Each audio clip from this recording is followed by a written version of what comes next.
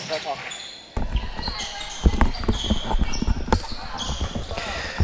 We'd like to apologize as we had some technical difficulties involving our audio. However, seems like we've gotten them fixed, so we're back here in the second quarter of this third place matchup between Lamar and Laurel. Yeah, and so right now we have Laurel up 11-4 against Lamar, and yeah, it looks like we're getting the all clear, so we are officially back underway as Lamar are taking the ball up here. Trying to fix that. We missed a little of what's been going on, but appears to be a bit of a scoring drought for Lamar as Laurel and Lamar end up on the floor looking for that one. Lamar pops a shot there. It goes off the backboard into the hands of Laurel Christian. Strong board there from Yablin, or excuse me, that is Nevaeh Pugh. And so Laurel Christian will end up with the ball again. They're up by 7. And that one is going to stay with Laurel Christian. And so, yeah, some technical difficulties had there throughout that entire first quarter.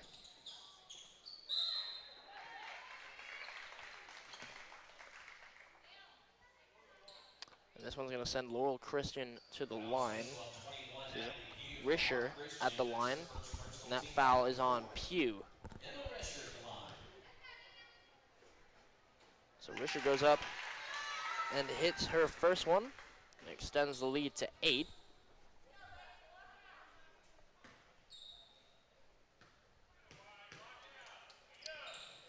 And Risher can't hit them both as Lamar end up with the ball.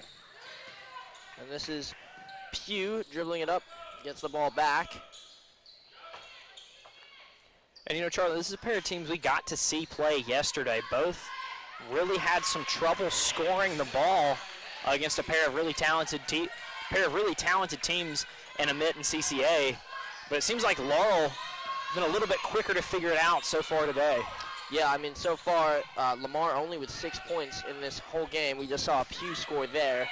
And so maybe that'll help them get something going as they're going to get a stop now. That one's back over to Pugh. So she finds Smith. Smith drives inside. That one's no good. Just been a little bit of an issue scoring layups tonight. Yeah, and if you're Lamar, you've just got to settle in, you know, realize that yesterday's over. It's a new game today. Let's get back to what we know we can have success doing. And I think one of the things I wanted to ask you before we started this, before we went with no audio, is just how important is it for teams to finish the season winning the third place game? Yeah, I mean, you know, both of these teams are in the top 4 of the South State bracket, so they're actually going to make it to the, you know, state tournament as well. But I think you definitely, even if you don't win, you know, the South State bracket, you really want to come out of here with a win in this third place game. Have something to feel good about going into that state tournament. Definitely some momentum building there as this ball is being thrown around. It's going to end up in the hands of Rich as she puts it up for 2. So now the lead is back to 8. Lamar now trying to find some room inside. That was a nice little move. Air ball though in the end. And again with the layups, just been a struggle for Lamar tonight as they're going to get a foul on, they said number 15, so that's Keener. And so Laurel Christian will end up with the ball in the hands of Kennedy. Over to Sullivan. Sullivan penetrating, kicks back outside. They want 3. That one's no good. The shooter collects her rebound. That's Risher. Back to Sullivan. She gets inside. That one's no good as well. So Lamar pick up the ball. Here comes Pugh. She's getting down the floor with pace. She wants to drive inside. She goes up and 1. So a nice shot there from Pugh as she will go to the line to try and convert for 3. Yeah, and if you're Lamar, you really want to see both Pughs getting involved in this one. You know, a pair of senior guards, both really talented, good scorers. So you want to see them kind of lead the way in this one, as they ruled that one was actually on the floor. Oh, wow. So, yep, you're right. That one is on the floor. So we will not see Pugh at the line. But as you said, yeah, 2, we're going to assume sisters are very, very big parts of this offense. And I mentioned this as we were out when I didn't realize we had no audio. It's a very senior-led team on both sides as Pew's going to throw that one up, and it won't be good. Yeah, and both of these teams feel like, even though they did take the loss last night, their season obviously not over. They feel like they've still got plenty to prove moving into the state tournament, so they'd like to come away and show what they've got before they get into that. So now Laurel Christian in the corner. They try and kick it inside. That's a nice little move there, and that one is good. That's Rich. Yeah, and if you're Laurel, that's exactly what you want to show, that, hey, Rich down low, she's a really talented scorer, one of my favorite players to watch throughout this tournament, so she definitely has something to prove after she had a tough game last night as well. Just so good at using her body inside, but that one's Lamar. That was a nice little jumper there. I believe, if I'm correct, that was Stroud, but right now the ball in the hands of Laurel Christian. And this Lamar team, a little bit undersized. They really don't have that big post player that a lot of these teams have. But Stroud, I've noticed, really a battler down low. She's somebody that, despite maybe not having the big frame that a lot of these players have, she's able to get down there, battle for some offensive rebounds, really make some tough plays. Yeah, I'm seeing her now trying to battle with Rich. It's a tough matchup for anyone. She's done a pretty good job so far, but this one is going to end up in the hands of Lamar after a jump ball called on the floor. Yeah, and another hustle play by Lamar. That time McCrory on the ground fighting for it. So Pew now, she's going to settle the offense. Gets a pass back, and they're going to call, I believe, a foul on the floor. Yeah, so a foul on the floor. Yeah, but a nice patient play by Pew before the foul to kind of pick her way inside before that whistle. Pew just been the facilitator of this offense so far. Clear to see the senior. And so we have a timeout. We'll take it with them, and we will be right back after this short break.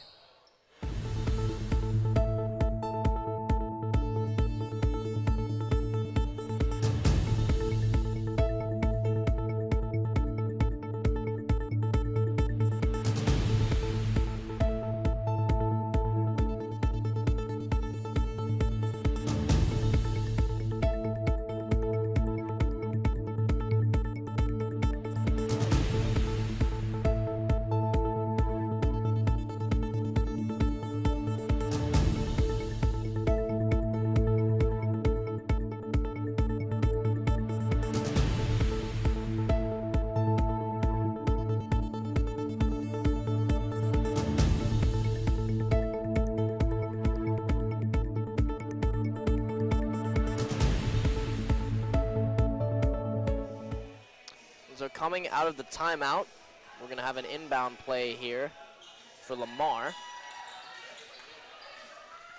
And Lamar now currently up by 8, 3 minutes left in this second quarter of action. Reminder that we missed the first one after some technical difficulties, but we are back now as Lamar inbounds to the top of the key. That's Pew. Over to Keener. She hits a 3. So perfect play out of the timeout.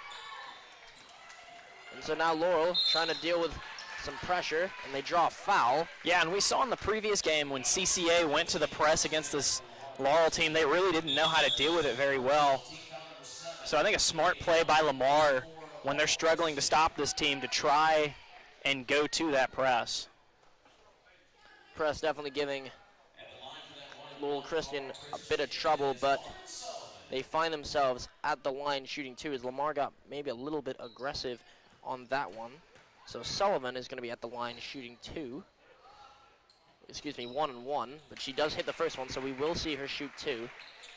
Lead currently 6, 17-11. Lamar done a better job this quarter of being able to score. And so Sullivan's going to go 2 for 2. Nice stroke at the line from her. And now Pew dribbling up the ball for Lamar. Goes to the corner, finds a nice little pass there as the drive inside. That one's no good. That was Smith.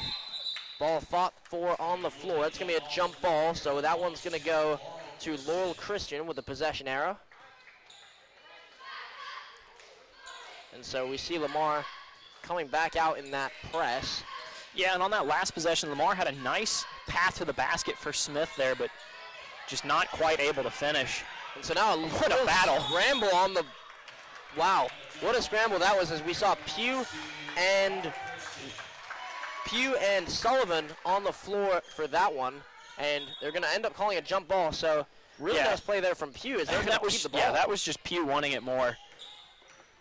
Exactly that. So now Pugh getting them the ball back is Lamar now, trying to find an outlet pass at the top of the key. Drive in there, nice little pass. That one goes up, that's no good.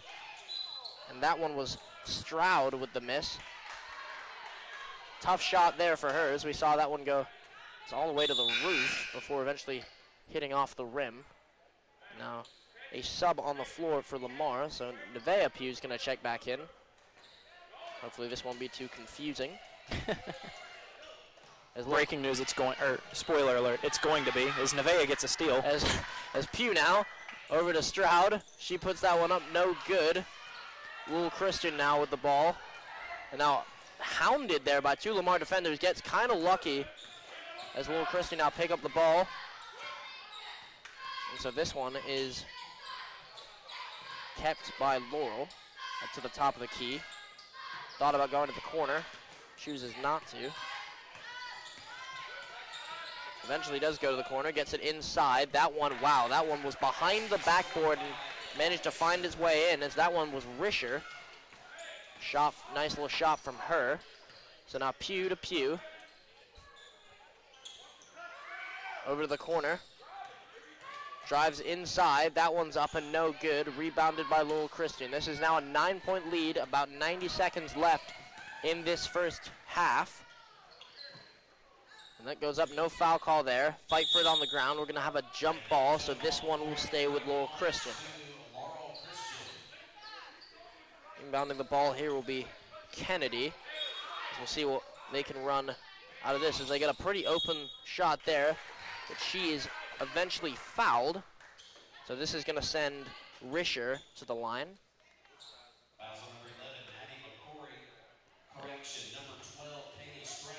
And so Stroud commits that foul.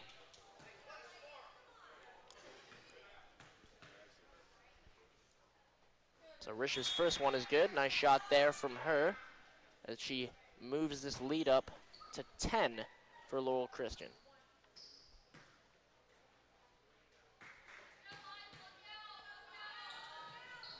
Does not convert on the second one. 1 for 2 there, as here comes Lamar trying to play with some pace as they drive into the middle. That one's no good. Trying to play quick. That was Carson Keener.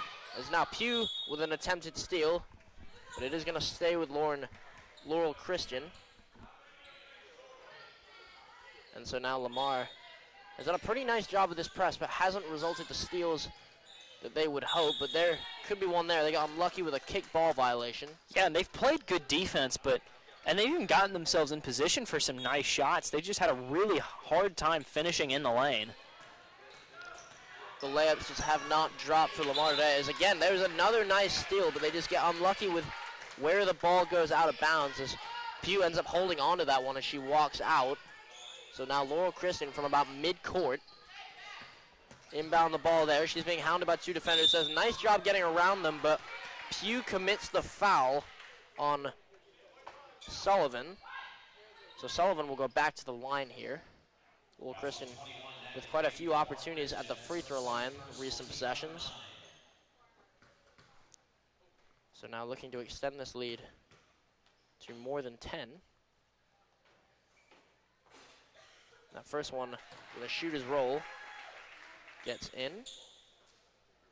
So now 22-11, just less than a minute to play in this first half. There's Sullivan, the senior, trying to go 2 for 2 here, and there, that one's gonna be good. Thought we might have had a lane violation there, but it goes, so it wouldn't have mattered. 23-11 is our score. So now Pugh dribbling it up. She goes a nice move inside, a little hop step there, but that one's no good. Rebounded again by Lowell Christian. As you said, just they're getting the shots they want, they're just not falling.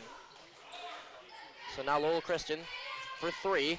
That one's no good. Rebounded, I thought, by Lamar, but Lowell Christian picks the ball up off the ground. They go inside to Rich, and she misses. So now here comes Lamar, 2-on-1 play here, keeps it herself, and she walks. So that was Carson Keener with the walk there.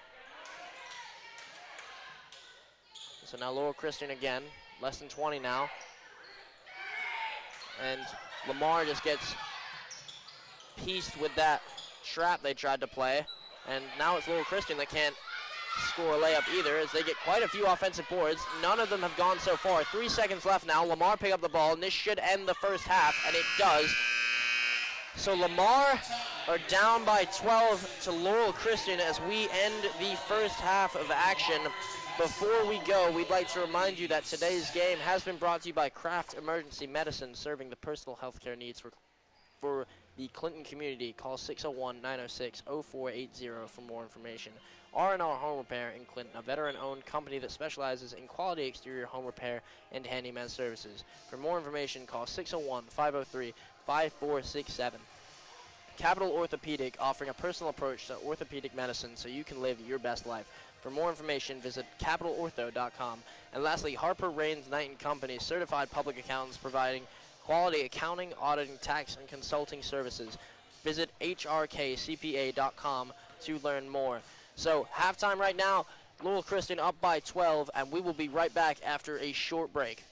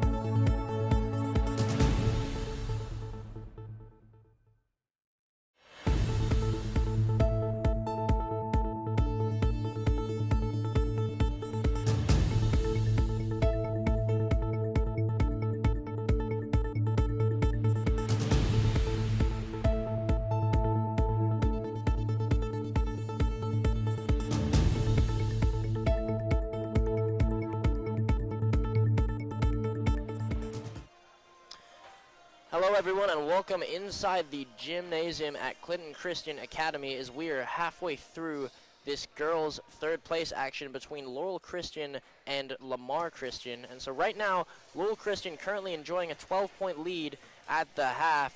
And right now, I think the story of the game, Charlie, is Lamar Christian just struggling to score the basketball. Yeah, I mean, like we've talked about throughout this first half, they're starting to get the ball into the positions they want. I mean, we've seen quite a few open shots in the lane. They're just having trouble getting things to go, and I'm sure if you're Coach Bennett in the locker room, he's telling them, listen, guys, we got to just settle down a little bit. We're getting our shots. Let's just, take a breath and hit the shots that we know we can hit and the ones that we've been hitting all season. Yeah, I think you're exactly right because we saw success from that Lamar Christian press, especially in that second quarter, and it was really just the buckets that aren't going. So how important is it going to be to get your catalyst, Natalie Pugh, to really start clicking off some buckets here. She was really the lone ranger scoring the basketball there. Yeah, I mean, I think both pews are going to be very important to that effort, seeing them both get the ball in the positions where they can score and also facilitate for their teammates. I mean, we've seen Lindsey Smith, Kaylee Stroud, Carson Keener also get into some good positions to score. But once again, nobody really just able to consistently hit the shots once they get in there. So I think it's universal for the whole team. Everybody just needs to settle in a little bit and just take a breath and hit their shots. And so we should see, I'm sure that'll be the message inside the locker room. If so, I'm sure we'll see a pretty fun second half of action, as we will be right back in just a few minutes to begin that second half.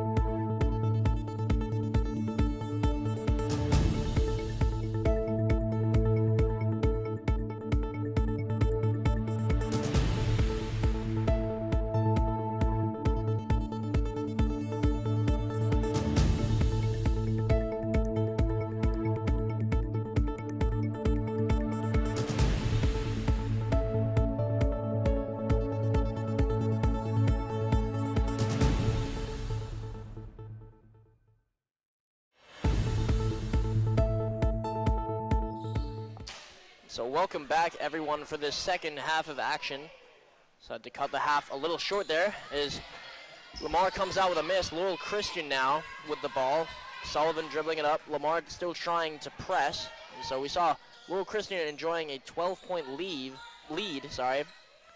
in that second half. So Lamar will be looking to get back into this one as Laurel Christian start their offensive possession off with a walk.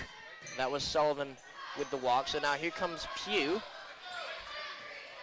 the senior, dribbling up the ball. She kicks to Stroud, back over to the other Pugh. And so nice ball movement here from Lamar as they get a layup that was open, but that one's no good. And there, that one is by Stroud.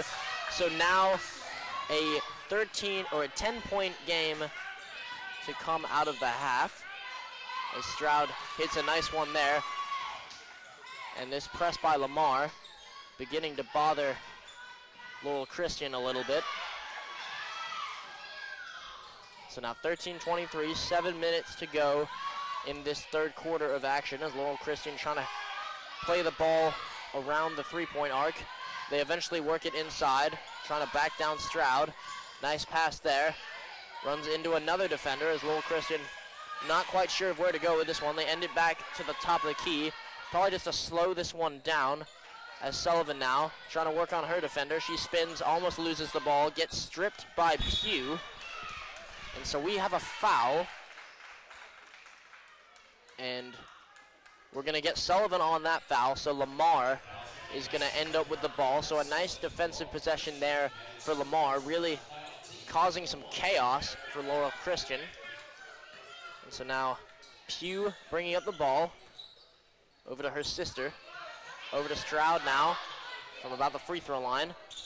Pugh trying to work down low. Nice job from her as that one hits the backboard and rims out. So now Laurel Christian up by 10. This is Freeman. Over to Kennedy. Back to Freeman. To Sullivan. She dribbles around to the top of the key. Passes to Kennedy. Excuse me, Kennedy back to Sullivan. A nice stop there from Lamar. Once again, we just got to see if they can convert the defense into some offense. Yeah, and we saw that for the first possession they had. So let's see if they can do it again here. That's a nice pass by Pugh, but just struggled to gain control. Open shot there. That one's no good as well. So yeah, just continuing issues of just not being able to convert when you're getting the stops. As we have a foul on 21, so that's Pugh. Her third foul. And so, Laurel Christian now, it's a nice pass. And that's the best I've seen them deal with this press all morning. Yeah, they just sliced right through that one as... Or afternoon, I should say. Yeah, it's early. It's still early. As we're now going to see Rich at the line, so she really absorbed that contact pretty well, and she'll go to the stripe for an attempted and one. Put them up. Nope, it's going to remain a 12-point lead as she can't convert, so here comes Pugh over to Stroud. She kicks it out. Bit of confusion there. That was a nice pass. I would have liked to see Stroud just go right up with that one, but again, just another unforced mistake by Lamar. So Stroud passes that one out of bounds, as you said. Probably would have liked to have seen her attempt a turnaround layup there, but Laurel Christian now with the ball. They're playing it round. Over to Sullivan. Back to Kennedy. And now to Freeman. She finds her teammate. That one's up, and that one's good. That one was Holyfield. So now a 14-point lead as we have a timeout on the floor called by Lamar. We'll take it with him, and we will be right back after this.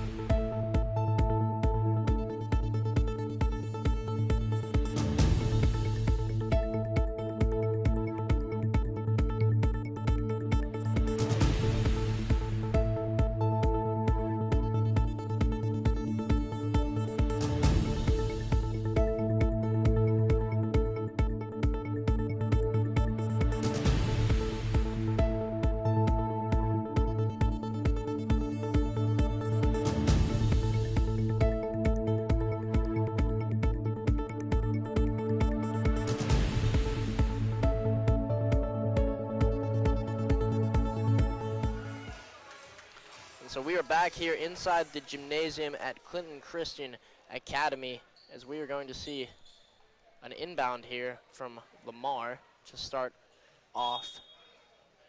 Well, the clock is, I believe this was a timeout. They've reset the clock. So yeah, they reset the clock but didn't reset the scoreboard back to the beginning of this third quarter, but nonetheless a basket by Lamar there. So basket by Lamar. And I think they're just now noticing because this was what's going on with the scoreboard. Because we were in the middle Yeah, we've had about 4.5 minutes to go in this quarter, and then all of a sudden there's 7:45 on the clock. It confused me as I thought we were then starting the half. And so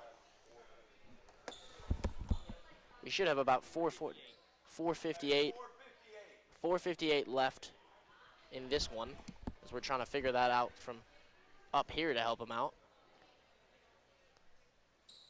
And so that's at the scores table right now. Just trying to sort that one out, as we've got a clock up there. Is now. I think the theme of the day so far has been some technical difficulties across the board. Absolutely, as we've experienced some up here, and now they're experiencing some down there, as they're just kind of waiting for this one to run to the correct time. They're going to leave it at 4:43. Not sure if we're waiting. Yeah, and that's correct because they ran it down from 8 minutes to 7:45, so they're trying to run it down from 4:58 to what it would have been with the play that happened. So, and now we're going to see Laurel inbound it. So Laurel now normal once again. Get us going. There's a nice little football pass there to start us off, and she is fouled going up, and that's the perfect way to start out of a bit of randomness for Laurel Christian. So we'll see Rich at the line trying to convert the and one, as this is currently a 29-15 lead in favor of Laurel Christian. Yeah, and Rich, we've seen her do this a couple of times off the press where she's able to get down court quicker than everybody else and finish despite some pretty hard contact. Yeah, using her size really well there as well. So now Lamar will get us restarted, as we'll miss that shot. And so Pew trying to work around outside. They find an inside pass there. That's nice, but not enough on it. And so now back out to Pew. She's trying to get inside. That one's no good either. Another offensive rebound, and we're going to have a foul on the floor. And so that was Roney being fouled, and Sullivan called for the foul. Yeah, and once again on that possession, good hustle from Lamar, but they just can't quite get the shots to fall. And so now they'll get another chance at it here to maybe try and cut this deficit a little bit and build some momentum, as we go to Stroud in the middle. That one's up and no good. And Laurel, a bit of confusion there, as there's a through pass and a travel called against Laurel Christian. That was Holyfield taking one too many steps, trying to control an odd pass there. So now here comes Lamar, dribbling it down with McCory. McCory now fighting for her own board. Passes over to Pew. Pew slips, manages to not travel, so nice job from her, but then throws it out of bounds looking for Stroud. And you see her, she is a little frustrated after that one. And so substitution for Laurel Christian as Risher checks back into the game. And that pass is a little high from Laurel Christian, so Lamar now another chance to try and cut this down. And we're going to have a violation there. And so Laurel Christian's going to get possession of this one. And Lamar just have not been able to score given the opportunity, as, again, they're going to get another defensive stop. So here they come again. This is McCory. Pew wants the three. That one's up and no good. Rebounded by Rich. So now here comes Sullivan, dribbling it up. She had 9 points in that first half. And so a nice move there for Laurel Christian. That one's no good. And eventually a shot there by Risher as that one goes in. They extend this lead to 16, just less than 3 minutes left in our third quarter. As McCory over to Pew. They look for Stroud in the middle. Stroud finds her teammate. We're going to have a foul call. So that was Roney trying to work down low. That is the fourth foul on Freeman. And so McCory now to inbound. That's a perfect cutting Pew as finally Lamar convert. So now a 14-point lead for Laurel Christian. Have to see more of that if you're Lamar. That was a really nice possession for them. Yeah, not their first nice possession that we've seen, but they've just struggled to convert, and hopefully that's a sign of things to come if you're Lamar as they finally get one to hit bottom off a really nice cut. So now that was Pew there with the foul, so Laurel Christian off the inbound. They're trying to work it down low to Rich. They do. She goes up. That's a tough layup. It's a great move down in the post to split a double team and get that one up. Yeah, she had defenders all over her and was able to put that one up almost with ease. So now Pew kicks over to McCory. McCory's gotten quite a few more minutes in the second half. As that's a nice move by Lamar again, and just cannot finish off Stroud. And so Stroud with 2 misses there. I'm sure some frustration growing for Lamar as there is another foul. That one's going to be on number 10, Lindsay Smith.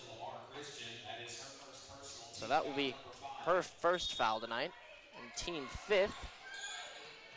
And so Lamar trying to get a hand in there, and they foul again. This one is going to be on Hope Roney, as I believe we're in the 1-on-1 now.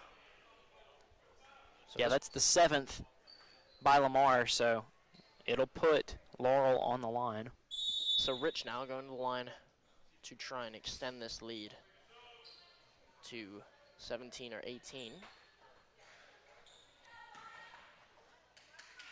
Rich been a force to be reckoned with in this one. She hits that first one, perfect shot there.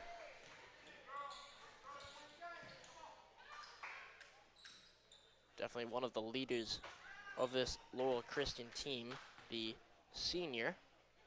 And so she'll look to go 2 for 2. And she does, so 18-point lead now, just less than 2 minutes to go in our third quarter of this 4A girls third place game. And so now Lamar trying to come up with a 3, and that is almost saved by Stroud and then out of bounds. So Laurel Christian will have the ball again as Lamar trying to drop back into a press. Laurel Christian working out of that pretty well with a nice crossover. That's Sullivan. She drives inside, and that one is tipped, said by the official. So this one's going to stay with Laurel Christian. That was a nice drive by Sullivan to get to the cup against the press there. Sullivan, very crafty guard in this one. And Pew, active hands there. It's going to stay with Laurel Christian.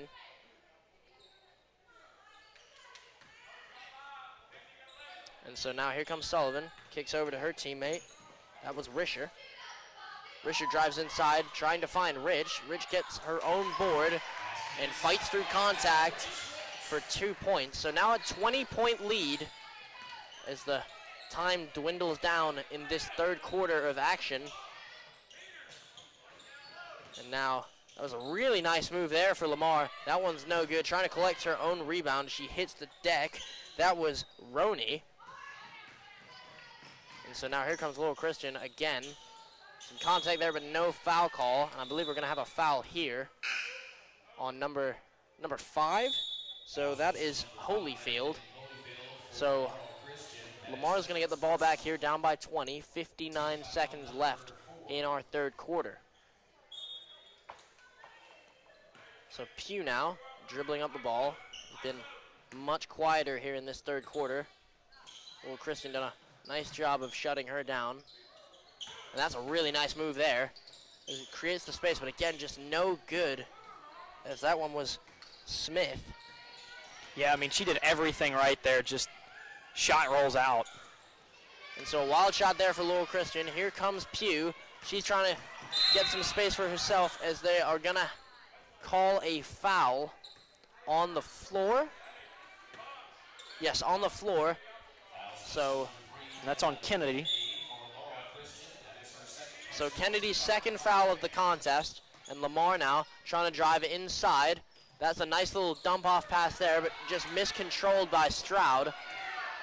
As now here comes Sullivan leading the offense for Laurel Christian. And attempted a jab fake there, but Lamar stays with it. Trying to work off the screen, into the corner, back to the top of the key. And thought about a three there, but no good. Tries to go into Rich, and she is up and fouled with 5 seconds left in this third quarter. We will see Rich at the line, as that's McCory committing the foul. And so Rich now trying to extend this to over a 20-point lead. She was perfect from the line on her last visit. And won't be this time as she airballs the first one. Very uncharacteristic airball, I'm sure, from her.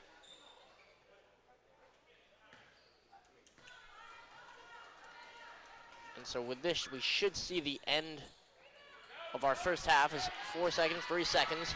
And so Lamar now trying to get something up, and they do. And we got a whistle right at the buzzer.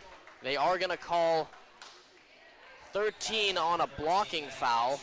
So I think, yeah, Pugh's going to go to the line here, as they're going to say she got that shot off before the half ends. Of course, no point in standing out there, as this one will end the half. So 2 free shots here for Lamar, as Natalie Pugh converts the first one. Must be difficult standing out here as everyone watches her shoot 2 free throws.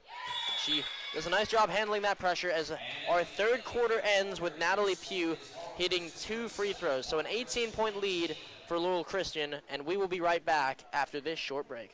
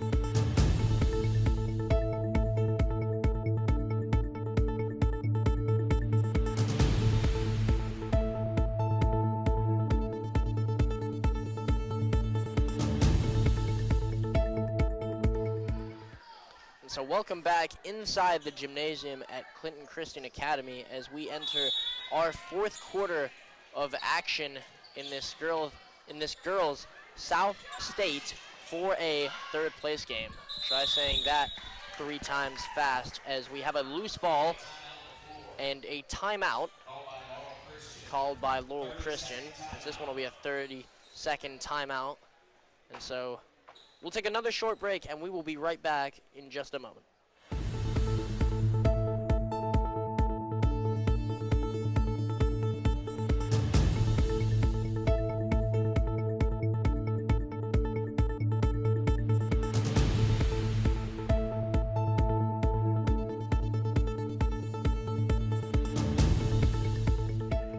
So we are back again after a very short break there, as Laurel Christian is going to get us started. So just 10 seconds in to this fourth quarter. We already had a timeout, as we're going to have a foul call there. That's going to be against number 15, Carson Keener. So I believe this one is going to send, yes. So Laurel Christian going to the line here. It's going to be Risher shooting foul shots. So currently an 18-point lead for Laurel Christian, as they'll look to continue to extend this one. But the first one's no good, so the rebound is chosen not to be collected by Lamar. They'll let it roll out as they will gain possession.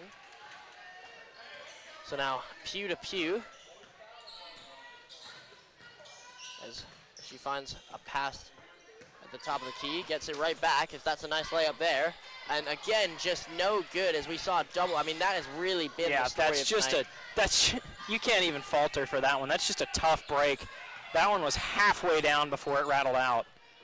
So very unfortunate break there for Lamar, as I'm thinking at this point it may be too little too late, down by 18 with just 7 minutes left in this fourth quarter.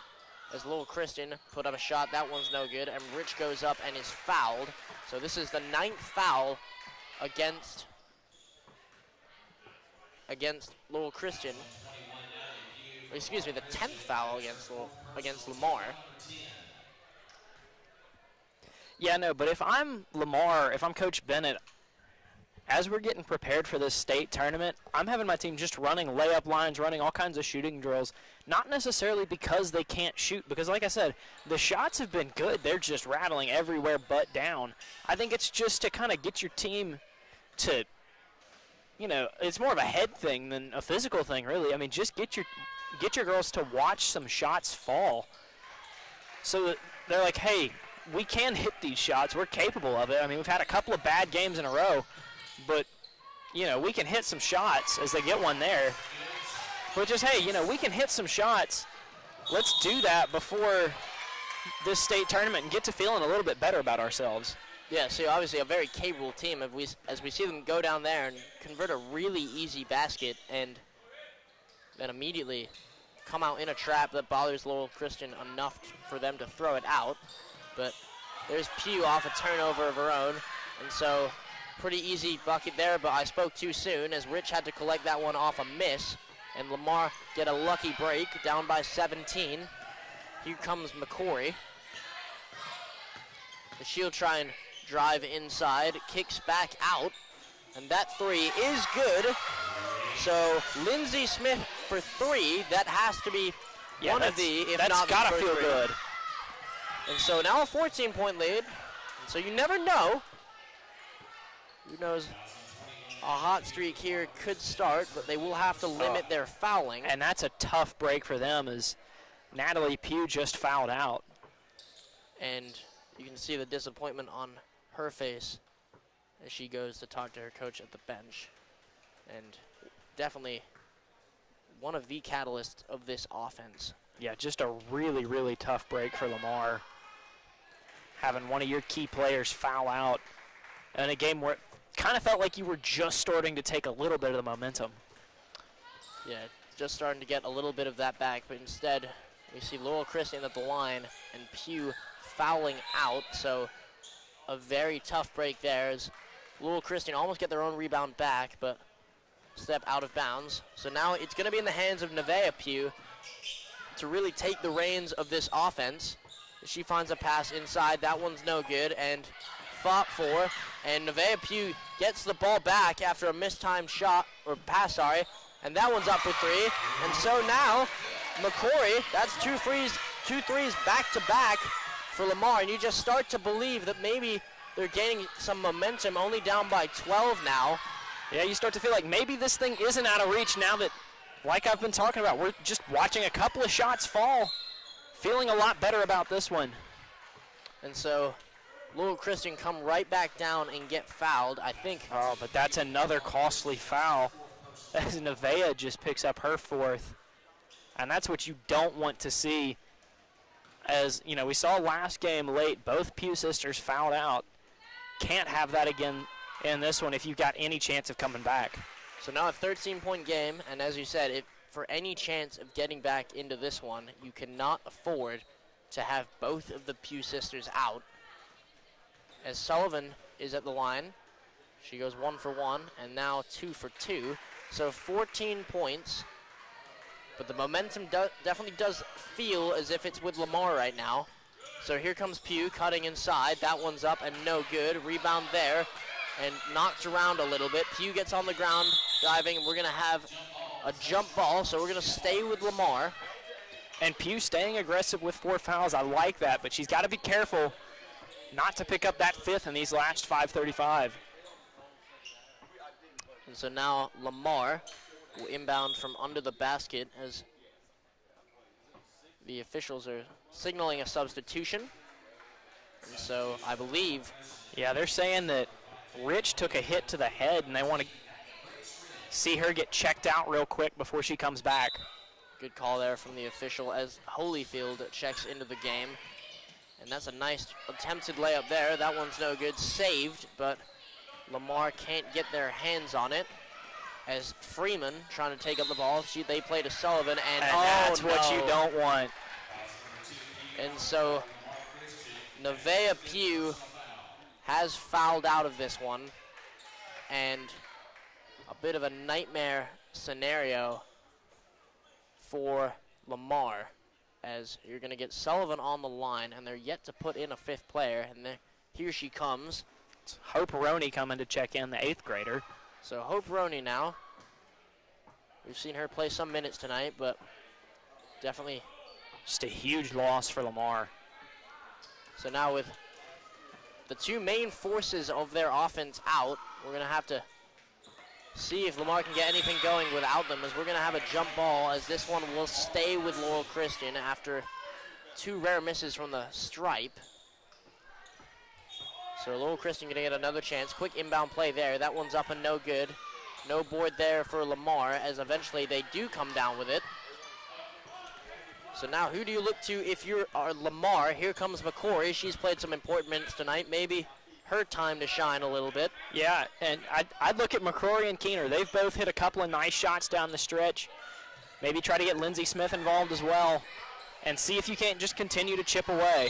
And so she's up and fouled. That one is Keener, like you mentioned, so she'll go to the line. And see if you can just slowly work minute by minute and just have goals of where you want to be. Yeah, don't try to do anything, massive. Just slowly try to chip away. There's about 5 minutes left. You've got time. If you can just continue to hit some shots. So now Keener hits that first one. 28-41 is our score. Only 13. So Lamar done a much better job this fourth quarter as Keener. She goes up and goes, oh, that one just rattles out. Thought she went 2 for 2 and 1 for 2 instead. So now 13-point lead. Lamar trying to drop into a trap, but Laurel Christian able to play out of that pretty well. So now Stroud currently up to guard. That Laurel Christian player kicks over to Sullivan. That was Kennedy. So now Sullivan with it. She plays over the corner. Sullivan now again at the top of the key. And pass from her to Kennedy. Lady Lions looking to slow things down a little bit. Maybe a smart move with under 5 to go. And so we're definitely seeing that, as that's a 3 attempt and almost a lucky air ball, you would say, as it ends up right in the hands of Kennedy, who was wide open for 2. Don't know if you would count that as an assist or not. And so now Lamar again down by 15. See if they can get something going here. They want a deep 3 there with McCory. She hits it, so they have been money from the 3-point line this fourth quarter. So now a 12-point lead. And so Laurel Christian, again, playing out of the tight defense pretty well, as we're definitely seeing them slow it down here as Rich goes up. That's going to be a charge. So really nice defensive play there from number 10, Lindsey Smith. So that one's going to be a foul on Rich, and we have a timeout on the floor. We'll take it with them and be right back after this.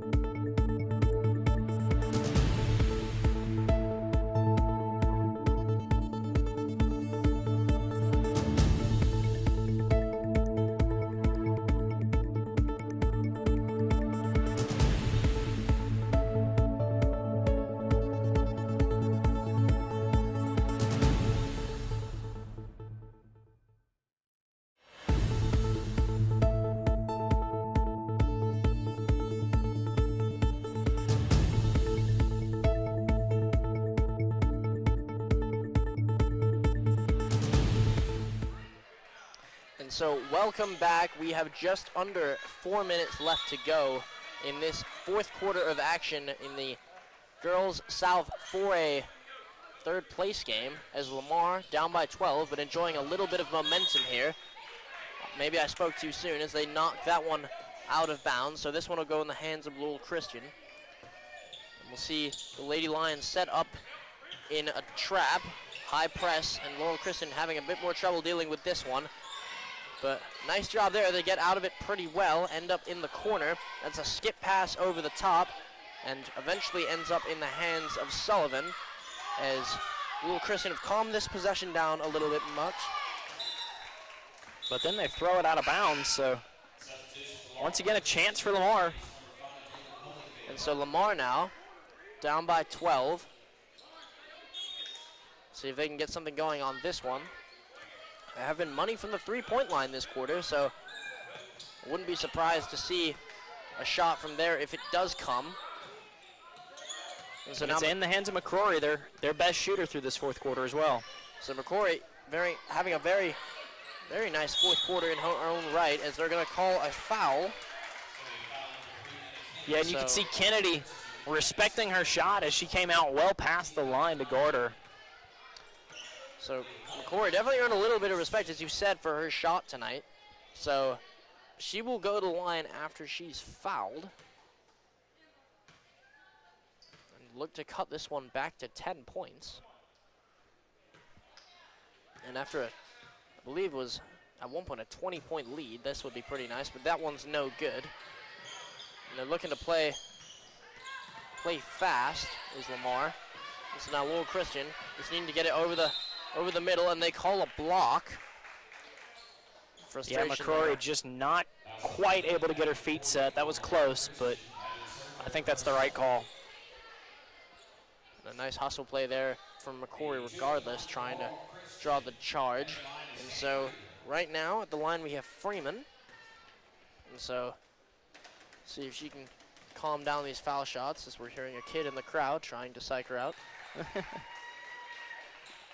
Doing her best to support Lamar, but they're in a tough situation late.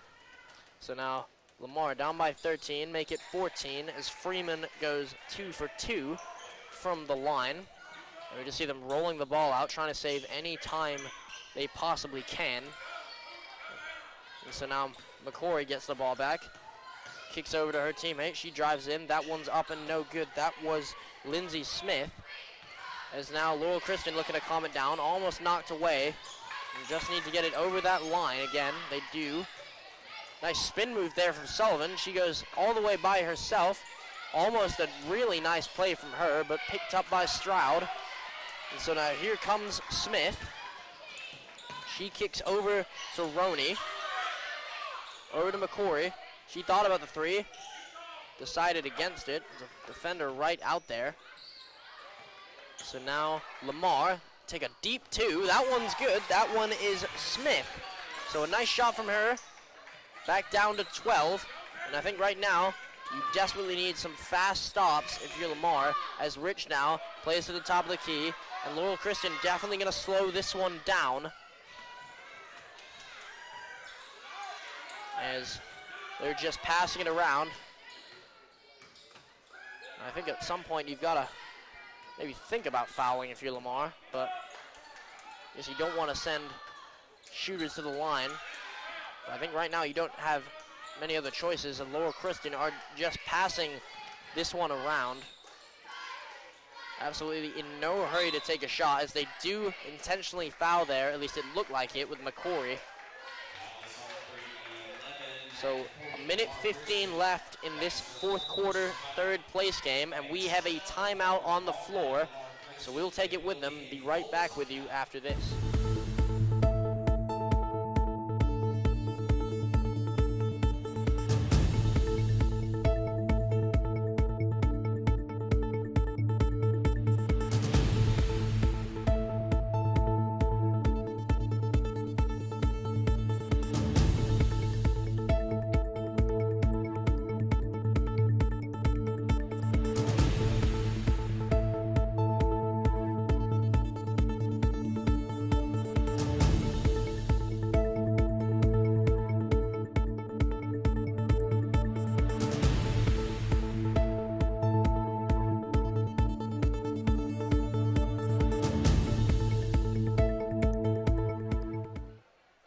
So we are back now inside the gymnasium at Clinton Christian Academy for the last 75 seconds of this girls' third place game.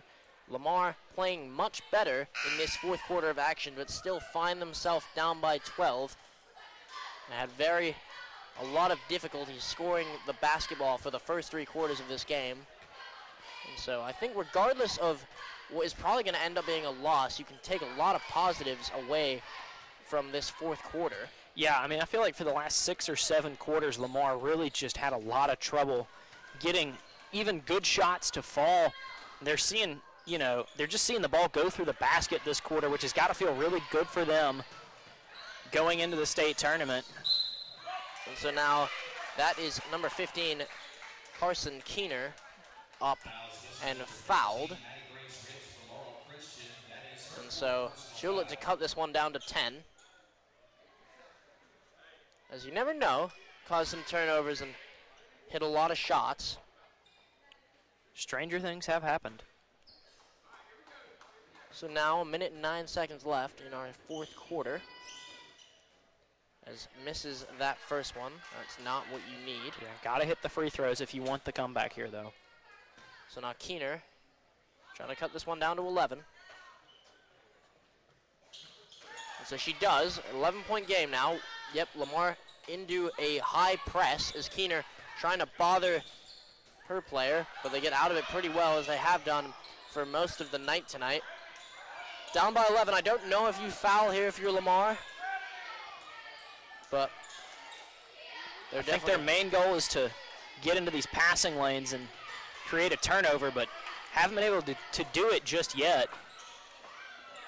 And so right now it's just a game of keep-aways. There is eventually a foul against Smith. So this one's going to send Kennedy to the line. 44 seconds left to go in this fourth quarter of action. And so if you're Lamar, desperate need of 2 misses here. The first one is, so 44 seconds left, down by 11. See if Kennedy can convert her second one. She does, so 12-point lead now as Keener looks to inbound. They're just rolling this one, trying to take as much time to not take off the clock. As that one's up by Stroud and no good. 3 Lamar players and a Laurel Christian player fighting for it. We're going to have a jump ball, so Lamar will keep possession of this one. Just over 30 seconds left.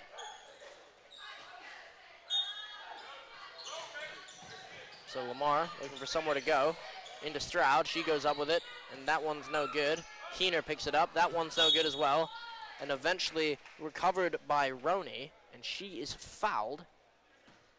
So Roney's gonna go to the line, and she will look to cut this one down to 10 points. So now 29 seconds left, as we're gonna see a sub. And that one's gonna be Freeman. She gets a round of applause coming out, and Risher checks back into the game.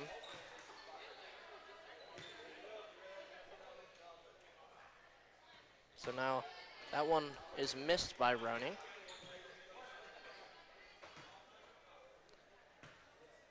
She will look to convert this second one. That one's up, bank's open, and so it falls. And tipped there by McCory. Nice job getting active hands, but stays Laurel Christian ball as they play out of that press pretty well. 25 seconds left now to play. Laurel Christian, and she is immediately smothered by 3 Lamar defenders, and so the possession arrow stays with Laurel Christian, but a nice job by Lamar to smother that ball. Yeah, and if I'm Lamar, I'm trying to jump on the ball every chance I get. Instead of forcing players to the line, let's try to get some jump balls here. Looks like they're going to say she stepped out of bounds. And or is that a whistle? I think they're calling a foul. That is a foul. And another foul out for Lamar. Keener having to take a seat now.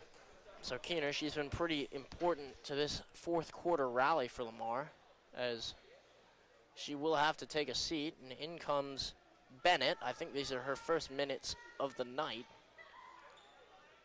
So Bennett, the senior, checks into the game. And so Sullivan now. She goes up and hits the first one. The lead is now 12 with 12 seconds left to play in this fourth quarter.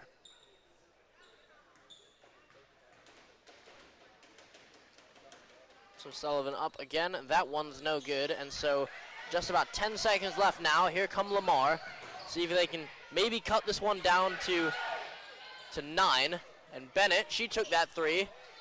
Rebounded by Lamar, and that will do it as Laurel Christian survive a late rally by Lamar in this fourth quarter and win by 12.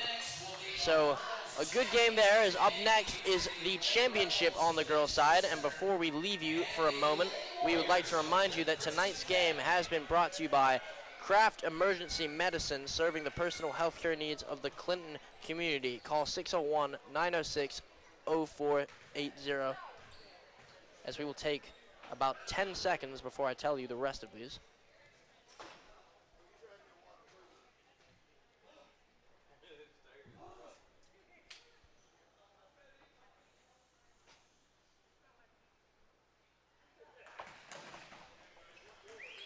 So after that, continuing on, we have R&R Home Repair in Clinton, a veteran-owned company that specializes in quality exterior home repair and handyman services. For more information, call 601-503-5467. Capital Orthopedic, offering a personal approach to orthopedic medicine so you can live your best life. For more information, visit capitalortho.com. And then lastly, Harper Raines Knight & Company, certified public accountants providing quality accounting, auditing, tax, and consulting services. Visit hrkcpa.com to learn more. Tonight's game was me and Charlie Rook and Charlie Williams, and so we will be right back with you after a short break.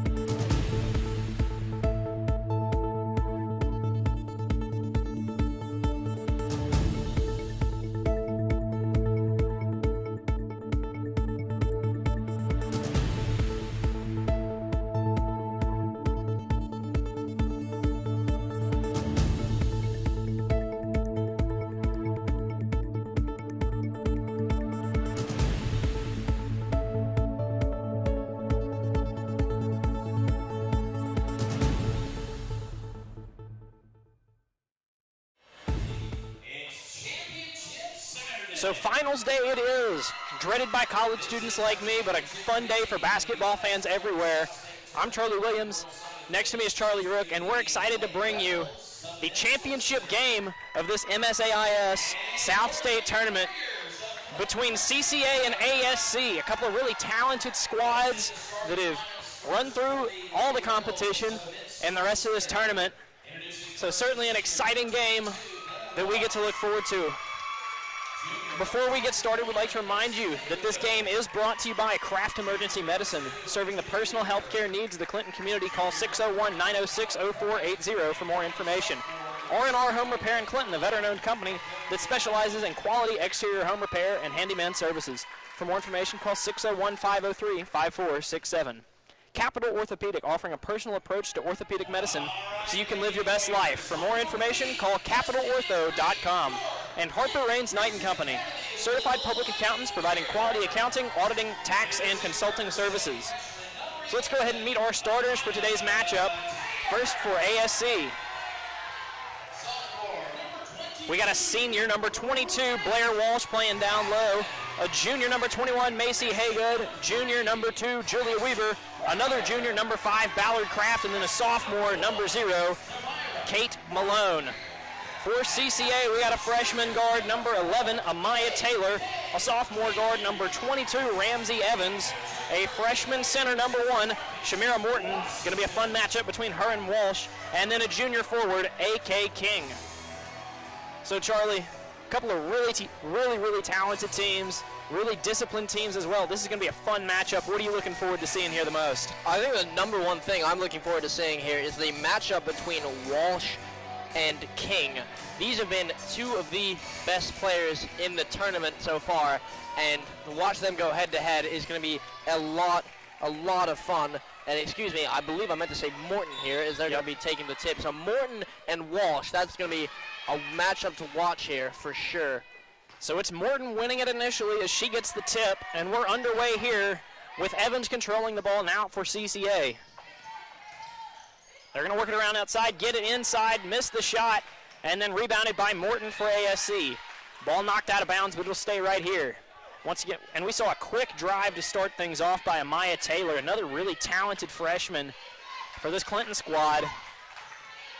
So we'll have to see how the Lady Rebels handle it. CCA coming out in the press, but ASC able to beat it and get inside before that one's blocked away by Morton. Rebound, ASC. They're going to set things back up with Malone up top. She gets it over to Weaver. Weaver outside. Doesn't take the shot, instead works it outside. Now we've got the shot, and that one is good to start the scoring off. That's Ballard Kraft for ASC getting the first bucket. And I think tonight it's going to be really important for ASC to be on shooting. They're really going to struggle to get inside with Morton down low there. And there's Morton having her shot bothered, and no basket. We've got a jump ball as Kraft jumped on top of that one.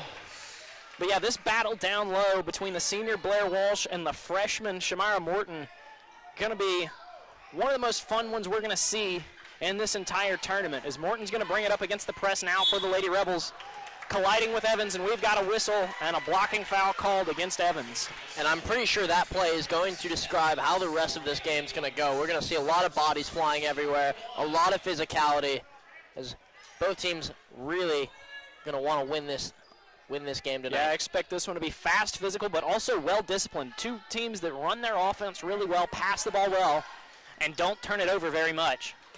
So Malone bringing it up now. She loses the dribble. Ball's on the floor. Controlled by CCA, but then a travel called against Taylor.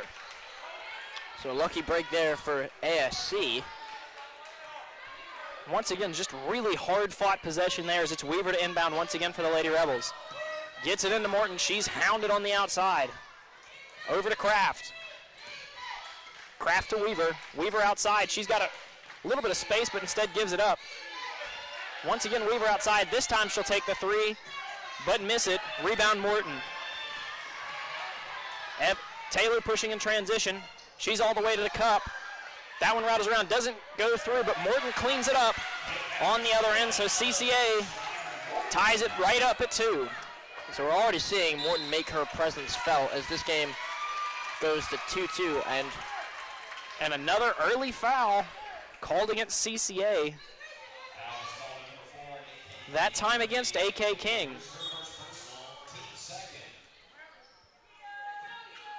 Weaver controls it now for the Lady Rebels. Gives it up for Haygood. Haygood to Morton, and another tough collision. And this time the call goes the way of CCA, as it's a charge called against the sophomore. Ramsey Evans now to bring it up for the Lady Warriors. It's a really tough play there from Taylor to absorb the contact and take that charge. Not easy to do. Now it's Taylor on the other end. Gives it back to Evans. Evans, quick trigger three. That one misses, but she draws a foul and will go to the line for three. Ramsey Evans, a really talented shooter in her own right. One of the smallest players on the floor, but just no hesitation to pull that one from outside. Yeah, really talented, and definitely ASC respecting that shot. But one of the most annoying things to see if you're a coach is to foul the three-point shooter when they miss. So they get a little fortunate with this first miss, but definitely won't want to see that again. Just feels like you're giving the offense second life after you force that miss when you give up the foul. As Evans hits her second.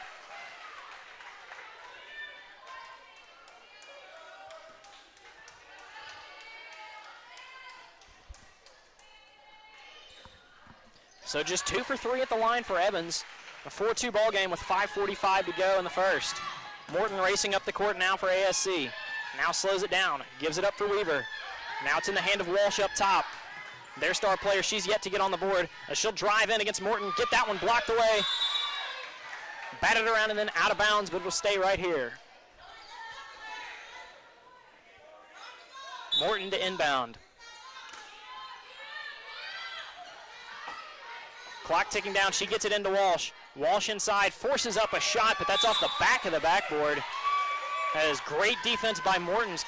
Kind of stymied her in the early going. And I think the scariest thing about Morton is the fact that she's only a freshman. Yeah, I mean, I think she must have had at least 10 blocks in their semifinal game last night, and she's trying to do the same thing again here. We see Evans on the drive. That one misses, excuse me, that was Taylor. But AK King with the rebound, then a jump ball.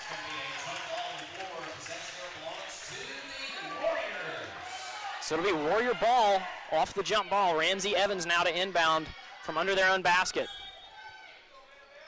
We've seen a lot of really gutsy tie-ups so far. Outside to King, up top to Taylor. She's going to drive, force one up, and get the ant. No, they're going to call it a charge against Taylor.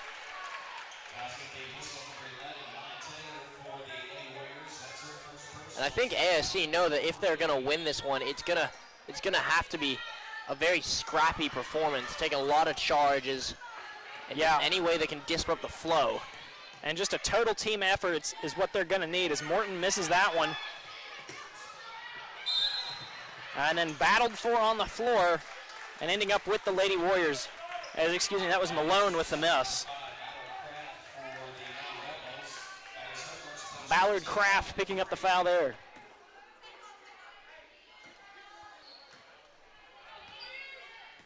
Now bringing it up is Crowder.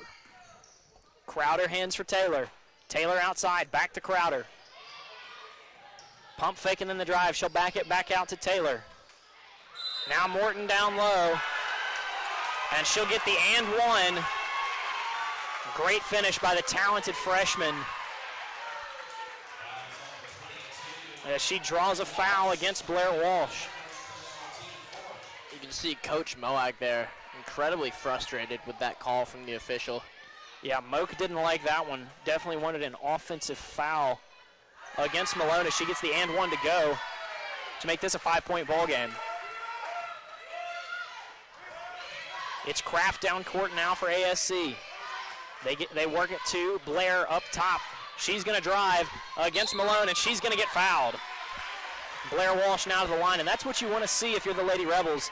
Take it right to Morton and try to draw some fouls against the tall freshman, as Blair Walsh is certainly the kind of player that's capable of trying to get a little bit creative against a really talented shot blocker.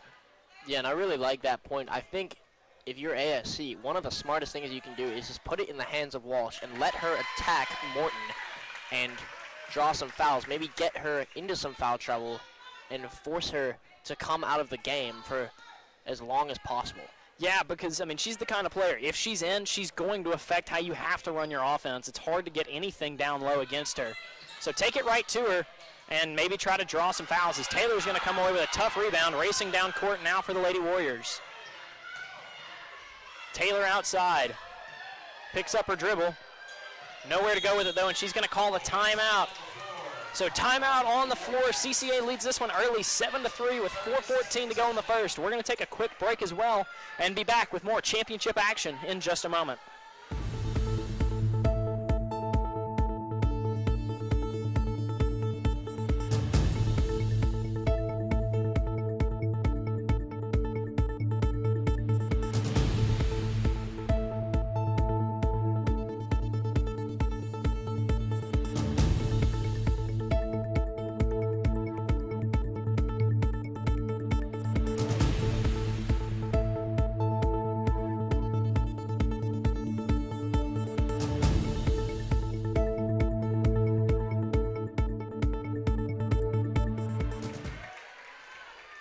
So out of the timeout, it's 7-3 in favor of CCA here about midway through this fourth quarter. As it's going to be Crowder on the outside for the Lady Warriors. Gives it up for Evans. Evans into the lane, forces up a shot. That one's no good. Morton cleans it up and gets the bucket once again as she's been effective on the offensive boards here early. Blair Walsh to bring it up for ASC. And we're going to get a foul against Evans on the sideline around midcourt. Evans' second foul. You can see she's a little frustrated with the call there. She felt like she may have stepped in front of Walsh. Weaver with the ball now for ASC. Around a screen from Walsh. Gets a second screen from Kraft. Kraft down low, turning and firing over Morton. No basket. Evans running down the court, gives it away for Crowder. Crowder into the lane. Layup is up, layup is good, and she got fouled as well. So an and one chance here for Crowder with a tough layup by the young guard. And so far we've seen CCA get some really nice layups through contact and find themselves at the line quite a bit. So really nice job for them as they convert on that one. Yeah, really nice finish by Crowder, and then she hits the extra point as well. Blair Walsh trying to counter as her team trails by 9 here in the early going. And we've got a whistle and an illegal screen called against Kraft. Second one on Kraft. That's somebody you want to avoid getting into foul trouble if you're the Lady Rebels as Taylor goes into the lane. Misses that one and battle for the rebound. We've got a whistle. Who's it against? Oh, that's on Morton. That's Morton's second. And another player that you don't want to see in foul trouble if you're the Lady Warriors this time is Morton picking up her second. Now it's Malone for ASC. Tries to throw to the lane for Walsh, but she can't get that one, and we got a whistle. And Walsh is going to go to the line as they're in the bonus. And you mentioned this earlier, Blair Walsh, just a very, very clever senior. She's really crafty, despite not being the biggest on the floor tonight. She knows how to draw contact and get to the line. And we'll have to see how she continues to adjust throughout this one. Free throw is good, so she'll get a second chance at the line. Try to stop the bleeding early as they trail with 3:11 to go in the first.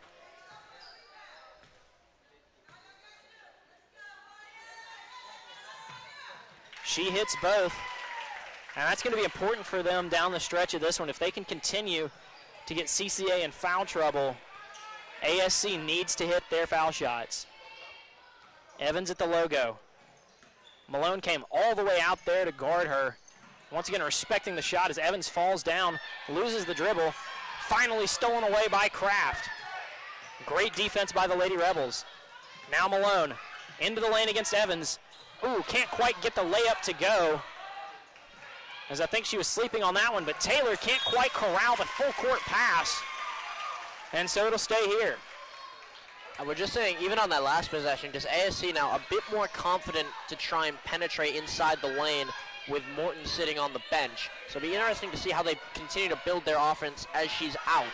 Yeah, they need to try to get inside in this last 2:29 of this quarter, try to take advantage of the fact that they got Morton into some trouble. Floater up, floater good by Blair Walsh, and what a finish by the senior, as she's doing just that, taking it right to the Lady Warriors. Cuts the lead down to 5. Three-pointer on the way from Evans. That one's good. You cannot leave her alone up top if you're ASC, and that's why she makes them pay. Malone now for ASC. Bringing it up against Crowder. Down low to Walsh. Knocked away and out of bounds. And nice hands by Bell to knock that one away. Weaver to inbound. And a little bit of confusion as they're inbounding under their own basket, but everybody was running the other way like it was going to be a CCA possession. They finally get it into Haygood. She'll put up a long two. That one misses. Offensive board by Walsh, puts that one up, misses that one. Offensive board by Kraft. That one's missed, and then Kraft going to go to the free throw line.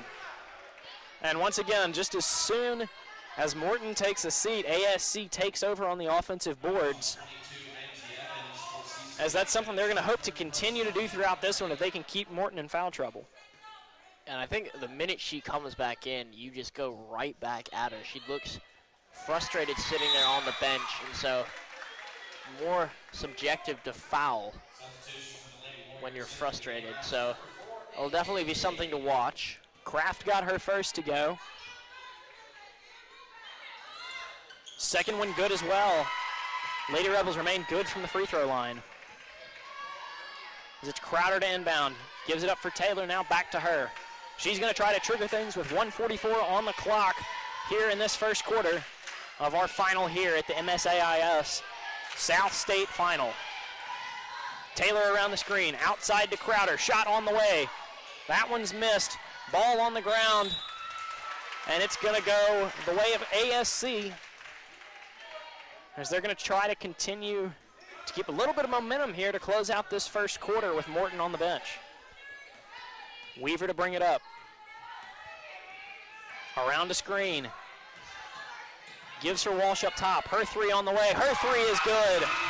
Blair Walsh affecting the game from a variety of places as she cuts this one to just 3 with 1:08 to go in the first. And that's the reason she's so good. She can get it done from absolutely anywhere on the floor. Crowder airballs that one. It goes out of bounds. And a big possession here for the Lady Rebels. Chance to tie.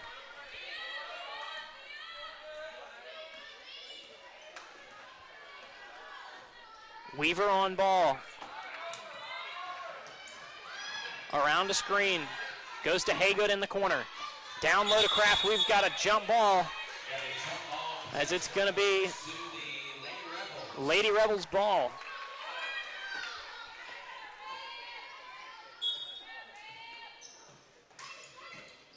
Into the lane to Walsh. Walsh gets that one knocked away, and she's going to go to the line with a chance to cut it to 1.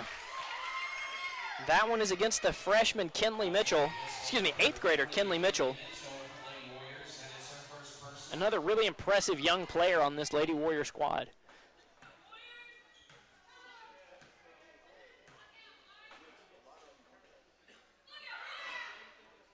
Walsh hits her first.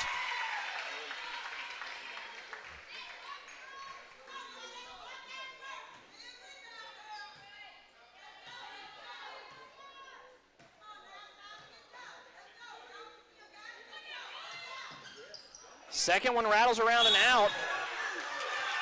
We've got a whistle, and it's going to be blue ball, as the CCA fans want a foul, as they thought that Mitchell got hooked falling out of bounds, but no call. So it stays here. Chance to tie or take the lead, but that one's knocked away. Great play by Taylor on the inbound. Malone hits the deck, but no call. Crowder controls it for the Lady Warriors. 35 on the clock. Taylor out to Crowder. Crowder into the lane, floats one up. That one misses. Rebound Kraft. They've got it with 30 on the clock. Weaver bringing it up against the press. She slows down, goes around a screen, gives it up for Malone. 20 on the clock. Around another screen, Malone into the lane. Floats that one up, and we've got a charge called against Malone. And a really chaotic possession there. Both teams just battling in every aspect. I saw Walsh got hit on a screen. There was commotion off the ball. So it's been a really exciting game to start us off. Yeah, but I like the way this one's been officiated. You know, they're letting them play, letting them get away with a little bit of physicality, but not too much. Both teams already have 8 fouls in this opening period, but this has been a really fun one so far. Taylor around a screen. She puts up a long two. That one rattles up and gets the friendly roll. So a 4-point lead, 5 seconds on the clock, and that one goes out of bounds. It'll stay with ASC, but they're going to have 3.5 seconds to try to get it up court and get a shot up before the end of this opening quarter. They get it in. That's Pichon, but she gets called for the double dribble. And so at the end of one, CCA leads at 17-13. We'd like to remind you that all of today's games are brought to you by Kraft Emergency Medicine, serving the personal health care needs of the Clinton community. Call 601-906-0480 for more information. And R&R Home Repair in Clinton, a veteran-owned company that specializes in quality exterior home repair and handyman services. For more information, call 601-503-5467. We're going to take a quick break and be back with the second quarter of championship action here in just a moment.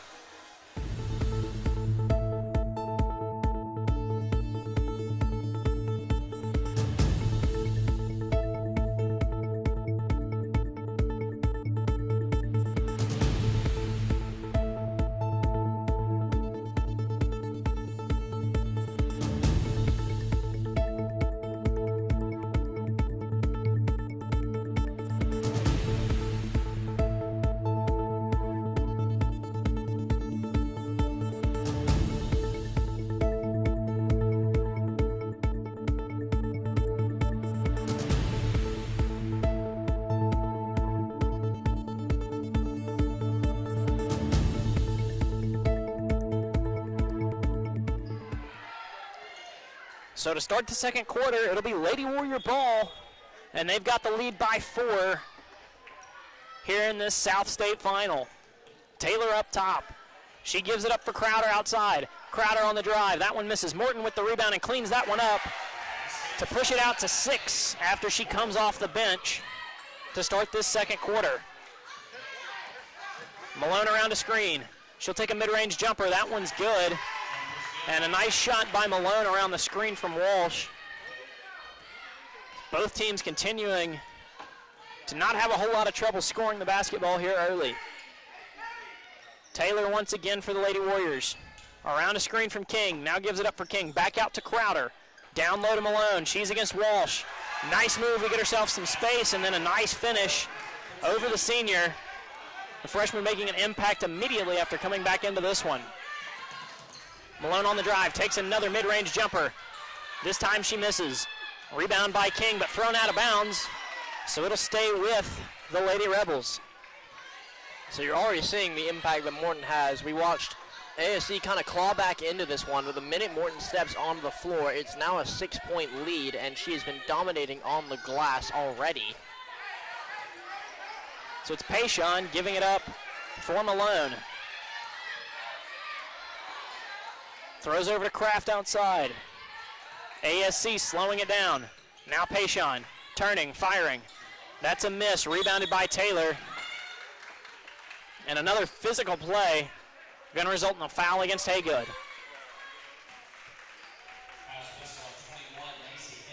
And that'll put CCA on the line. I believe it'll be Taylor. So already 9 fouls in this one, and then even 8 for CCA. So seen a lot of physicality, but the officials calling this one pretty tight, which is a good thing. Tight, but not too tight. We've seen some physical plays go without a whistle as she misses the first. So Walsh with the rebound. ASC needs a basket. and almost gets one there, but missed by Walsh. And then Lady Warriors now in transition. Crowder steps outside. Now gives it up for Taylor. Taylor on the drive. Wild shot, missed. Now back outside. Taylor again. Mid-range, that one's good.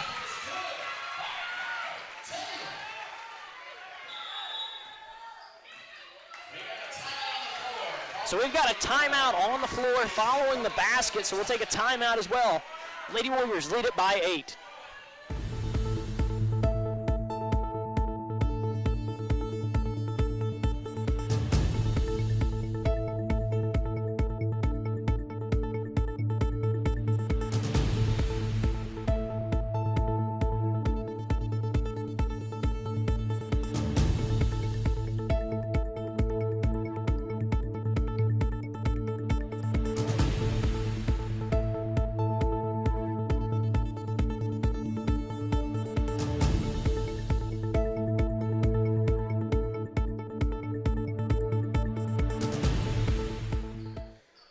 Lady Rebel ball following the timeout.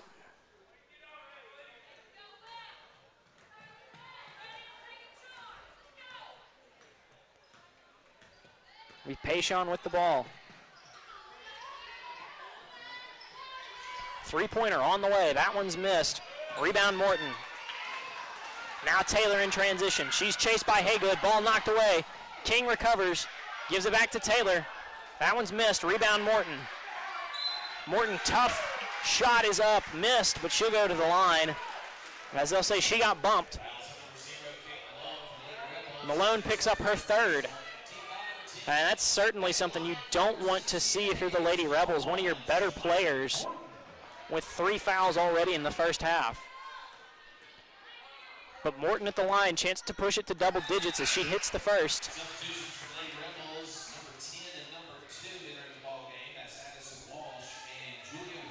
Addison Walsh and Julia Weaver back into the game for ASC.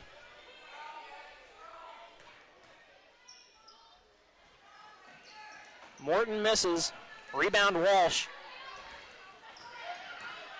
Walsh on the drive. Inside. That one no good. Rebound Kraft. Kraft puts it back up. Battle for the rebound. And then, oh, that one got a little bit testy as Walsh tried to save it off the face of Crowder. Crowder took a step towards Walsh, but then smartly turned around by her teammates to avoid that one going any further than it needed to. And I really do believe that that was unintentional from Blair Walsh there. She really was trying to save the ball. It just ended up in the face of Morton. What I love about that CCA team is you saw, I believe that was number 4. Yeah, that's King stepping in there telling Crowder, hey, calm down. That was an accident. Let's not do anything that can jeopardize this lead that we've built. And so, good team chemistry there. Into Kraft, her shot misses, rebound Morton. Now Taylor. Taylor almost lost it, but regained her dribble there on the sideline. As she's guarded by the younger Walsh up top. Down low to Morton. Has that one knocked away by Haygood, but it'll stay here.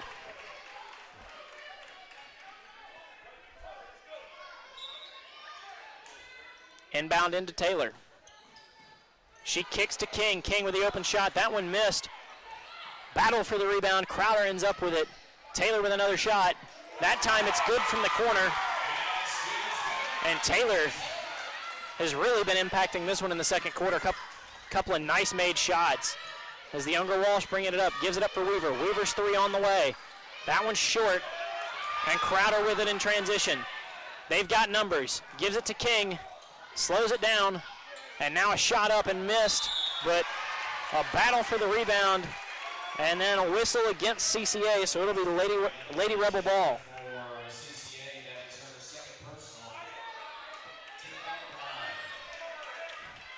And we're going to see some foul shots here. Haygood on the line.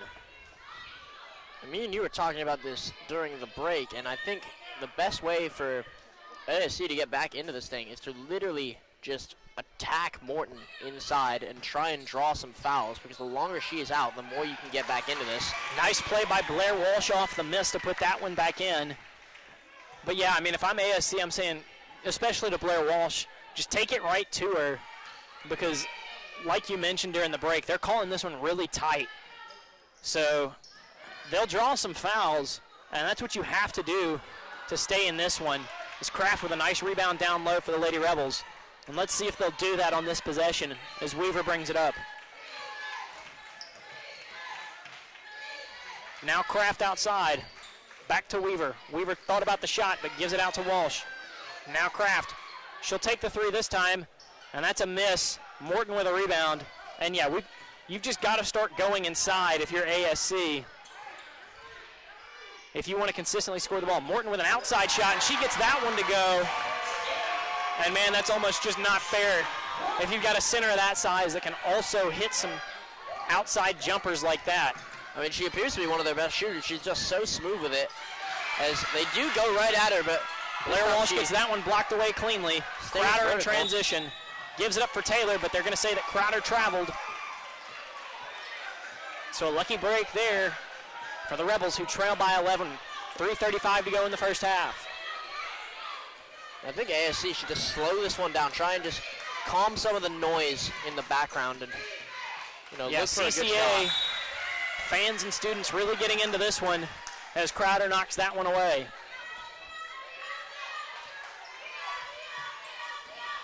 Addison Walsh controls it on the inbound. Cross court pass to Kraft. She's got a little space but won't take it. Now with the ball up top. Elbow jumper. That one's good off the glass. So a nice possession and a calm shot goes down as the Rebels trying to regain a little bit of momentum here with about 3 to go.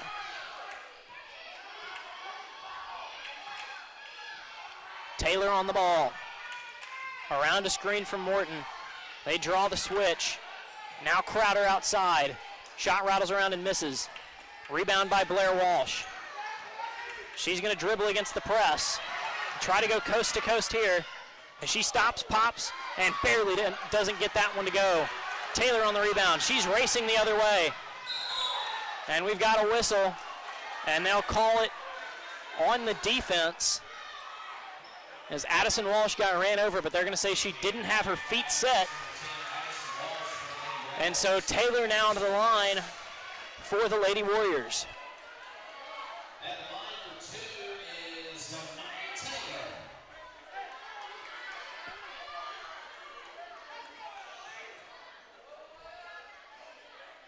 First free throw misses for the freshman. And Taylor just incredibly talented. I mean, for her to only be a freshman, this CCA team, their best player is just so young. A very, very bright future for this program. Second shot up. That one also misses. Rebound Kraft. Gives it up for Weaver. Addison Walsh up top. She'll drive, put one up against Morton. That one misses high off the glass. Taylor racing the other way for CCA. Floats one up, missed, rebound Morton. And she once again cleans up a miss and gets another big basket for the Lady Warriors. Knocked out of bounds off the inbound, it'll stay here. And now an 11-point lead for CCA. And we're just seeing a complaint there for one of the CCA players as she claims Blair Walsh shoved her. But no call by the official. Addison Walsh to bring it up for ASC. Now Haygood for three, gets that one blocked. Morton on the rebound. Hounded by Blair Walsh under the basket. Finally gets it away for Crowder. Taylor outside. Now Crowder. Crowder's got a little space, doesn't take it. Back to Taylor. Taylor into the lane. Forces one up and draws a foul.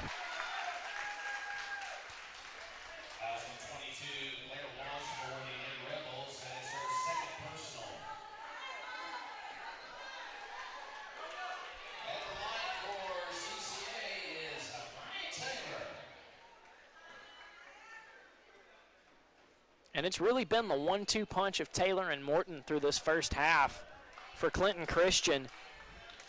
As Ramsey Evans has spent a lot of time on the bench in this first half with some foul trouble. But they haven't missed her too much as the freshmen have been getting it done. And I mean, the toughest part about playing an offense like this is if Taylor runs in and misses, Morton's there to clean it up. If Taylor makes it, that's points on its own. And then Taylor can also penetrate and kick out to Morton. So it's just, there's so many different ways they can beat you, which makes it impossible to guard. Yeah, really versatile lineup across the board for CCA, and this is what happens when you've got a variety of skills, is you're going to win and lead in games like this. Inbounds goes to Addison Walsh. She's got the ball up top, throws it to the corner for Kraft. Kraft's three is on the way. That one's short. Walsh finally corrals the rebound and then throws it out of bounds, but off the hand of a Lady Warrior. Blair Walsh to inbound. Arms of Whitworth outstretched, trying to stop this one from getting in. Haygood gets it, but falls out of bounds, and it'll be Warrior basketball.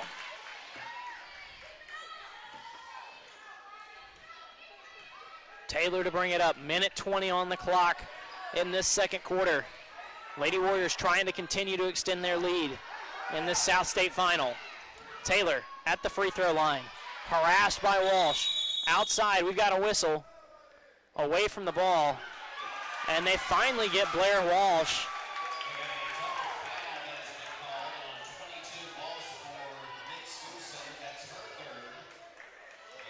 So the off-ball foul, not gonna be shots for the Lady Warriors. But the fourth against Blair Walsh in the first half, that's costly for ASC. I don't think they're going to take her out just because I don't think they can afford to. CCA going to slow it down with about a minute to go. Now Crowder on the drive, puts one up from mid-range. Can't catch anything. Blair Walsh with the rebound, going the other way. She's standing in the corner, draws the double. Cross to Addison Walsh. And then Kraft off the miss, draws a foul. And we see a huge ovation there from the stands. I think the crowd's kind of going back and forth at each other. That's Morton's third foul, as you see Taylor there that's trying to calm her down. Yeah, just a hotly contested game, as we also see Morton pick up her fourth. So a lot of foul trouble down low. So you're right. From a couple of the main players in this one. That is Morton's fourth. I thought it was her third for a second. Kraft at the line. Misses her first. It would be interesting to see what would happen if both Walsh and Morton fouled out. We've got a substitution. Morton going to take a seat to end this first half. Kraft still at the line.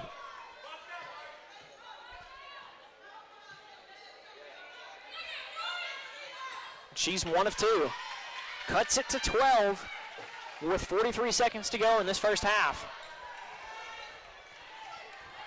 Addison Walsh crouching down in her stance, waiting on Taylor. Taylor standing on the logo, trying to burn some clock.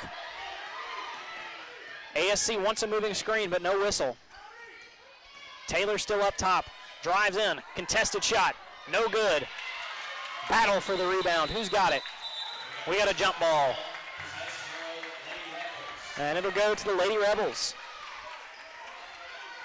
So they'll have a possession with 22 seconds in this first half.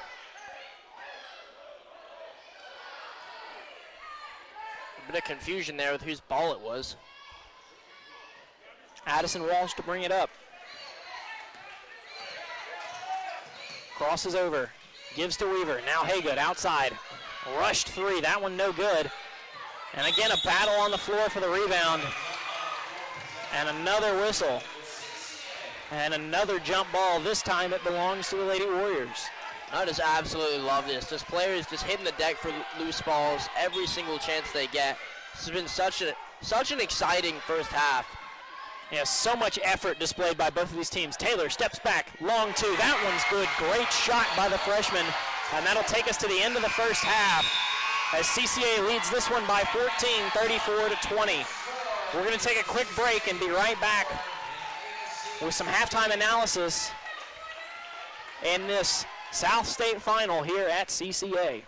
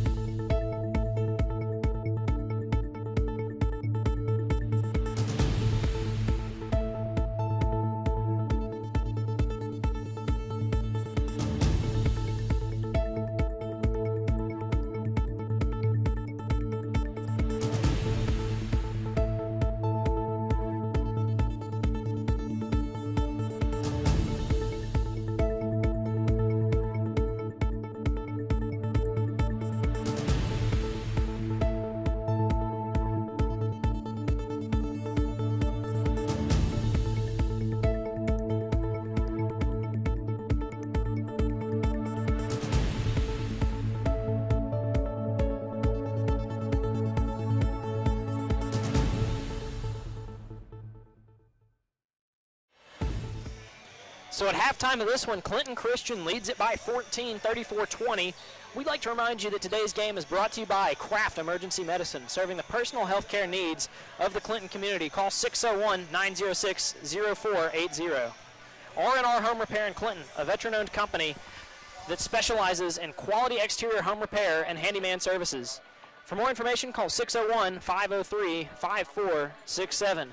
Capital Orthopedic, offering a personal approach to orthopedic medicine so you can live your best life. For more information, visit capitalortho.com. And Harper Raines Knight & Company, certified public accountants, providing quality accounting, auditing, tax, and consulting services. Visit hrkcpa.com to learn more. So, Charlie, a really, really intense physical matchup through the first half of this one. Both of probably the two best players on the floor, 4 fouls each. Evans for CCA's got 3. For Amite, I think we've got Haygood with 3 as well. Kraft, I believe, with 3 as well. Fouls all over the place, and just a really hotly contested game. What are you looking to see in this second half? I'm looking to see a lot more of what we just saw in the first half. I mean, this has been such a fun game to watch. I mean, you've got ASC down by 14, but it just doesn't feel like it with how aggressive that they are playing. You've got 2 of the best players in the tournament, perhaps the best 2, both playing with 4 fouls. So that's going to be really interesting to watch, the strategy from both coaches as they try and come out and keep them like off the bench for as long as physically possible. So I think if you're ASC, you just have to continue to drive at Morton. She's got 4. Get her out of the game as soon as possible, because we've seen them come back when Morton was on the bench. So it's going to be really, really fun to watch, and I think the officials have done a nice job of calling this thing so far. Yeah, it's been a really physical game. We were talking, a lot of fouls called, but a lot of fouls committed. A couple of times they've kept the whistle in their pocket as well. I mean, it's a championship game. You expect to see this. A lot of fouls, a lot of physical play, and we're getting exactly what we signed up for. But no, if I'm ASC, I'm sending some of my, some of the guards, send Haygood, send Weaver, send Kraft, send Malone right at Morton of CCA. Try to get her out of this one. And then on the other end, if I'm Coach Washington for CCA, I wonder about sitting Morton to start this third quarter. Give her a little bit of time to cool her head and maybe try to preserve it so you've got some time with her in this fourth quarter. But, Charlie, what do you think you're doing if you're each coach to try to preserve your best player on the court? I think we're at a point with ASC where they're really going to struggle to take out Blair Walsh just because they don't quite have the depth of a Taylor like CCA have. So I think they will play her as long as possible. She will just have to play very carefully. And I think when Morton sits is when you have to take out Walsh for about half of that period of time. And then if I'm Coach Washington, I would not play Morton this entire third quarter. You're enjoying a 14-point lead. Let her sit on the bench, calm her head, and let Taylor carry most of the heavy lifting through this third quarter. So we'll see what they do as we're going to take one more quick break and then be back with third quarter action in just a moment.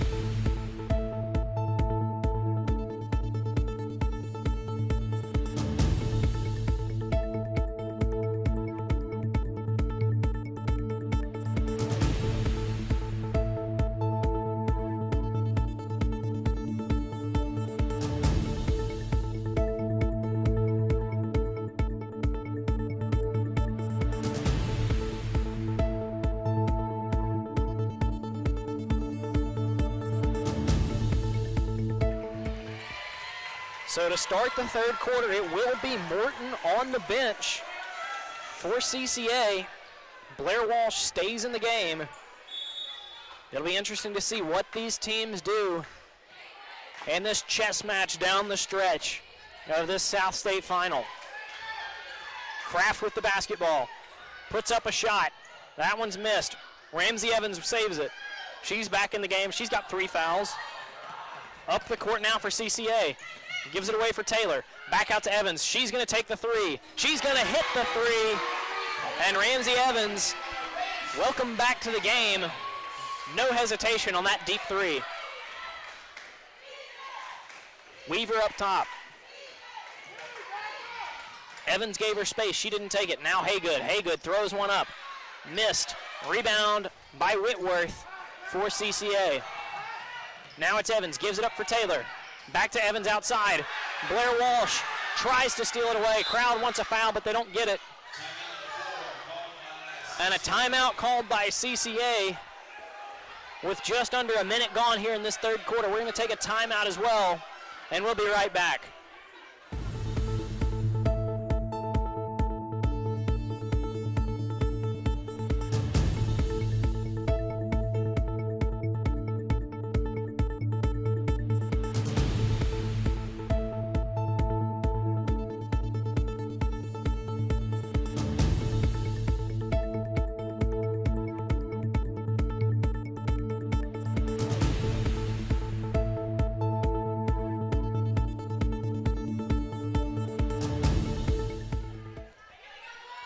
CCA ball after the timeout.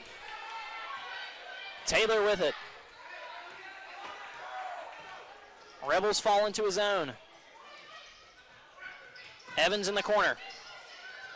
Malone fighting, getting the steal. Malone in transition.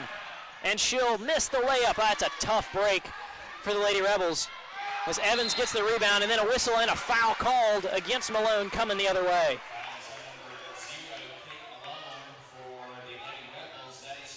And that's her 4th, another key player for the Lady Rebels in foul trouble. Couple of substitutions now for ASC. Woolley checking in. Addison Walsh also into the game. Ramsey Evans with the ball outside. Gives it up for Crowder. Back to Taylor. Backs out. Gives it back up for Ramsey.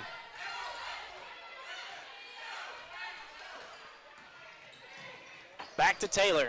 Taylor with the dribble move. Loses her dribble. Evans picks it up. Evans, no hesitation. Deep 3. That one's off and out of bounds. So ASC right now just cannot afford to let Evans shoot open. She has been money from the 3-point line. So, and this is going to be a really important third quarter for ASC because you need to use this time Morton's not on the floor to get back into it. Addison Walsh gives it up for Blair. Blair into the lane. She gets fouled. She'll go to the line. Big free throws on the way here for the Lady Rebels.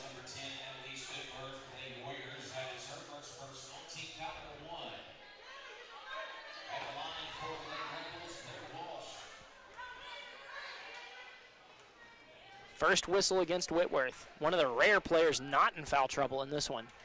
Walsh gets one to go.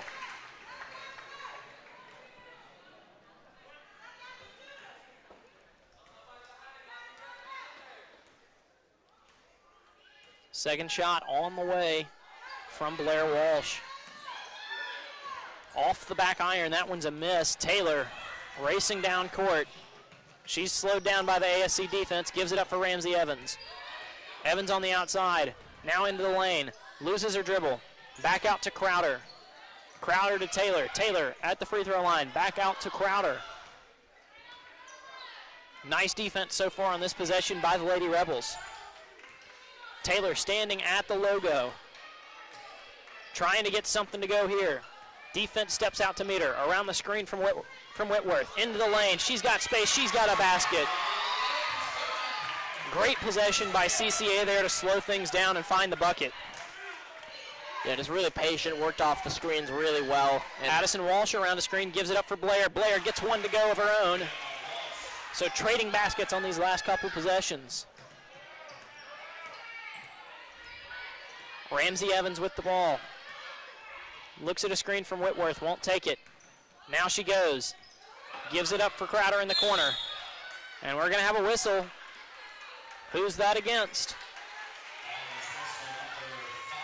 That one's Crowder. Excuse me, that's Kraft, her third.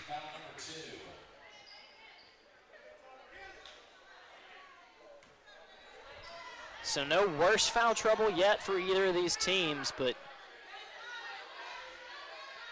certainly something we're going to keep an eye on down the stretch. Inbounds goes to Crowder. Now Evans throws down low, but knocked away by Blair Walsh. Nice hands there from Walsh, even though she didn't get the board. The steal, sorry. It was a nice job just knocking that one out of bounds to make them reset. Nidra Bell into the game for CCA on that last stoppage. Evans going to take a quick three. No good. And a tough rebound by Kraft. And we've got a whistle. As I say, Crowder went over the back on that one. Addison Walsh to bring it up. Now for the Lady Rebels. She's guarded by Crowder. Picks up a screen from Kraft. Tries to throw to Kraft down low, but has it knocked away. Evans with the rebound. And then a tough no call as Kraft goes to the ground hard, but maybe a bit of embellishment as Crowder hits a jumper on the other end. I would have to imagine some embellishment there for the no call, because me from up here was a little confused at that one. Yeah, that one looked violent by the way that Kraft fell to the ground. But now we've got a whistle against CCA. Taylor picks up her third. It looks like we're going to get a sub here for CCA. It's AK King checking back in. Taylor going to take a seat. So now really, really important string of minutes here for ASC. Taylor and Morton are out of the game. And you have to find a way to get Blair Walsh involved on this possession. Every minute with her is valuable. She's playing with 4 fouls. As she loses her dribble there. And a turnover in favor of CCA. Evans with the ball at the logo. She's guarded by Addison Walsh. Wants to do something with it. She'll drive, stops, pops. That's a miss. Rebound by Weaver. Now gives it up for Addison Walsh. Walsh into the lane. Can't get the layup to go. Rebound Evans. Evans the other way. She stops. Wanted the three but didn't take it. Now Crowder. Crowder also looked at the three but doesn't take. Evans once again up top. Around a screen from Whitworth. Stops. Now she'll fire and now she'll hit. From just inside the three-point line. Big basket by CCA and ASC needs a timeout. So we'll take a timeout as well with 3:14 to go here in the third, as we'll be back with more championship action in just a moment.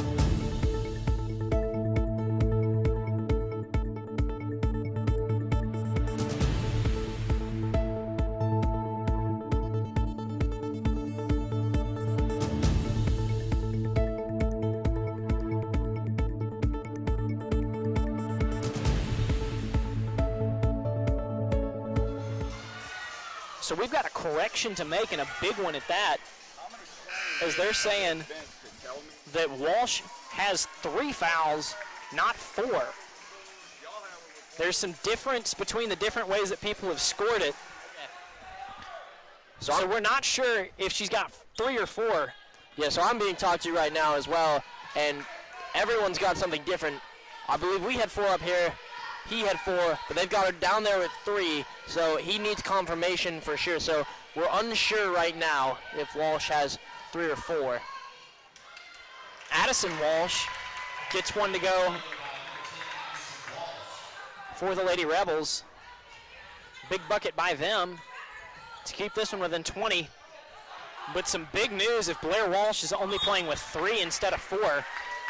We'll have to see what she's got. But certainly a lot more confidence for the ASC bench if she's only playing with 3. But either way, you've got to find a way to get her engaged more because she's been pretty quiet in this third quarter, and that's allowed CCA to go out on a big run.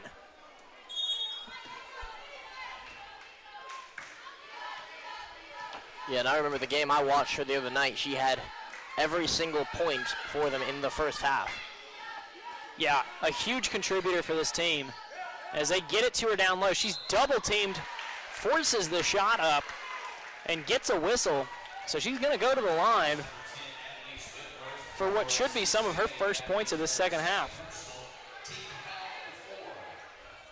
CCA's played great defense in this quarter to kind of take her out of the equation. And it has really limited what ASC can do with the ball, especially with Malone on the bench with 4 fouls of her own. And with the absence of Morton, they've just really dropped into a double team on Walsh, and has made her work for every single time she's been able to touch the ball. Yeah, if you're ASC, you've got to get Morton back out there to keep him honest. It's Morton, great shooter from the outside, who can kind of keep the defense a little bit more balanced. Evans now for the Warriors, around a screen from Whitworth. She stops, she pops from 3. That one's a little bit too long. And then we've got a whistle as they're going to charge that one against Bell.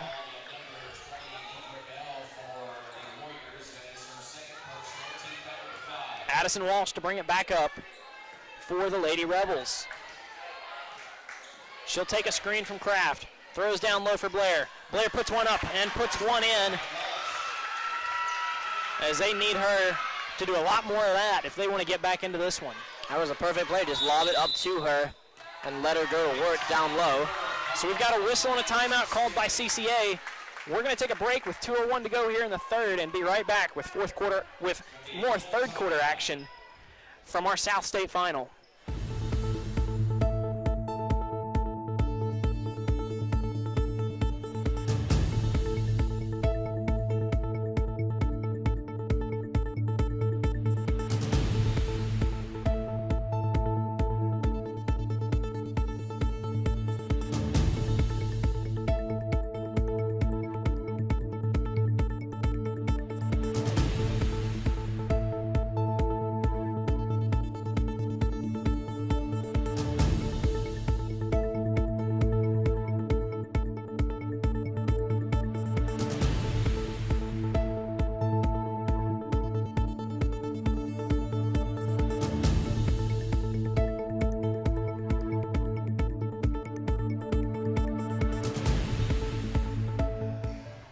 So we do have another update on the situation regarding Blair Walsh's fouls.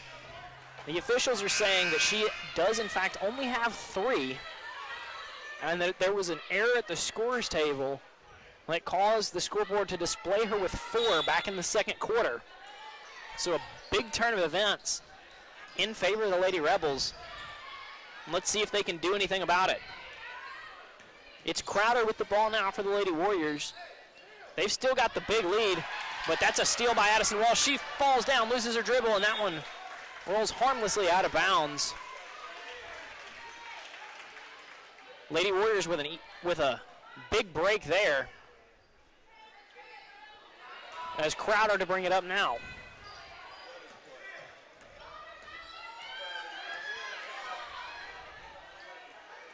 Crowder around a screen from Whitworth.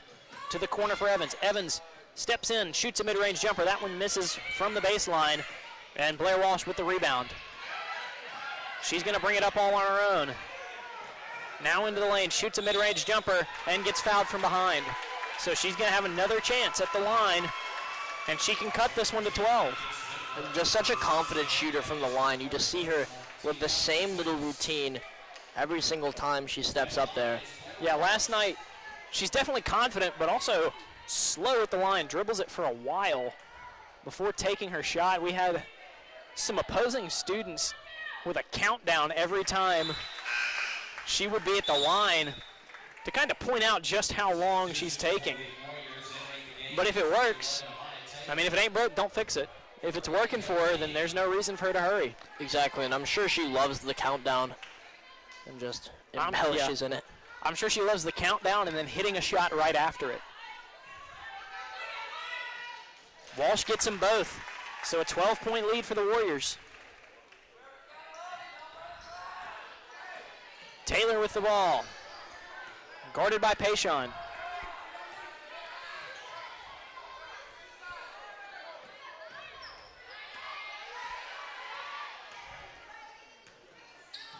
Kicks outside for Evans. Evans thought about a three but doesn't take it. Now Taylor. Taylor steps in. Tough contested shot. And it won't go. Blair Walsh with the rebound. She's going to hurry down court. She's got a little bit of space. Now kicks it over. Shot missed. CCA with a rebound. And they're in business with 45 seconds on the clock. Crowder with the ball. Evans now up top. She's going to drive. And then blocked away by Addison Walsh, but a foul there.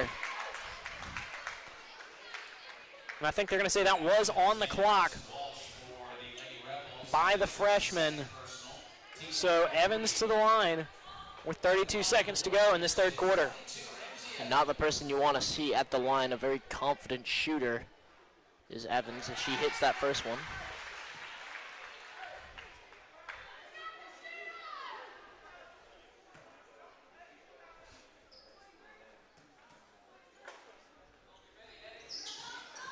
Can't get the second one. Walsh with the rebound, 30 seconds. She's running once again. Into the lane. She's got space, but the layup rims out. Taylor now with space of her own on the other side. And she's going to pick up the and one after the foul by Addison Walsh. So she's going to go back to the line with 19 seconds to go.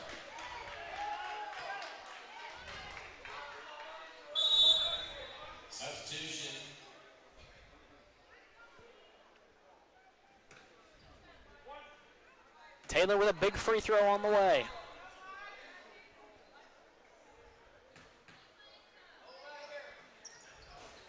Misses, so the lead stays at 15. 17 on the clock. Ball in the hands of Blair Walsh. They wanted a foul against Whitworth, don't get it, but then a whistle now, and they will get one. I believe that's going to be against Bell. And you can just see there that Walsh put a little bit of an extra nudge into that one. I think it's a good way of putting that one. Walsh with some physical plays throughout this one. She's one of those players that can definitely get under the skin of her opponent and their fans. I really enjoy watching her play for those reasons.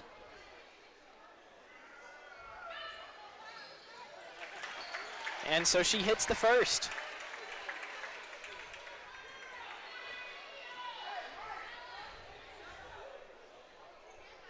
And now I'm eager to find out what Coach Washington will do with Morton in this fourth quarter.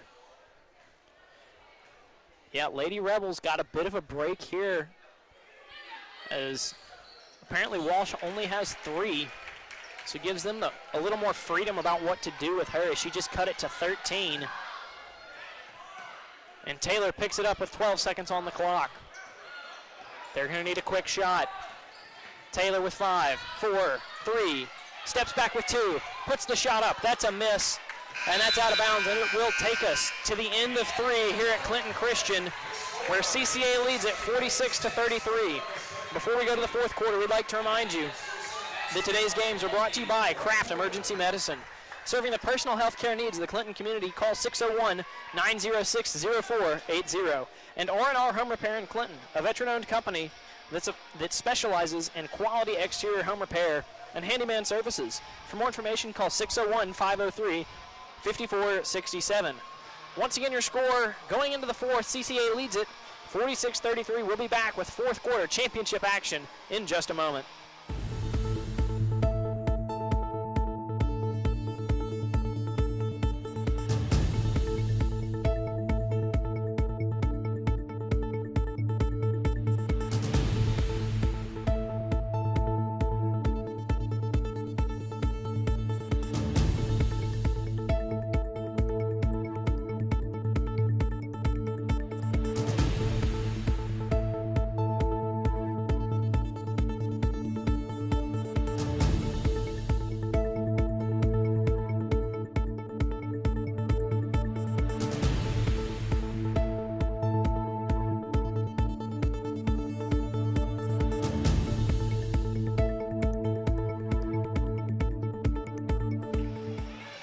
right, so to start the fourth quarter, CCA is going to have the basketball and the 13-point lead.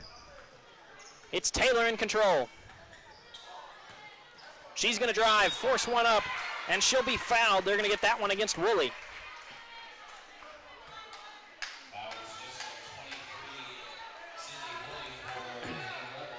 So we do have confirmation that Blair Walsh is in fact playing with 3 fouls instead of the 4 that we thought.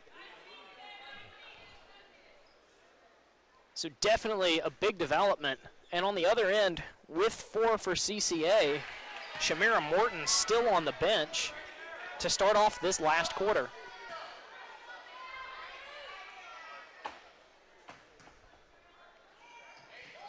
Tough trip to the line for Taylor as she misses both.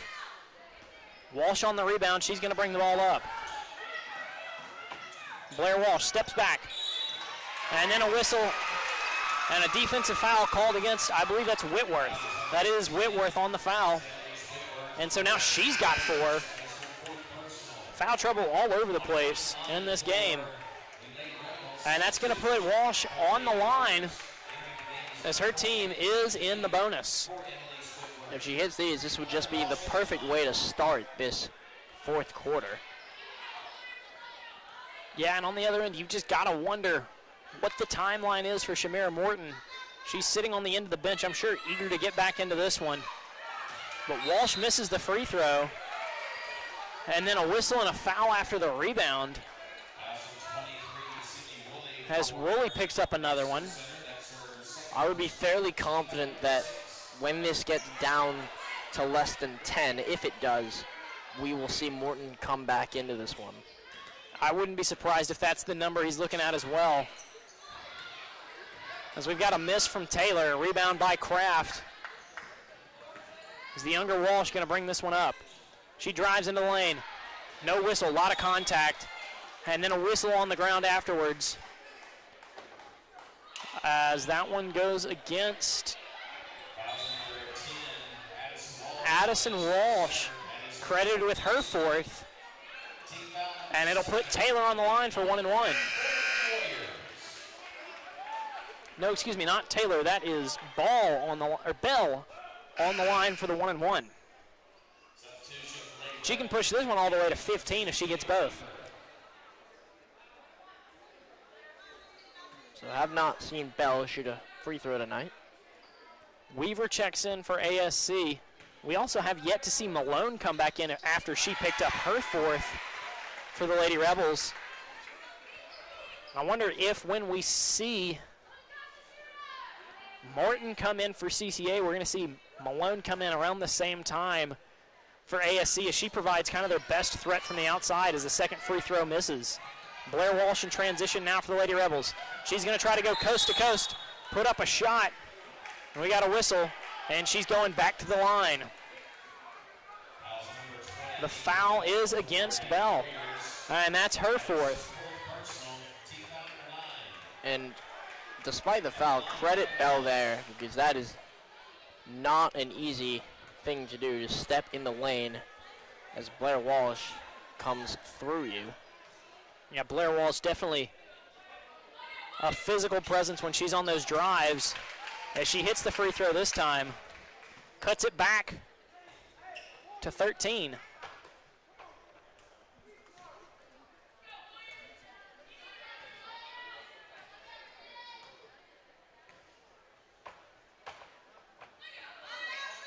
Second on the way.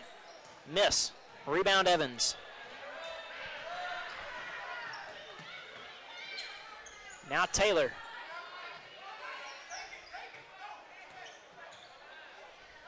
Guarded by Woolley. She gives it back up for Evans. Now to the corner for Bell. Bell back up to Taylor. Taylor up top. Now Evans once again around a screen. Looked at a 3, doesn't take it. Now Taylor steps back. Contested mid-range jumper, comes up short. Rebound Blair Walsh. 13-point lead for CCA. Blair Walsh bringing it up, turns around, fires, nice shot by Blair Walsh up top off the turnaround jumper. And that was a confident possession if I've ever seen one. She knew, she picked her spot and went right to it. Yeah, she knew she was going to take that shot, but it does attract the attention of Morton, as we will see her on the bench, as this one is 11 with ASC getting the ball back. So this is going to be fun. Yep, Morton back into the game. Bell takes a seat. And so the chess match begins. What do you do if you're ASC to counter this? Attack Morton right now. They move to a 4-out look. It's Weaver up top. Gives it away for Woolley. And they've also got their shooter, Malone, back into the game. Kraft with a jumper. Kraft hits the jumper from the free throw line. Cuts this one down to 9. 6 minutes to go. This one's getting good. Now Taylor. Taylor into the lane. She's got space and she's got a bucket, as this one's going to go back and forth. Weaver to bring it up now for ASC. Now Malone. That's Kraft, Kraft hits her second in a row. That one from the outside. No, they're crediting her with just 2 there once again. It's back to 8. Evans, Taylor. Taylor steps back. Now she drives. Taylor into the lane. Taylor high off the glass. That one no good. King with the rebound. Now Evans. Now Crowder up top. She drives on Kraft. She floats that one up. She misses that one. Blair Walsh with another rebound. Walsh to bring it up once again. Walsh gives it up for Weaver. Weaver to Woolley. Woolley to Walsh down low. She's double teamed. Loses the ball. Back to Weaver. Notice they're keeping Malone away from Walsh down low. Smart move. Excuse me.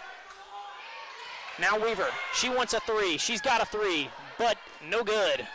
And I think Morton might have gotten a hand on that. I think she did, as Evans racing down the court the other way. Floats one up, floats one in. Nice basket by Evans to push it back to 10.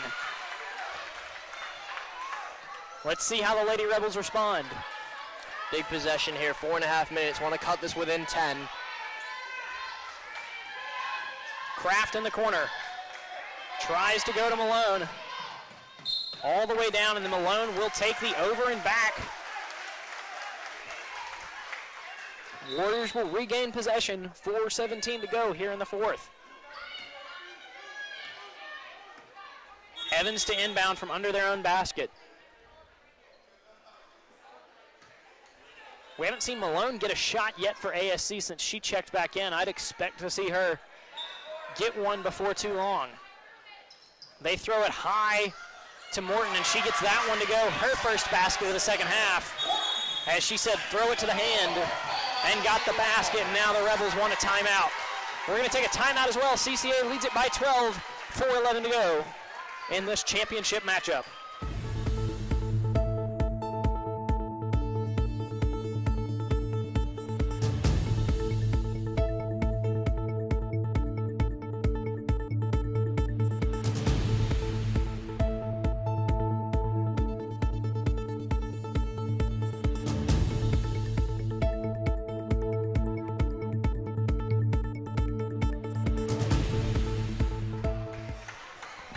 So after the timeout, it'll be Lady Rebel basketball. They trail by 12 with 4:11 to go. And we saw Morton come back in and immediately make her presence felt. As she said, throw it to the hand, and puts in the short little shot to give her team the 12-point lead. Weaver brings it up now for the Lady Rebels. She's all alone up top. Malone gets it, throws it down low for Walsh, has it knocked away. Weaver, rebound, blocked. Taylor the other way. And she gets that one to go. 14-point lead for the Warriors. It's getting loud in here.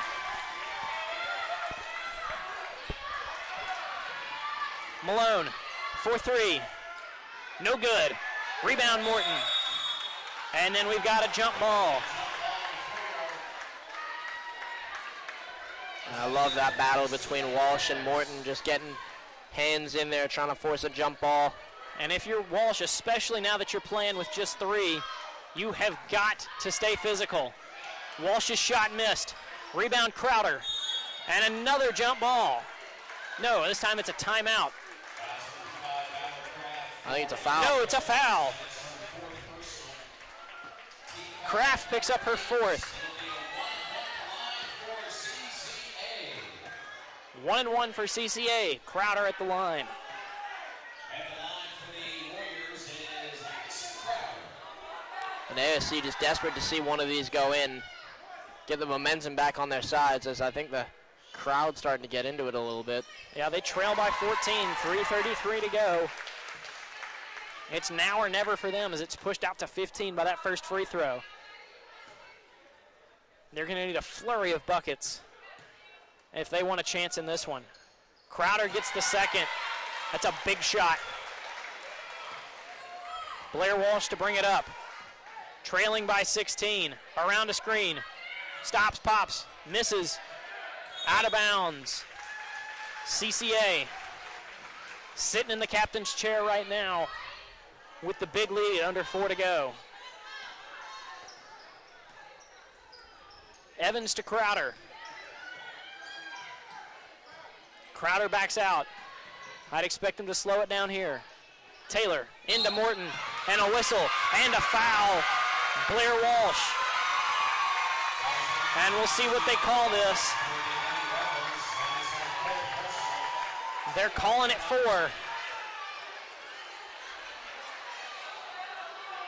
So now Morton on the line.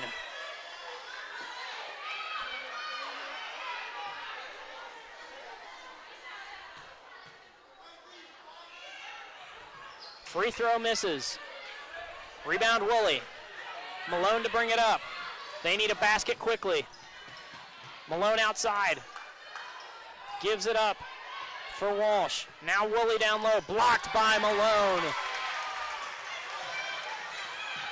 Excuse me, Morton. Blocked by Morton. Now Taylor. Now Evans. Evans, deep 3. No good. Rebound Walsh. Walsh in transition, gives it up for Kraft. Kraft to Malone. Malone to Woolley. Down low for Blair. Blair's got space. No bucket.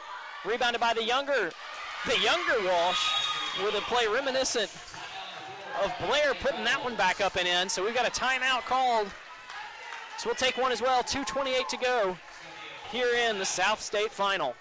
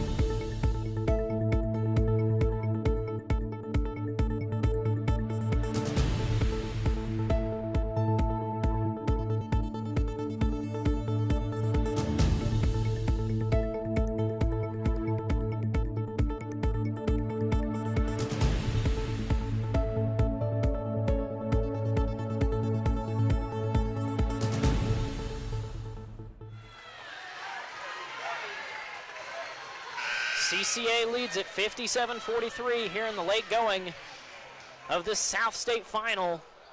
Home crowd on their feet as the Warriors are about 2.5 minutes away from potentially winning this South State tournament. Taylor outside, she's double teamed.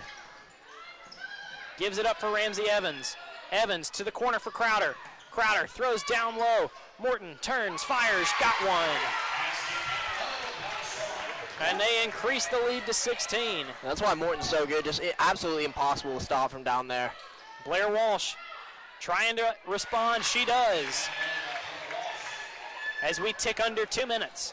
And what I did notice there is just Morton playing much more lax on Walsh. Just not even going to attempt. And you like to see that with the big lead. As just stay in the game as Taylor drives in and gets one of her own. Addison Walsh to bring it up now. ASC trailing big. Tries to throw it in for Blair. Knocked out of bounds. It'll stay right here.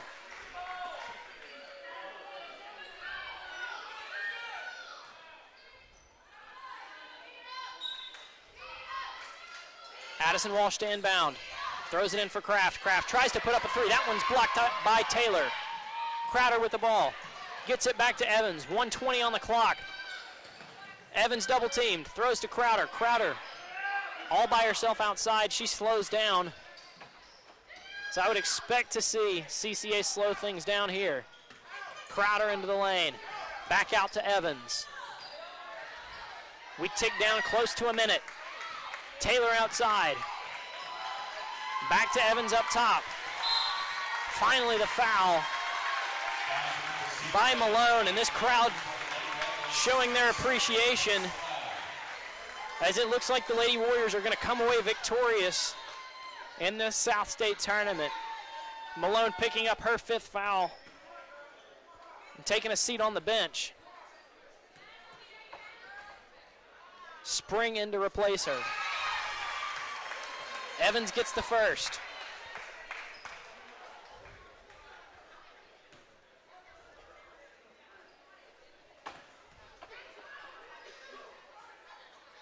Second good as well.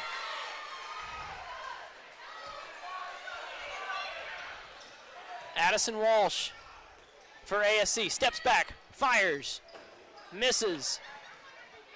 Taylor with the rebound, 47 seconds on the clock. Gives it to Evans. We got a whistle and another foul, this one on Addison Walsh, as I believe she's gonna foul out as well. And as Evans goes to the line, I think, in the words of Pete Pranica, hammer nail coffin, this baby's over. CCA well on their way to getting a South State title before they move on to this state tournament.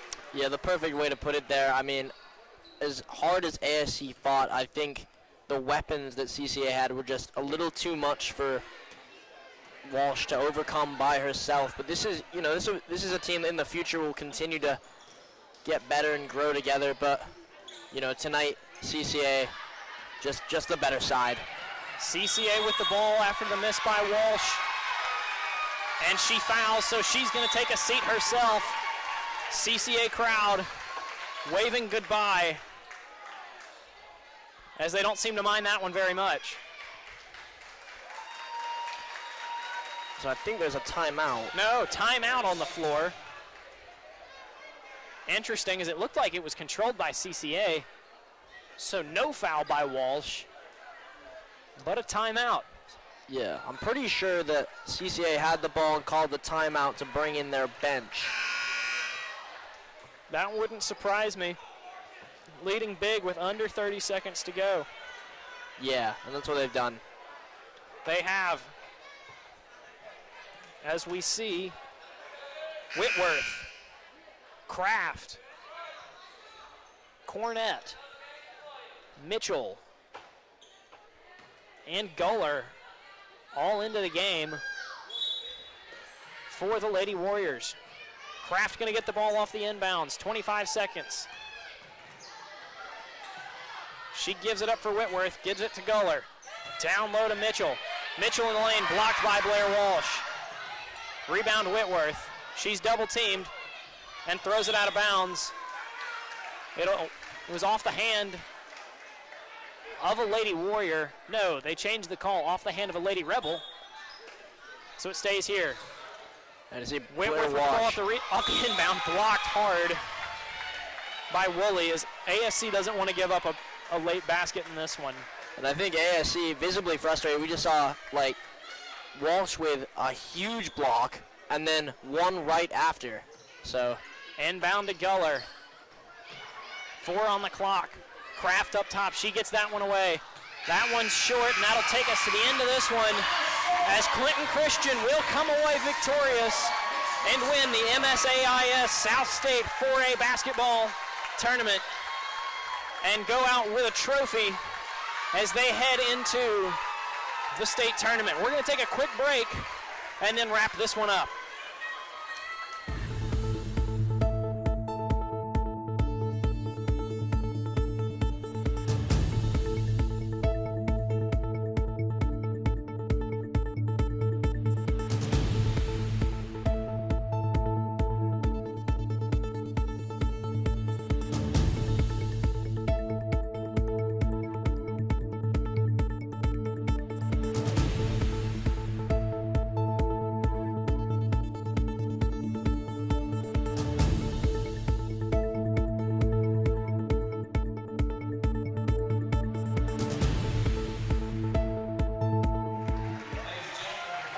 So Clinton Christian Academy wins it by 19 and takes the 4A South State title along with them as they head into the state tournament. We'd like to remind you that today's game was brought to you by Craft Emergency Medicine, serving the personal health care needs of the Clinton community. Call 601-906-0480 for more information. R&R Home Repair in Clinton, a veteran-owned company that specializes in quality exterior home repair and handyman services. For more information, call 601-503-5467. Capital Orthopedic, offering a personal approach to orthopedic medicine so you can live your best life. For more information, visit capitalortho.com. And Harper Raines Knight & Company, certified public accountants providing quality accounting, auditing, tax, and consulting services. Visit HRK CPA to learn more. And as they introduce the trophies and the all-tournament teams for the girls team, we'd like to sign off as ASC falls once again to CCA, 64-45 for Charlie Rook. I'm Charlie Williams. Thanks for watching, and please join us in just a moment for the boys' third place game in this tournament.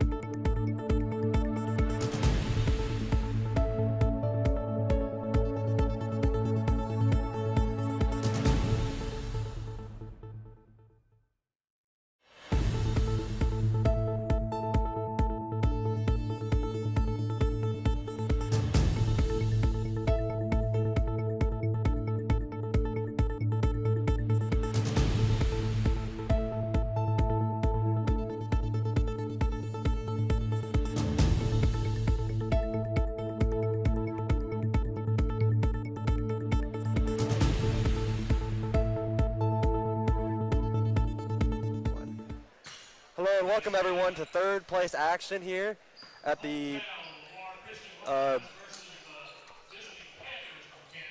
South State Tournament here for Mississippi. Today we have Canton, Christian, and Lamar facing off.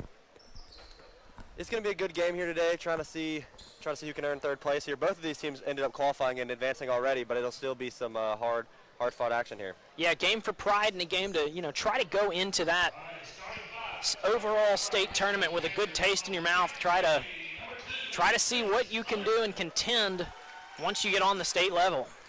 Yeah, for sure. You just got to come out here and see what you can learn, and just try to go into the tournament as hot as you can. So this game does matter for both these teams in terms of trying to still work on their craft going into the state tournament. Yeah, and Canton, a really good defensive team, play a tough press style. They'll run that entire game. So if you're Lamar, it's going to be interesting to see how they can stay disciplined and stay composed against a really tough squad.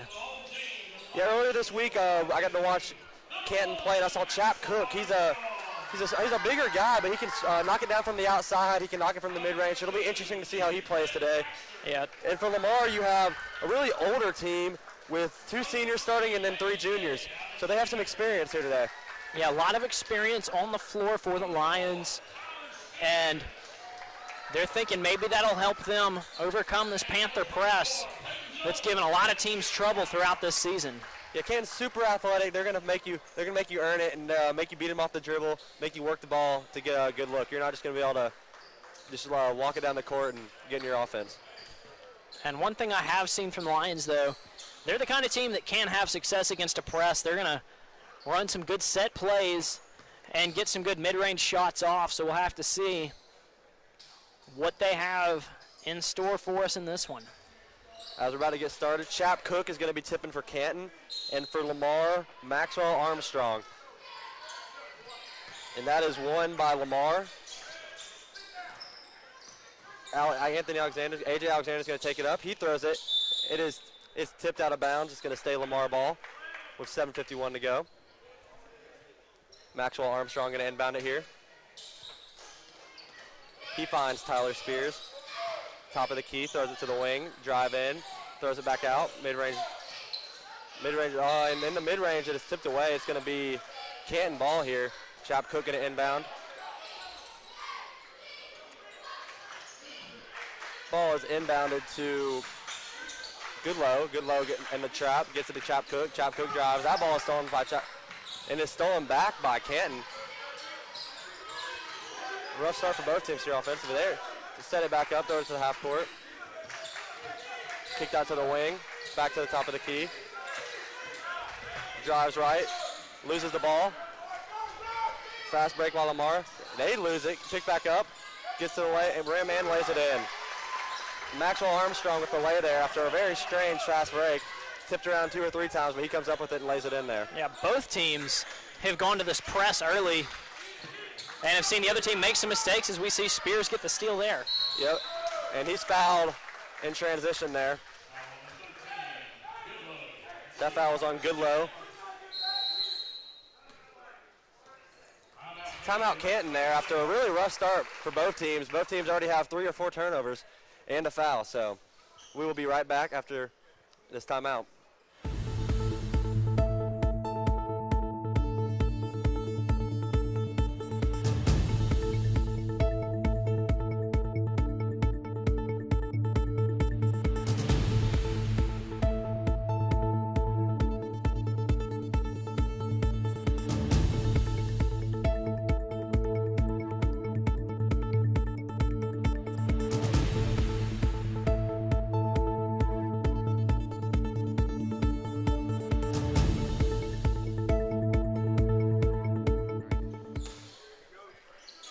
Lamar inbounding here. They get it into Baxter. Baxter takes it. He hands it off to the top of the key. Spears with it. Spears drives tipped away to the corner. Gets into the lane. And Jones lays it in there. Nice little floater from Jones. Got it in the corner off a tip pass, but managed to retain it and make a nice little move there and get to the basket. Canton beat the press there a little easier that time off the made basket. Get it to the wing. Canton throws it at the top of the key. Chapcook, no good. Rebound Canton. There's a loose ball, everybody diving for it. And Lamar's gonna come away with it. They slow it down. They get it up the court fat. Spin move, no too good on the jump shot. Canton ball. Canton takes it up. They get it to the wing. Throw it back to the top of the key, slow it down a little bit, get into the offense. Drives left. Falling down, good ball is stolen. Now Lamar's going fast. He gets no good on the lay there. Second chance, no good. Third chance, no good, but there's a foul. And Peyton Jones, a senior, will be going to the line here. Really both teams having trouble beating the press and getting into their offense. A lot of really quick shots, rushing it down the court, making some tough passes. Yeah, both teams really trying to be fast and physical here in the early going. But if you're going to do that, you've got to have some control over what you're doing, and that's what's been lacking so far here. As Jones makes the first one to make this a 5-0 game.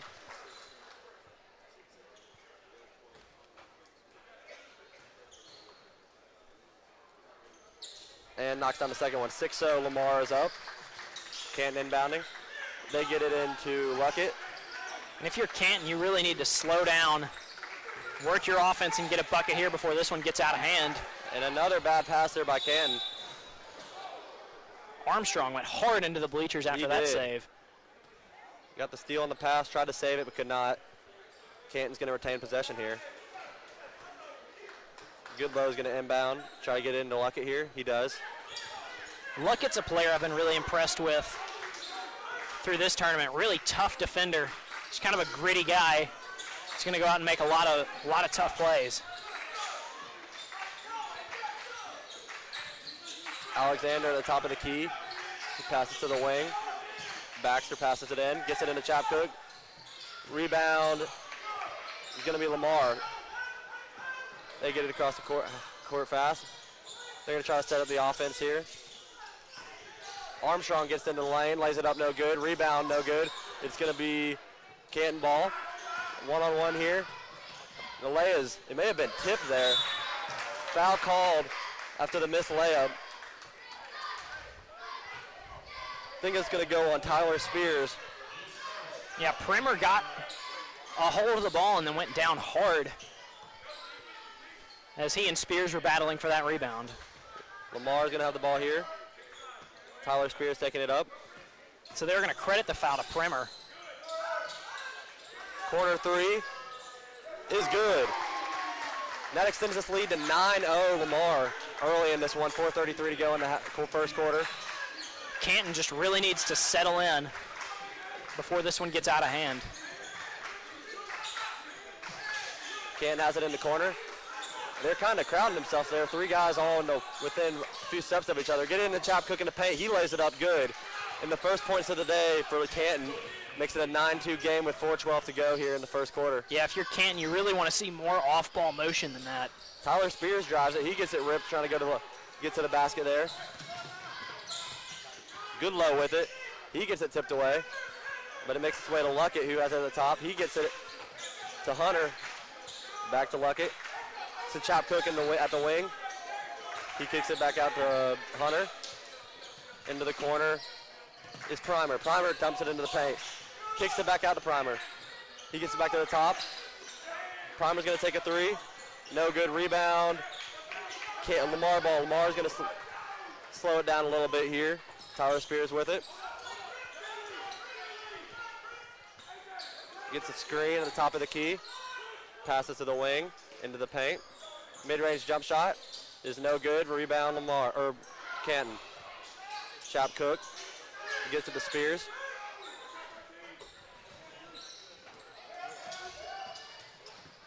Gets it to the wing. And he's going to... The defense by Lamar is really just forcing Canton to make some... to just work too fast a little bit and not be able to handle the pressure here. Yeah, and coming into this one, it's kind of what I expected to see out of Canton.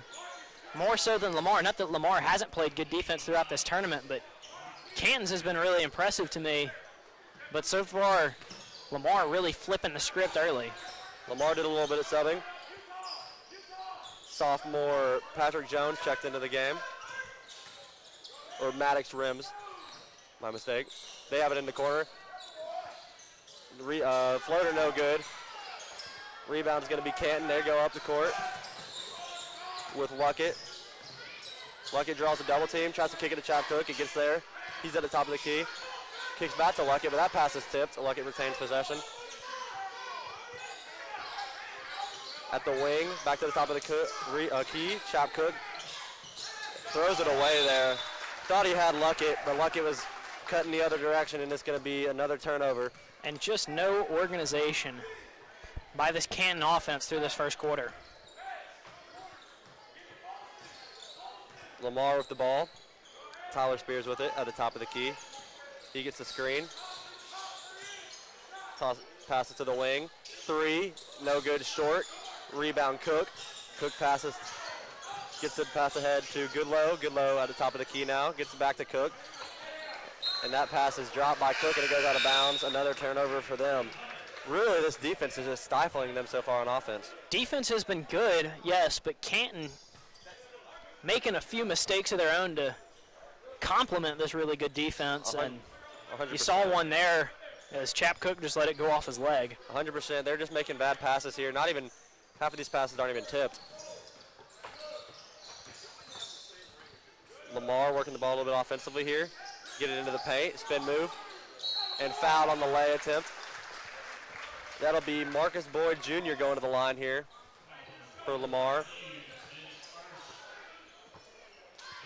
Boyd Jr. is a junior, and he's going to try to make this a 8- and 9-point game here.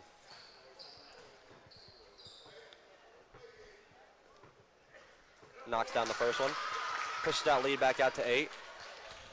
That's the only good thing so far if you're Canton here is you're only down 8 and you feel like you've played horrible. You've scored 2 points in this quarter and still a single-digit game. As he airballs the second free throw wide right. Don't see that a lot. No, that was way off. That was short and wide. Chap Cook here to inbound for Canton. Gets it into Goodlow. Yeah, and back to what you were saying, Canton definitely lucky to have this one still within single digits after this first quarter, where it seems like nothing has gone right for them. No, as bad as they've been offensively, their defense has been good enough to keep them in this game if they want to try to cut back into it in the second quarter. Goodlow, a good offensive player for them. Let's see what he can do.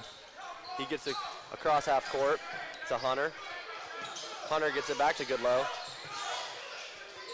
Goodlow to Hughes. Hughes into paint to Chap Cook from the free throw line. No good. Rebound Canton. Nope, it's going to be tipped away. And Lamar's going to have possession of it here. A nice work to get the shot by Cook there, but won't go. Spears had to go ahead pass, but it was tipped away. How half-court pass thrown over the head of everybody. It's going to be Canton ball here. Yeah, just a little bit too much on that one from Alexander. Canton taking it up here. It's Luckett. Luckett working on rims. Dumps it down to the wing. Back out to the top of the key. Back to Luckett at the other wing. Gets it into Chap Cook in the middle. Pass to the block. Kick out 3. No good. I think we're going to get a loose ball foul here on. This one could go either way. Not sure what the call is just yet. That one is against Lamar. Possession will remain Canton here. Some subbing for Canton. Luckett checks out of the game. It's Primer coming in. They're on the top with Hunter. That ball tipped. It's going to be another steal for Lamar. Lamar pushing it here a little bit. Pass, drives to the basket. And the lay is good. Nice little move there by Maxwell Armstrong, the senior for Lamar. Press still giving them trouble here as they barely get it across half court. The layup is no good by Goodlow. Almost a really good finish by Goodlow. Free throw line jumper, no good. Rebound, Canton. You got 10 seconds. You need a basket here. Found Goodlow wide open. They beat the press and got a wide open layup there by Goodlow. And that is going to be the end of the first quarter. 12-4 is the score. Not too much offense there from either team. But after 8 minutes, we're going to send you to a break, and we will be right back. tonight's game is brought to you by Craft Emergency Medicine, serving the personal health care needs of Clinton community. Call 601-906-0480 for more information. And R&R Home Repair in Clinton, a veteran-owned company that specializes in quality exterior home repair and handyman services. For more information, call 601-503-5467.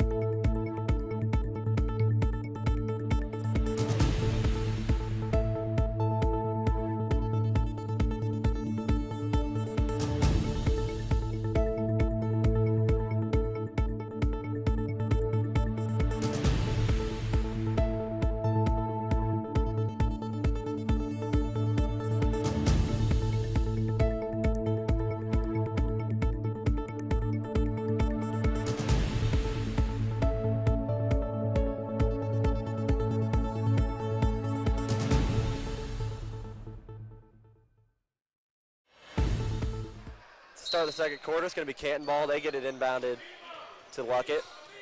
Luckett's slowing it down. Gets pass across half court, but that pass is tipped away. It's going to remain Canton ball. Good low to inbound it here. Going to try to get it into Luckett. Lamar just doing a great job of getting in these passing lanes early. Even the passes that are getting completed feel like they're tipped here. Is Luckett getting pressed? Yeah, He gets it Canton to feels Goodlow. like they've got nowhere to go. Kicks it to Luckett in the corner. He makes a move, gets it back to Goodlow. Goodlow at the top. Draws a little trap there. Fake pass by Primer. Gets it over to Goodlow at the wing. He takes a three. Air ball. The rebound Cook. And then he misses. And finally put home by Chris Hunter, the junior, to make it a 6-point game here with 7:17 to go in the second quarter. Lamar now at the top of the key. Working the ball. That pass is stolen away. Goodlow has it. He's pushing the pace there, but he loses his dribble, and it's stolen by Jude Baxter, who then falls down. Or they're going to get, I think they're going to get Chris Hunter there with the foul.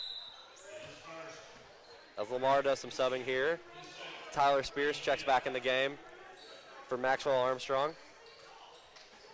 So Canton doesn't have any more fouls to give either. No, that's a lot of time left with only 5 fouls, or with already 5 fouls. As they get it into Maxwell Rims, who throws it to the wing. They get into the paint. Nice move there. Shot is blocked. It's going to be Canton ball. They're pushing it a little bit here, trying to go move a little bit faster. And that ball is, they're going to call a reach in here. Yeah, but before the foul, I really like the defensive approach by Lamar. Bring 2 in the area of the ball handler. And they got down court really fast before this timeout.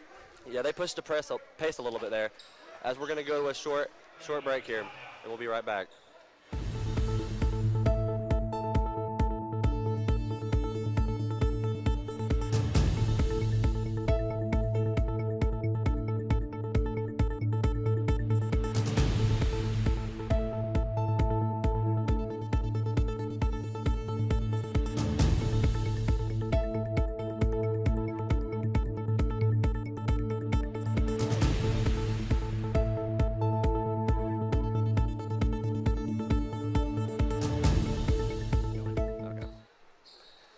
Back here with 6:44 to go in the second quarter of this third place game. It'll be Canton ball. Trying to battle back into this game. They get it inbounded. And that pass is tipped away. It's going to remain Canton. The ball is tipped away there on a really tough pass. Try to throw it all the way back into the backcourt, and it was barely tipped. But it's going to be Canton ball still here. And they're going to get him for a travel here. It's going to go back to Lamar. They're going to inbound from the side. Rims gets it inbounded to Peyton Jones. He works it up. He passes it off. Spin move. Nice pass. And the finish is finished home. And a timeout called by Lamar, or Canton, I believe, after a really nice spin move into a pass there. We will be right back after this 30-second timeout.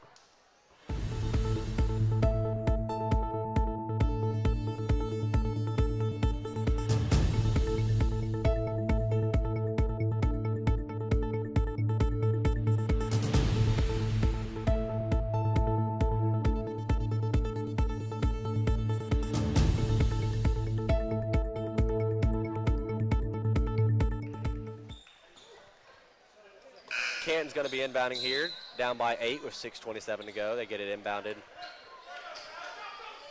And like we talked about earlier, I think Canton's really benefiting from the fact that even though the offense has definitely not been there early, their defense has been good. If they can find something, it's not a long road back, but that doesn't help. As Canton misses a corner three there. Lamar pressing it. He gets into the lane, but it's waved off. Foul on the floor before the layup attempt. That's going to be, that foul was on, I believe it was on number 21 on Lamar. Because I think that was against Aiden. Aiden Hughes of Canton. That's his second as well. Third foul of the half for Canton. They're moving the ball. Drive into the paint, dumps it off. That ball is stolen by Canton. Canton's pushing it again. Good low. And goes coast to coast there, gets the steal and finishes it to make it an 8-14 game with 5:36 to go here in the second quarter. They're really trying to fight back into this here. Yeah, trailing by 6. It felt like they were trailing by a lot more. But they're not far away from keeping this one a game with about 5.5 to go. As he just loses his dribble there, Canton retains possession again, pass to Cook. Cook just loses it. And that's the kind of opportunity you've got to capitalize on, though, when you're trailing.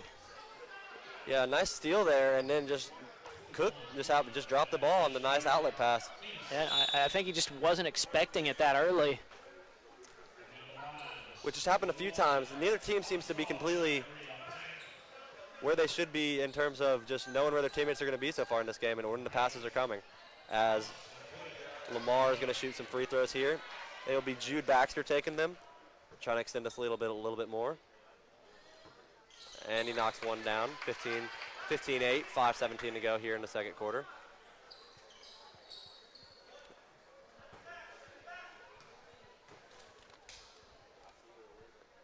And he misses the second one, rebound Cook. Gets it to Goodlow. Goodlow pushing it again. Nice pass, but it's tipped away. It's going to be Lamar ball here. Or Goodlow doesn't believe it's white ball, but it is going to be Lamar ball here. As Baxter gets it inbounded to Spears. Spears taking it up the floor, getting pressed a little bit, but gets past half court relatively easy. Gets it, a move, spin move. Just kind of throws it into space, but it is picked up, and the jump shot is hit by senior Maxwell Armstrong. Nice way to just go find that ball, get the ball, and make a move and knock down a shot there. Yeah, Armstrong made a tough play there. Looked pretty easy. That ball is going to retain Canton after a tipped inbound pass and then lost his dribble, but it's going to retain Canton possession here. Cook's going to try to inbound it here. He gets it inbounded. Goodlow with it. He gets it across with a hard two-handed pass there. Goodlow gets it back at the top of the key. He hands it off. Tries to get it to Cook, but it's tipped away. Now Lamar pressing. Tries the Euro step, and they're going to call him for a charge here. What is a nice defense there by Primer, stand in there and take the charge on the fast break. It is 17-8 with 4:27 to go here in the second quarter. Lamar is up.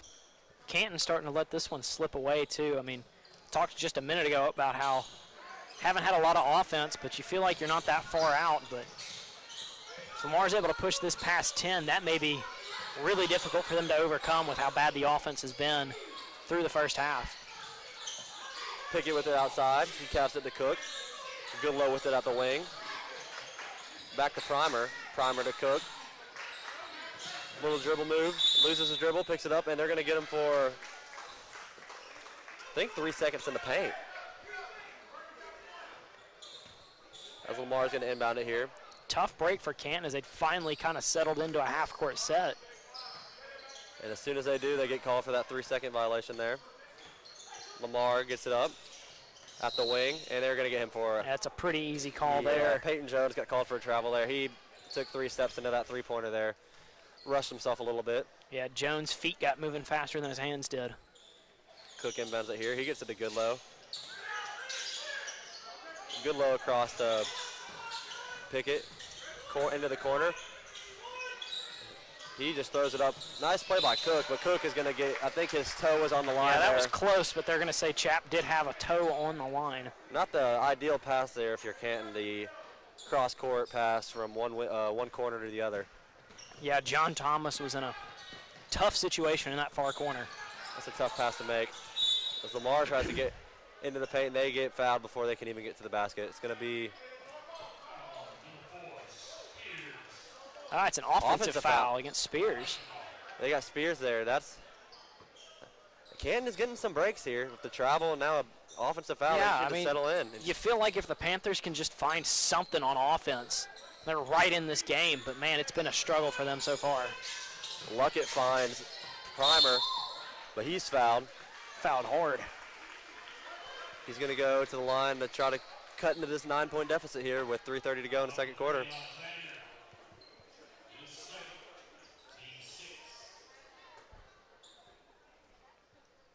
Primer taking his first free throw.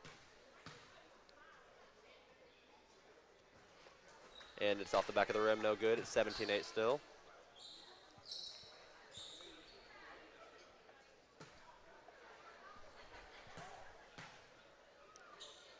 Primer takes the second one and rims out.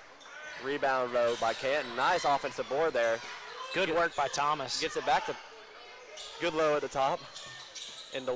Into Cook in the paint. Mid-range jump shot, no good. And I think they're going to get Cook for the over-the-back call, which will send Peyton Jones to the line here. Both teams in the bonus. A lot of fouls and not a lot of points so far in this game. 17-8 with 3:17 left in the second quarter.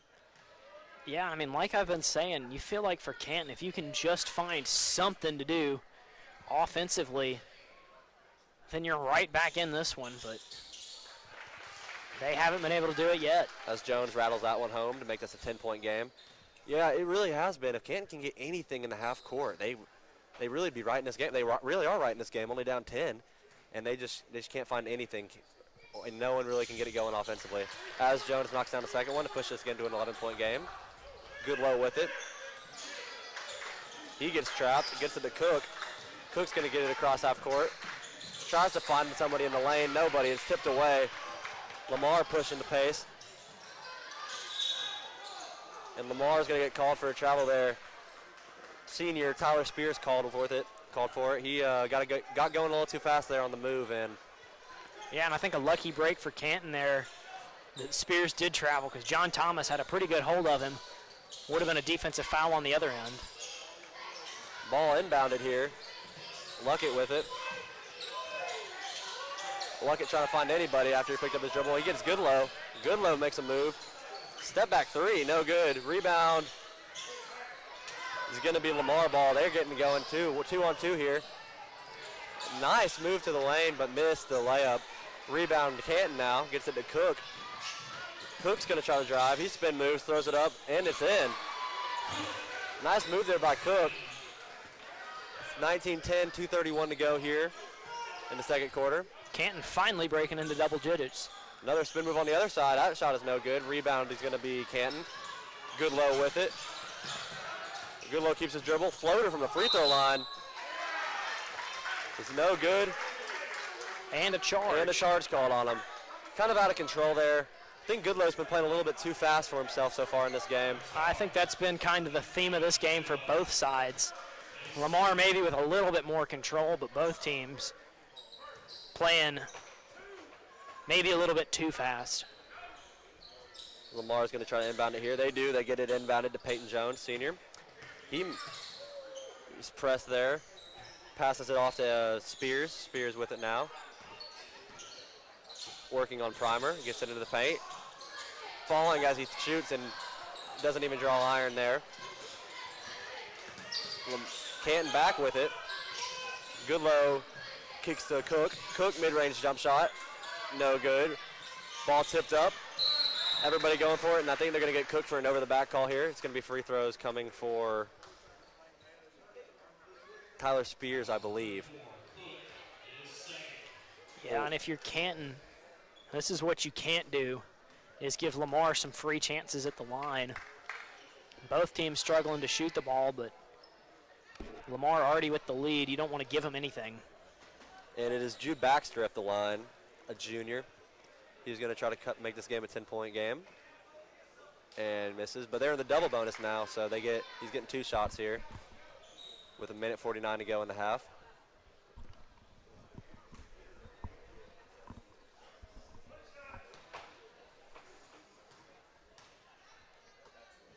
And he misses the second one. It's going to be 19-10 still, Canton ball. I mean, if you're Canton, you make a little bit of a run here in the last 1:48. You really could. I think they just called a foul on. Yeah, they did. They got Chap Cook going to the line. Peyton Jones fouled him on the rebound. Chap Cook has an opportunity here to cut into this game. Cut into the lead here. 1:48 left for him. Once again, I mean, for Canton, if you get these free throws, it's just 7 points. I mean, you really feel like that has to be attainable if you can just get any offense, but he misses that first free throw in the 1-and-1. But man, Canton is just struggling to get the ball in the basket right now. Spears took it across. He passed it across half court. Back to Spears at the other wing. He throws it in the paint. Corner 3 is no good. Rebound is going to be taken by Lamar, though. Pretty play out of the high post there. Just can't get the shot to fall. Lamar. They get into the middle. That ball is stripped by Canton. Canton going fast. Gets all the way to the rim and blows the layup. But Chap Cook with the finish there. Nice little rebound and putback there by Chap Cook. And that's what you want to see more of for Canton, getting out on the break, but not what you want to see on the other end. No, nice finish there by Lamar. Baxter really got all the way to the lane, pump faked and laid it in really nicely there. With 54 seconds left to go in the half. Goodlow takes it up. About loses his dribble, gets in the lane, tries the mid-range jump shot, but is fouled from at about the free throw line. It's 21-12 here with 48 to go in the half. Goodlow's at the line, trying to cut into the lead. Just so little offense here for both teams as Goodlow's trying to come back in this, and he does. It's adds one there, makes it 21-13. Chap Cook's going to check out here for Canton. And Sam Martin is checking in with 48 to go. And Goodlow makes the second of his free throws. Lamar with the ball now, slowing it down a little bit here with only 43 left to go in the half. They get it to the corner, force it in the middle of the paint, spin move, kicks out. Spears with the 3 is good, and that's probably the best offensive possession we've seen all night by either team. Yeah, not too many threes have been hit here, and that was really, really beautiful offense there to push this thing out to a 10-point lead for Lamar. Goodlow able to draw the foul coming back up, though. And he'll try to get some of those points back off of Spears' 3 with 26 seconds left. That's second foul for Baxter. Goodlow knocked both down the last time he was at the line. And he misses the first one there. Rebound is going to be taken by Lamar. With 22 seconds left, I would be surprised if they don't try to take the last shot here. Spears really slowing it down here at the top of the key. He passes to the wing, back to Spears, to the other wing. Yeah, they're just trying to work it around here, get the last shot. Spears, bypass is tipped though. Spears has 6 seconds left. Gets into the corner, the wing, back to the other wing. That 3 is taken, no good. Rebound is going to be, that it doesn't matter, it's the end of the half. Not bad offense there, but. No, we've seen 2 or 3 good, well-run possessions by Canton to end the half, but only resulted in 1 basket for him. Yeah, it's been a really tough half for both teams offensively. Hopefully they can go here into the locker rooms and figure something out in the half court for both teams. But this game is brought to us by R&R Home Repair in Clinton. a veteran-owned company that specializes in quality exterior home repair and handyman services. For more information, call 601-503-5467. And Capital Orthopedic, offering a personal approach to orthopedic medicine so you can live your best life. For more information, visit capitalortho.com. And with that, I will send us to a break here. We will be back to start the third quarter.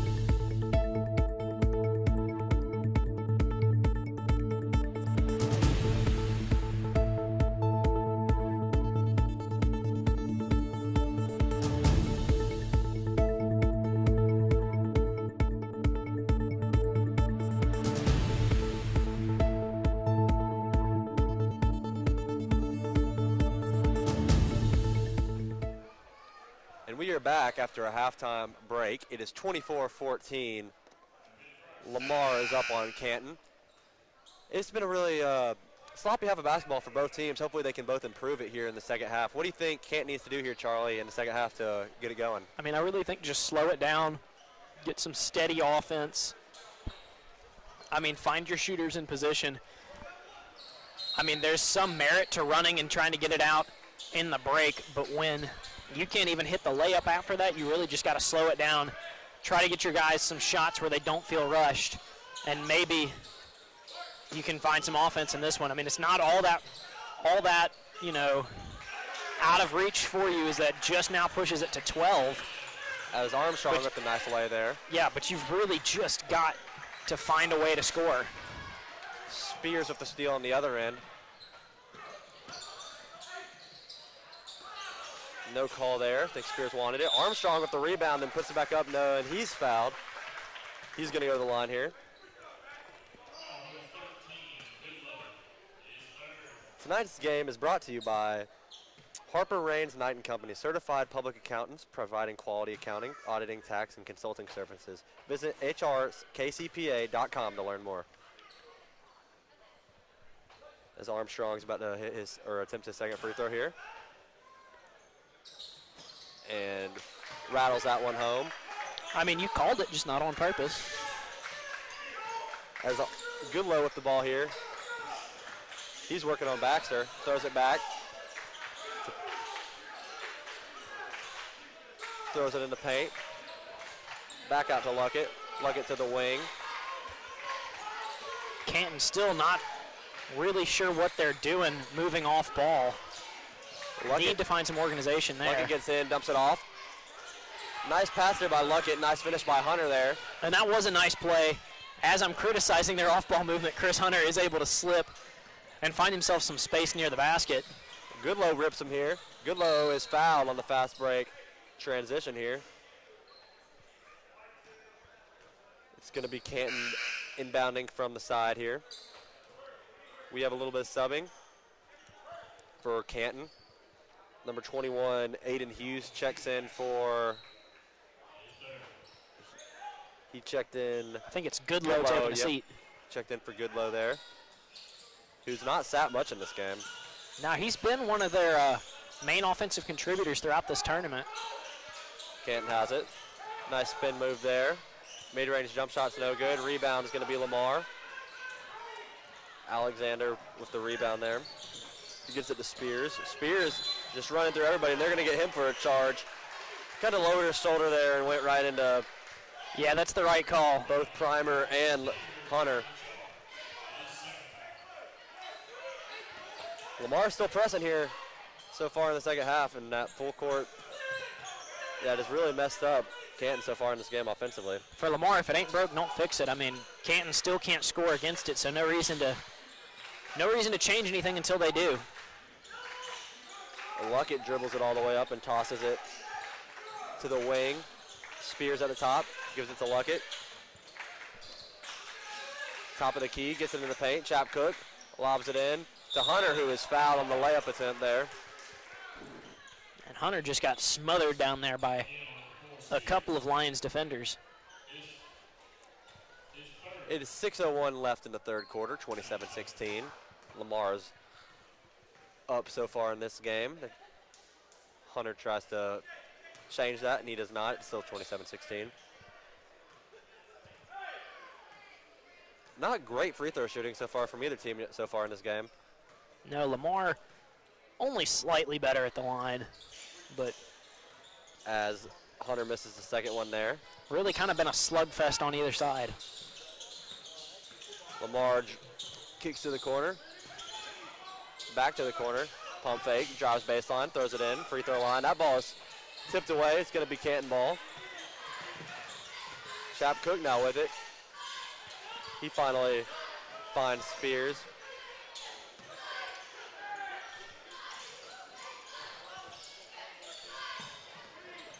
Throws it to the wing. Little pump fake there. Cross court pass. He found Hughes. Hughes takes a deep three, and it's short. Rebound is going to be Lamar. Baxter with it for them.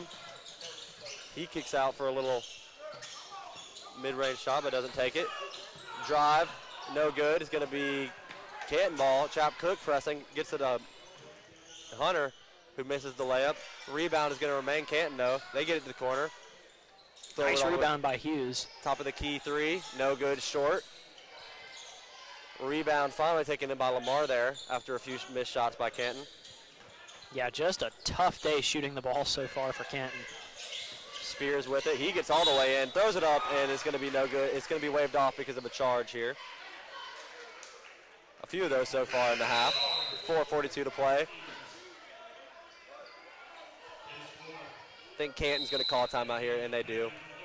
It's 27-16 with 4:42 to go in the third quarter, and we will be right back after this break.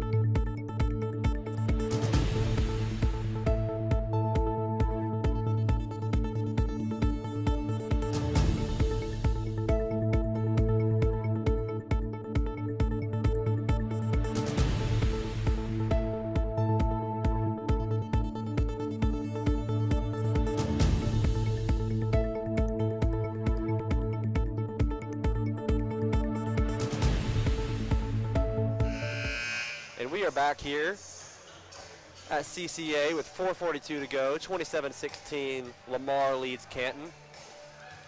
Canton still talking a little bit in this timeout. Lamar's already out there. Canton just trying to figure out something to do offensively that'll kind of get him in some sort of rhythm, because they've just been all out of sorts so far in this game. Yeah, head coach Joseph Nichols down in that huddle just preaching for quite a while, trying to give his guys something that they can do to find the basket. Canton taking it up now. And you see some frustration out of Nichols. Jumping about 3 feet in the air is already whatever they were trying to run was not to his satisfaction. Hunter loses it there. It's going to be a Lamar ball. They're taking it up. Get it to the top of the key, slow it down a little bit. Gets it to the wing. Fakes a handoff there. Now he's in the corner, drives back to about the wing, throws it back out. They're going to reset it up. Armstrong wants the screen. He doesn't use it. Gets to the paint anyways, and he gets fouled before he can throw it up. You could hear Coach Nichols there say, take a charge to somebody, as Armstrong ran in there and got the foul called. Canton's about to do some subbing. Goodlow's coming out. In his place will be Aiden Hughes. They've subbed in and out for each other a few times so far in this quarter. As Lamar inbounds it. Hard pass to the wing. Back to the top of the key with Armstrong. Armstrong's pass is stolen by Hunter. Hunter on the fast break layup is good. Nice play there by Hunter. The steal and the lay on the other end. Hunter's made a couple of nice plays in this third quarter. Canton still just hanging around. That ball is stolen away by Cook. Cook about threw it away. But it is reeled in there by Primer. Primer gets it to Hughes. Hughes back over to Primer. Primer to Cook. Cook does a little handoff there to Hughes. Hughes getting trapped, and that ball is going to be tipped away, but it's going to remain Canton possession here. You can hear Coach Nichols encouraging him to just keep moving. I mean, once again, in those half-court sets, when you get trapped, you look up, try to find a teammate open, because the numbers say somebody's going to come open, but if nobody's moving, that's not going to happen. Yeah, the more they've moved so far, it's worked. They've had a few really good looks offensively, and it's been off some good off-ball movement as they throw it a cross-court pass there. Luckett with it. He gets it to the corner. Chop Cook. Shot is no good. Rebound is going to be taken in by Lamar. Lamar pushing it a little bit here. Armstrong gets in, kicks out for a three. Pump fake is another pump fake, kicks out to Armstrong. Armstrong's three is no good, short. Rebound is going to be taken by Canton. It's going to be Luckett taking it up. Working on Jones here. He gets it across half court. They get it into the middle of the Hunter. Hunter gets it to Hughes. Hughes' pass is tipped. Hughes fights back for it. They say it was tipped, so there's no backcourt call. Luckett to Hughes. Hughes' shot is no good. Rebound. Oh, they say it touched the top there, so it's going to be Lamar ball. And on that shot, you could tell Hughes heard the footsteps coming towards him. There was a little bit of a hitch in his shooting for him. Just got to stay confident on that shot. It's Lamar ball, and they just did some subbing. Number 5, Marcus Boyd Jr. comes in the game there as Peyton Jones exits. A trap here by Canton is going to force a timeout to be called, I believe, by Lamar. It's 27-18 with 2:29 to go in the third quarter. Canton trying to stay in this and come back in this game. And we will take a short break and be back shortly.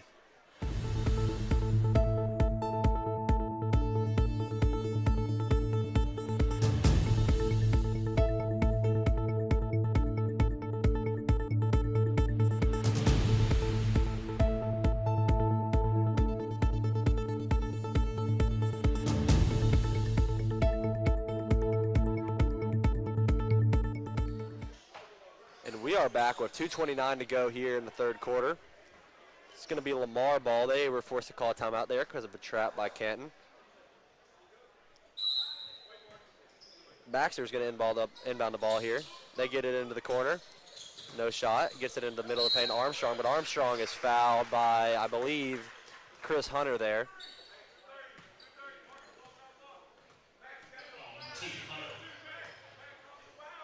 Hunter picked up his third. Lamar inbounds it here into the corner. They throw it back to the top to Armstrong. Armstrong, top of the key three, no good. Rebound Canton. Really good effort there by Luckett on that rebound. Gets knocked to the ground in the process. That's going to be a foul on number 12, Peyton Jones. As Canton inbounds it here to Luckett. Once again, you get a basket here for Canton. You've cut it to 7. Doesn't feel that far if you can just find some offense. Canton trying to set up something here. Passing it back and forth across court. They get it to Luckett at the top of the key. He throws it to Hughes at the wing. Back to Luckett, who dumps it straight back to Hughes. They're trying to find Chap Cook in the middle, but just cannot. Lamar is really closing him off. Yeah, this 3-2 zone by Lamar has been really effective. Force another turnover there. And a great finish. Nice play there by Peyton Jones, a senior. Gets the steal on the long overthrow pass and then lays it in and gets the foul too. He's going to try to extend this lead here with 1:43 to go in the third. It's 29-18.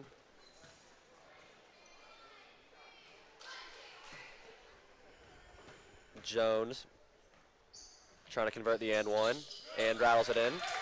30-18 with 1:42 to go here in the third quarter of this third place game.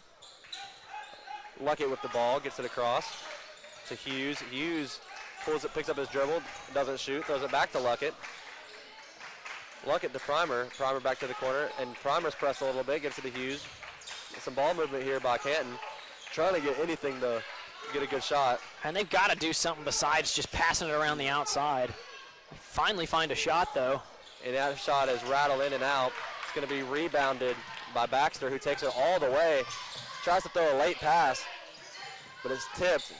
Still Lamar ball though. Armstrong gets in. He goes strong to the basket. No good.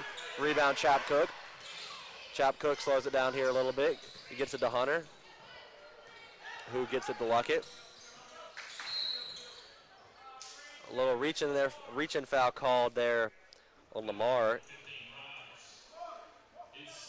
It's going to be called on number 15, Maddox Rhymes.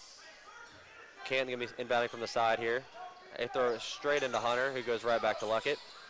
To the wing with Hughes. Hughes throws it, and that pass is stolen. Armstrong with it, clear pass to the basket, and he lays it home. I just don't think Hughes knew where he was going with the basketball. A couple of his teammates in the neighborhood, but no, I think, yeah, I 100% agree. I think he was lost there a little bit and kind of just threw it up. Luckett's passing, intended for Cook, stolen. Armstrong again, and he misses that layup. And then the second chance opportunity is blocked by Primer, but it's going to retain Lamar ball. Cross-court pass there to Baxter. Baxter drives. Ball is stolen, but they call a charge. Charge taken there by Hughes there for Canton. And I believe that it's going to be that's going to be the 7th foul. It's going to put him at the line here. 1 and 1. Or is that on? I guess not here. It's going to be Canton inbounding it here. With 15.9 to go in the third quarter. I think that was their last foul to give. Canton trying to slow it down as they have this half, but they're going to call Goodlow as soon as he checks into the game for a travel. That'll drive you crazy as a coach there. Already down 14, and just giving away possessions this late in the game. And this one's kind of gotten away from them to end the third as well. As it felt like just a few moments ago it was a 7-point lead, and it's now doubled. Armstrong goes strong into the paint, stops, throws up a little jump shot, no good. And the second chance opportunity there by Patrick Jones is also no good. And we're going to end the third quarter 32-18. Tonight's game is brought to you by Kraft Emergency Medicine, serving the personal health care needs of the Clinton community. Call 601-906-0480 for more information.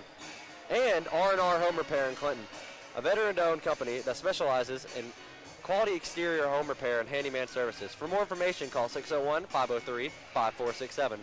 And with that, I'll send you to a quick break.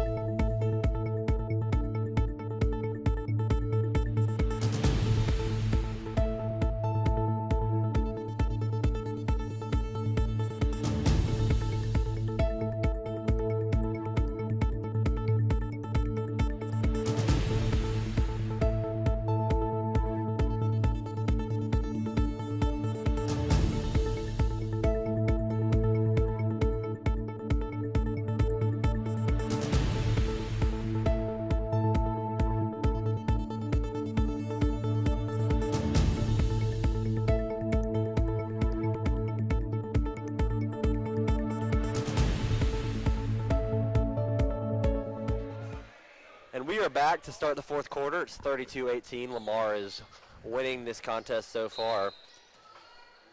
Canton going to have possession to start the quarter here. They get it inbounded to Luckett.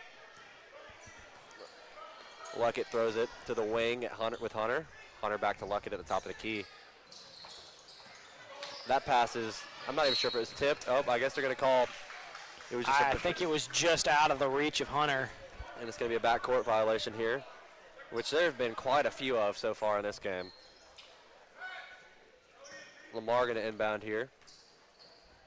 Armstrong really came alive in that third quarter, getting to the basket there. Really one of the main reasons that they have this lead right now. Yeah, he's made a couple nice plays. Good hands by John Thomas to knock that one away.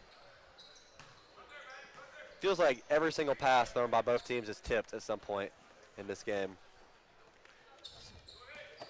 Lamar going to inbound here. Armstrong gets it in. Pressed here in the corner, and they're going to get him for... They're going to call over-under a carry against Rhymes. Canton going to inbound it here. They get it to Chap Cook at the wing. He throws a cross-court pass to Goodlow, who tries a little floater from the side, and it's rebounded by Armstrong, no good. He's going to take it up now. 7:25 to go here in the fourth. Armstrong makes a move strong to the basket and does not make the layup. Rebounded, though, by Canton. Gets it to Goodlow. Has Chap Cook wide open, and Chap Cook finishes the layup.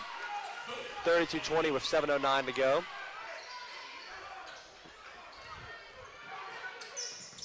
Lamar's pass is tipped here, but retained by Jones, and then stolen almost immediately. Gets it to Hunter. And Hunter misses the layup, rebounded by Lamar, and they're going to call foul, I believe, on Hunter. It's going to be Canton ball, or Lamar ball. I don't see any indication of who the foul. There, we finally got it. It's on John Thomas. Lamar trying to inbound it here. They're going to have to use a timeout because Canton was going full court man there, and no one was moving really, and forced them to use a timeout here early in the fourth quarter. And we will be right back after this break.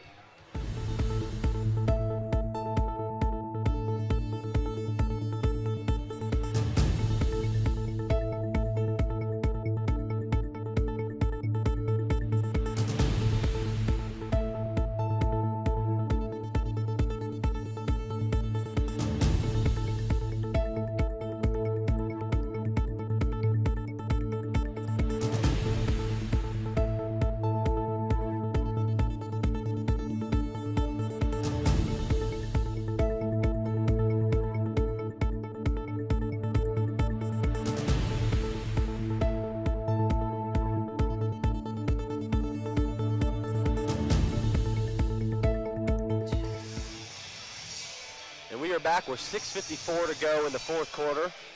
32-20, a very low-scoring affair so far in this game.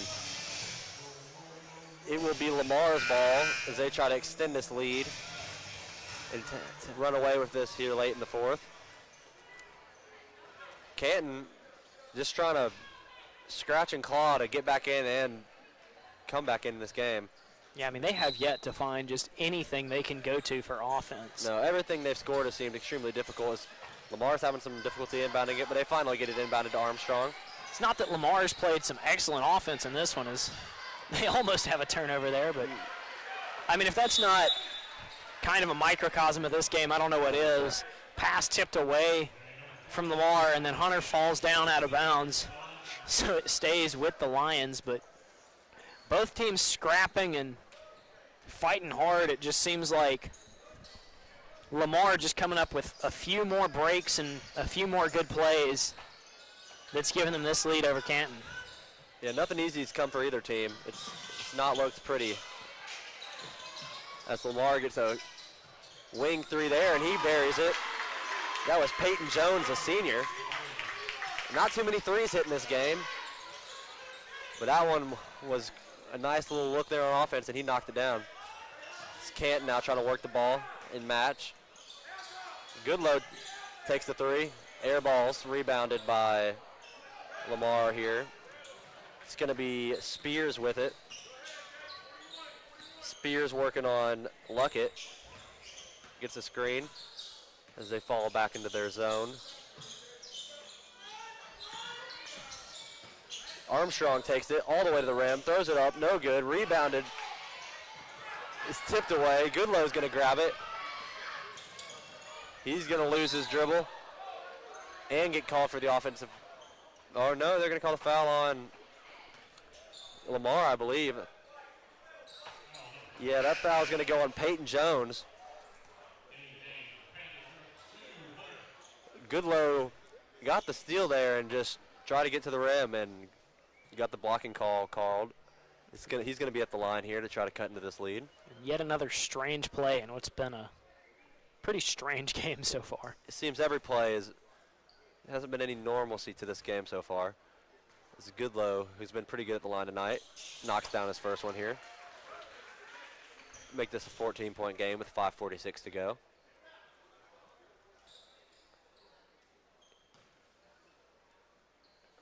Goodlow, when in the game, has probably been the leading scorer for Canton. It's just been, he's also probably had the most turnovers. He's been just kind of out of control, but which has worked in his favor a few times in getting fouls called and getting him to the line where he's knocked down some shots. As Armstrong gets it across half court. Lamar with it in the wing, gets it to Armstrong, who throws it all the way across to Spears, who's just holding it, slowing it down, forcing Canton to play some defense here. Spears kicks it to the corner. Peyton Jones, who throws it across back to Armstrong to the other corner. And I like this by Lamar.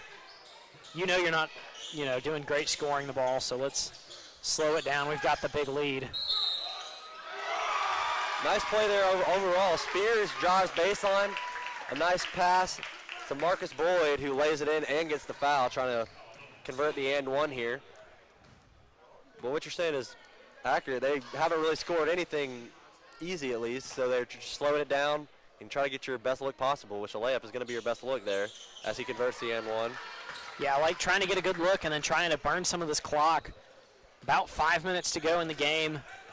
You've got what should be a comfortable lead unless Canton figures this one out in a big way. So let's try to just get out of here with an ugly win. Cook with it at the top. His pass is stolen, and Spears lays it in off the steal. Makes this an 18-point game with 4:45 to go. And I'm not even sure. I believe Cook may have stepped in bounds before inbounding it, so it's going to be Lamar ball here. I don't know. I don't have anything to say about that one. That was just that's just weird. Yeah, that's a unfortunate break there for Canton. As they steal the inbound, get it right back. Goodlow with it. His pass is stolen. Yeah, and you want to talk about out of control. It's exactly what Goodlow was on that possession. Kick to the corner. Corner three is good. Peyton Jones, another one. Not a lot of great shooting, but Peyton Jones has knocked down a few here. Yeah, he's been pretty good outside. As the timeout's going to be called here by Canton, as the lead gets pushed out to 21 with 4:19 to go in the fourth, and we will be right back after this break.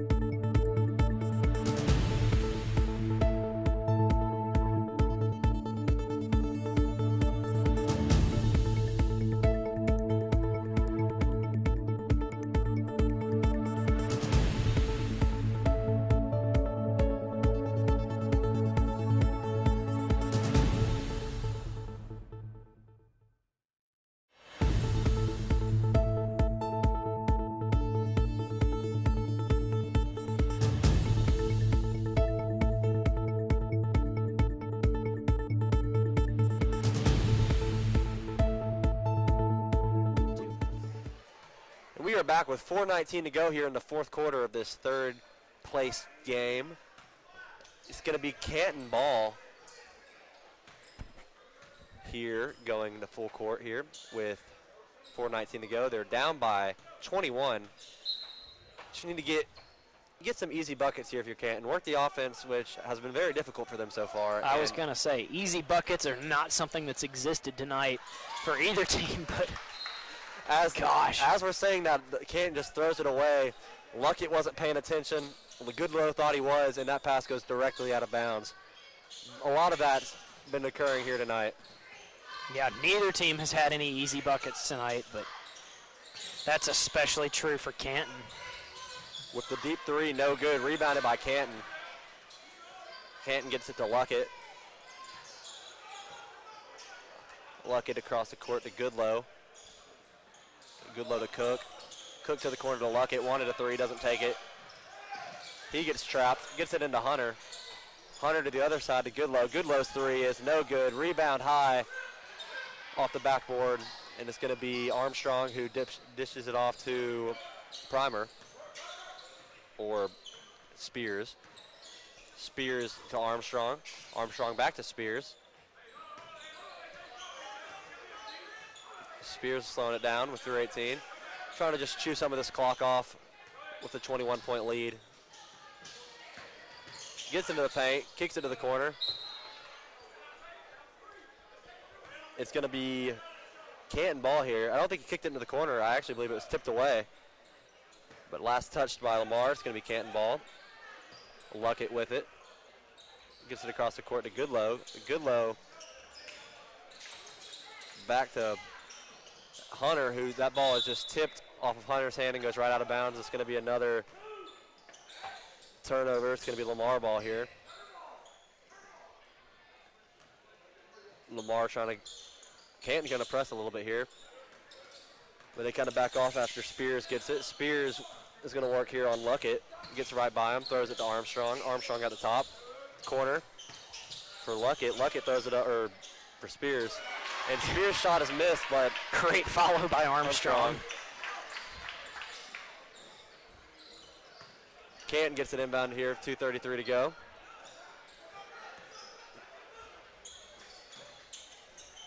Goodlow's pass.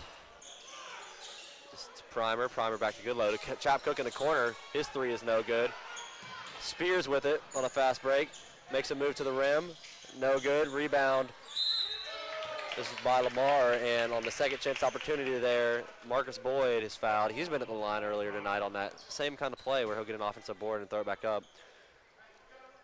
As he's going to try to extend this lead here with 2:14 to go. Yeah, I mean, we've seen some good hustle out of the junior with a couple of follows like this, resulting in a couple of trips to the line.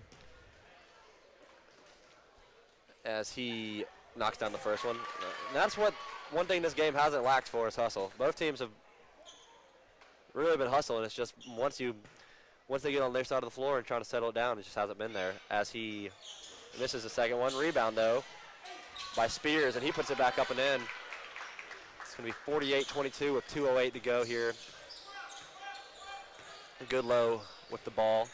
Gets it across court to Primer. Primer's three, no good. Rebound by Lamar, and Armstrong is going to take it up. He drives straight to the rim, throws it up, no good. I think they're going to get Primer here for a foul. Or another offensive foul, I believe. It's going to be Canton ball. Goodlow inbounds it to Luckett. Luckett gets it across to Primer. Primer with it. Primer fake pass. Trying to work it in the middle of the zone. Gets it to Hunter, who kicks it right back out to Goodlow. Goodlow loses his dribble, pulls up a three, knocks it down, and he was due for one after a few earlier misses. Yeah, he's had a really rough game. I'm sure he's glad to see that one go. And he cuts this game to 13 here with 1 minute and 25 seconds left in this contest. Spears just dribbling it around the top, trying to stall, waste a little bit of time here. He works on Cook, throws it in to the paint, but that pass is tipped away, and that sounded like it jammed some fingers there. Yeah, that was a screamer into the lane. I think it's Chap Cook down there holding some fingers. That one was definitely a knuckle buster. Yeah, you'll feel that one. 1:11 left to go here in this game. Hunter. And there's going to be a timeout called by Canton here with 1:06 left, down by 13. We will be right back after this 30-second timeout.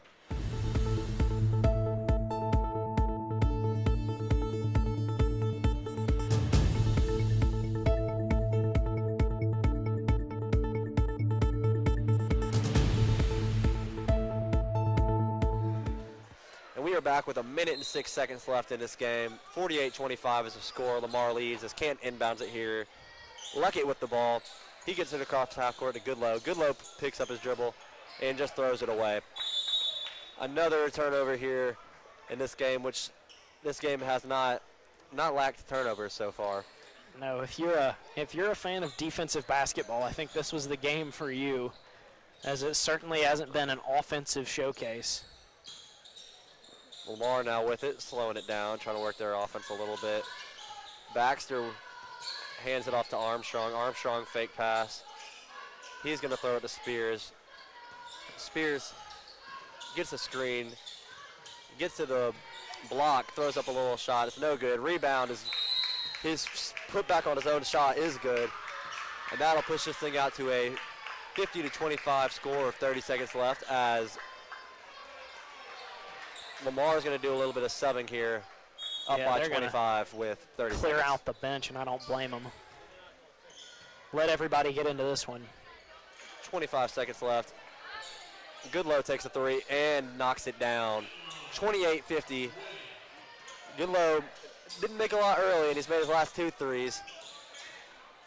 A little too late as that pass is thrown away by Lamar. It's going to be Canton ball with 12 seconds left.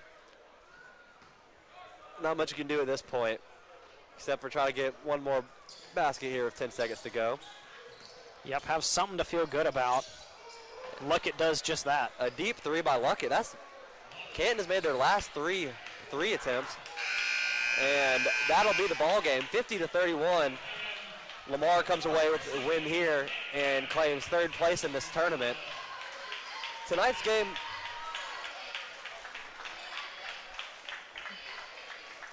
we're going to take a quick break and then be back with a little bit of analysis after this one.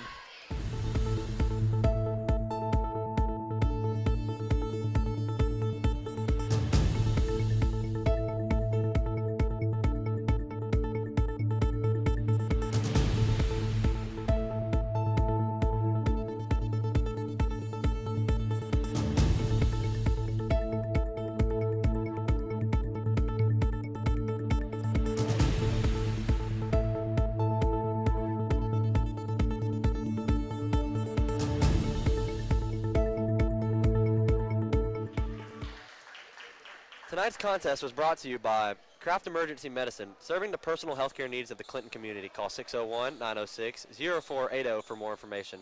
R&R Home Repair in Clinton, a veteran-owned company that specializes in quality exterior home repair and handyman services. For more information, call 601-503-5467. Capital Orthopedic, offering a personal approach to orthopedic medicine so you can live your best life. For more information, visit capitalortho.com.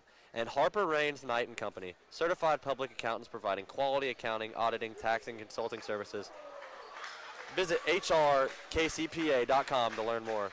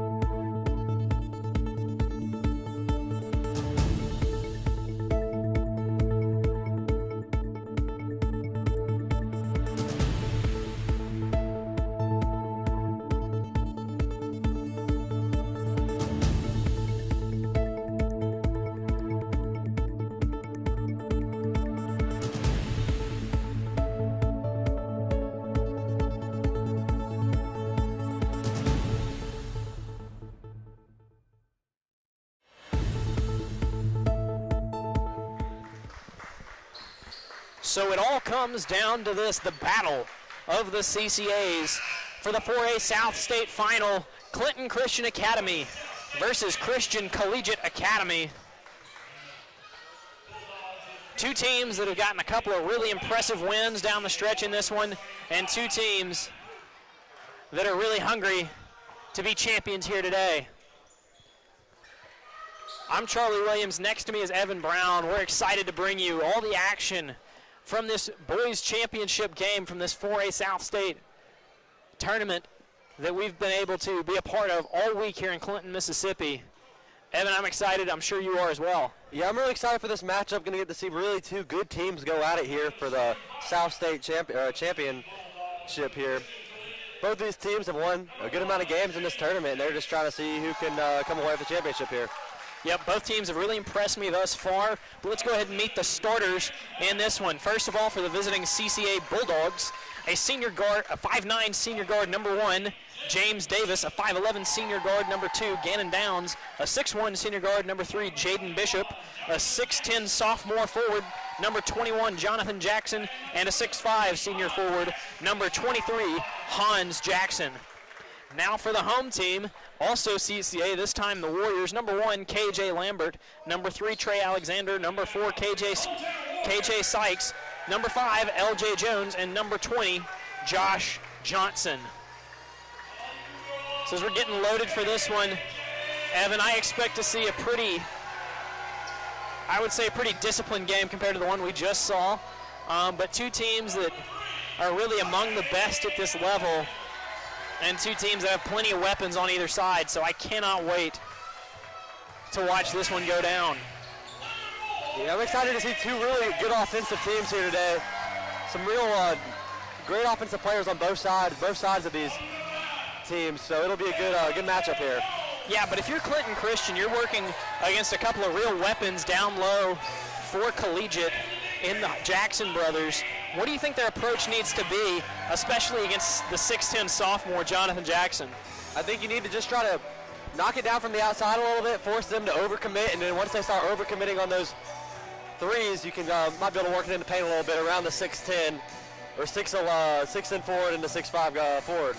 Yeah, I think another thing that they need to do, I mean, look at the big body of Josh Johnson down there, number 20. He may not be as tall, but he's got the build to really bang down low. I think he's going to be somebody. I think the battle between him and Hans especially is going to be key as we go through this one.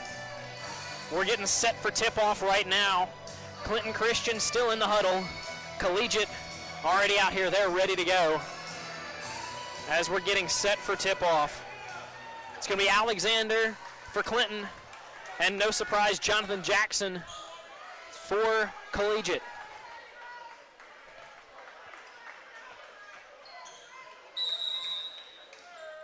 And we are underway. Hans Jackson controls it for the Bulldogs, gives it back up for Bishop, who gives it to Downs.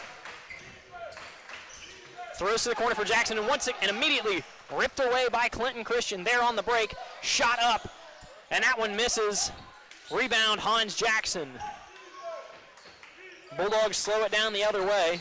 They get it back to Davis. Guarded close by Sykes. And he'll throw it away. LJ Jones with the ball. And in transition, throws one up, and we're going to get a blocking foul called against a Bulldog. That's really good early to jump those passing lanes and force some tough passes and then get yourself to the free throw line here off the fast break steal. Jaden Bishop with the first foul of this one. LJ Jones to the line for the Warriors. First one rattles around and pops out. So no score still.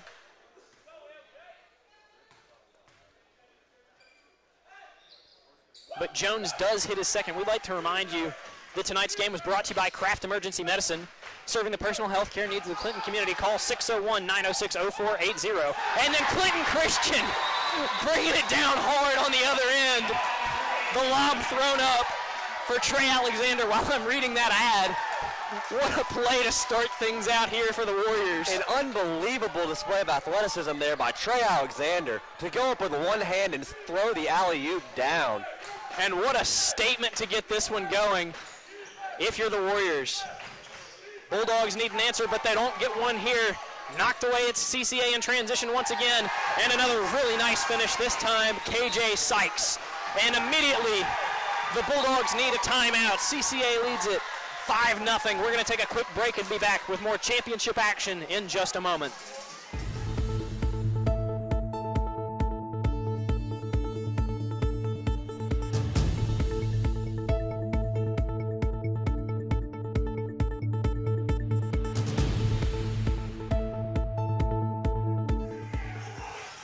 We'd like to remind you that today's game is also brought to you by R&R Home Repair here in Clinton, a veteran-owned company that specializes in quality exterior home repair and handyman services. For more information, call 601-503-5467. Also, Capital Orthopedic, offering a personal approach to orthopedic medicine so you can live your best life. For more information, visit capitalortho.com. So the Bulldogs need an answer here. CCA pressing after a couple of big baskets by them. And Davis loses a dribble once again. But a whistle, and I believe that's going to be a foul called against a Warrior. KJ Sykes picking that one up. I think early in this game, you've already been able to see how athletic this Warriors team really is. On both sides of the ball, they can really, they can steal it and then throw it down on the other end. They can really get up there. Davis kicks it to Downs. Back to Davis. He's going to drive, float one up. No good. Rebounded by Jonathan Jackson. He puts that one back up and in. And the 6'10 sophomore gets the scoring started for the Bulldogs. That size there really showing on that second chance opportunity there. Alexander, 3 for Clinton. No good. Bishop with the rebound. Now Davis. Once again, Sykes guarding him all the way at half court. Davis into the lane, throws that one away. And then finally handled by a Warrior. That one is Sykes. Sykes into the lane. And another great finish by KJ Sykes to go up with the opposite hand and get that one home among the bigs. 7-2 lead now for the Warriors. Davis pushing. He's trapped in the corner. Throws it to Bishop up top. He gets it across to Downs. Downs looks at a three, doesn't take it, but then dribbles off his foot. Recovered by Bishop. Gives it up for Davis. Calling for a screen from Jackson. Now Downs. Downs outside, throws to Jonathan Jackson down low, floats one up. No good. Hans Jackson with the rebound, and a tough finish for the senior down low. Cuts it to 3. Another display of that size, just playing a little bit of a factor here, but they lack in athleticism. They make up for in size and physical play. Yeah, and if you're the Bulldogs, you really want to slow this game down and not give up a lot of those transition baskets like we've seen the Warriors able to get. As Davis with it. Bishop for 3. That one's good, and they tie this one right up. 5:07 to go. Tie ball game in the first quarter of this South State Championship. Really good job so far of not letting that fast start get to them. Just slowed down, played their game, and tied this thing back up with 4:53 to go. Yeah, great timeout by head coach Tim Georgian for the Bulldogs to get back in control. But L.J. Jones maintaining control himself and finishing a tough layup. Davis trapped, throws to Jackson. Now Downs, he gets it across half court. Downs with some space, and then they're going to call him for a travel on the other end. Just got going a little bit fast there for himself, lost his dribble, and then couldn't stop. Yeah, and once again, if you're the Bulldogs, you really want to be the ones to slow this game down, as it looks like Downs a little shaken up on that play. He's going to take a seat. Caden Ritchie into the game in relief. Ball in the corner now for Clinton. They're going to work it around the outside. Trey Alexander from the elbow. No good. Rebound Bishop. Almost had it knocked away, but they get a whistle and another foul called against KJ Sykes. I believe that's going to be his second. It's not what you want to see. 2 early fouls on Sykes.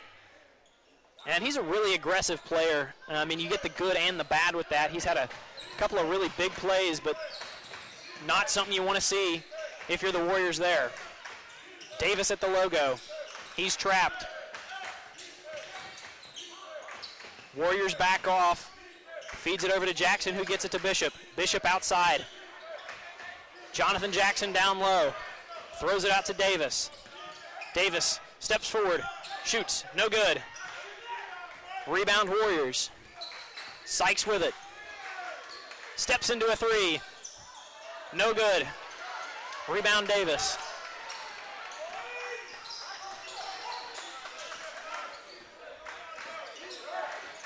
Around a screen from Hans, standing behind it. Now kicks to Richie in the corner. He turns around, he's going to drive, pulls up from mid-range, but he traveled. So a tough call against the Bulldogs there. We're going to get a timeout on the floor, so we're going to take it as well.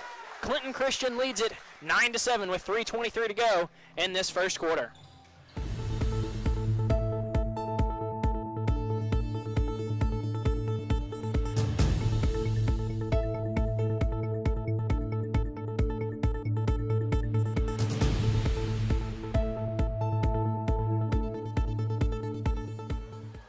We'd also like to remind you that today's game is brought to you by Harper Raines Knight & Company, certified public accountants providing quality accounting, auditing, tax, and consulting services. Visit hrkcpa.com to learn more. Out of the timeout, it'll be Warrior ball. KJ Lambert to inbound. No, excuse me, KJ Lambert to bring the ball up. But just a display of athleticism through the early going for the Warriors. And on the other side, the Bulldogs using their size to get some baskets as well. Lambert working on Davis, gives it to Sykes. Turnaround jumper, no good. Rebound Jonathan Jackson. Gives it to Davis. Davis on the drive, kicks to Downs in the corner. Downs steps up, puts the ball up and puts the ball in. Nice move by Bishop to get the basket to go there and tie it up once again. Now to the corner for Lambert. Slowing it down. Back out to Jones. Now it's Alexander. Steps back, but we've got a whistle and an offensive foul called against Alexander. I'm surprised they're leaving KJ Sykes in this game with 2 fouls early like this. An aggressive move by Coach Josh Zeitz. Richie racing down the court, almost has it stolen away, but Hans Jackson controls it, and then his layup rims out. Rebound, Johnson.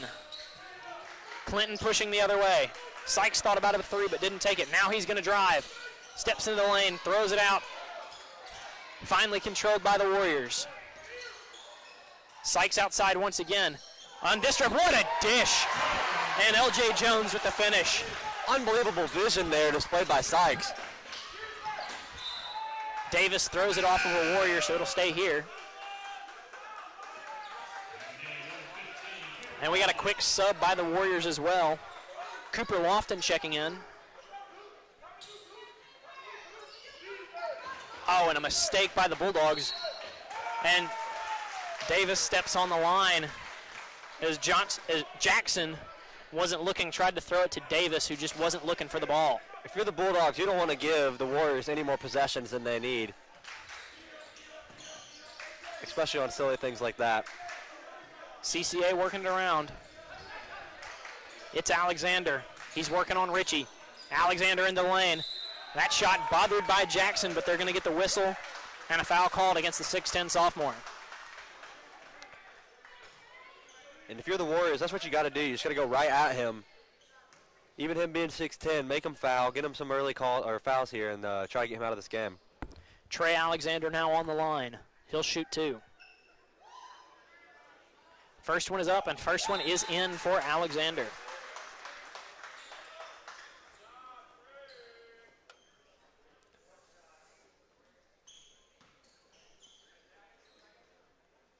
Downs back into the game for the Bulldogs.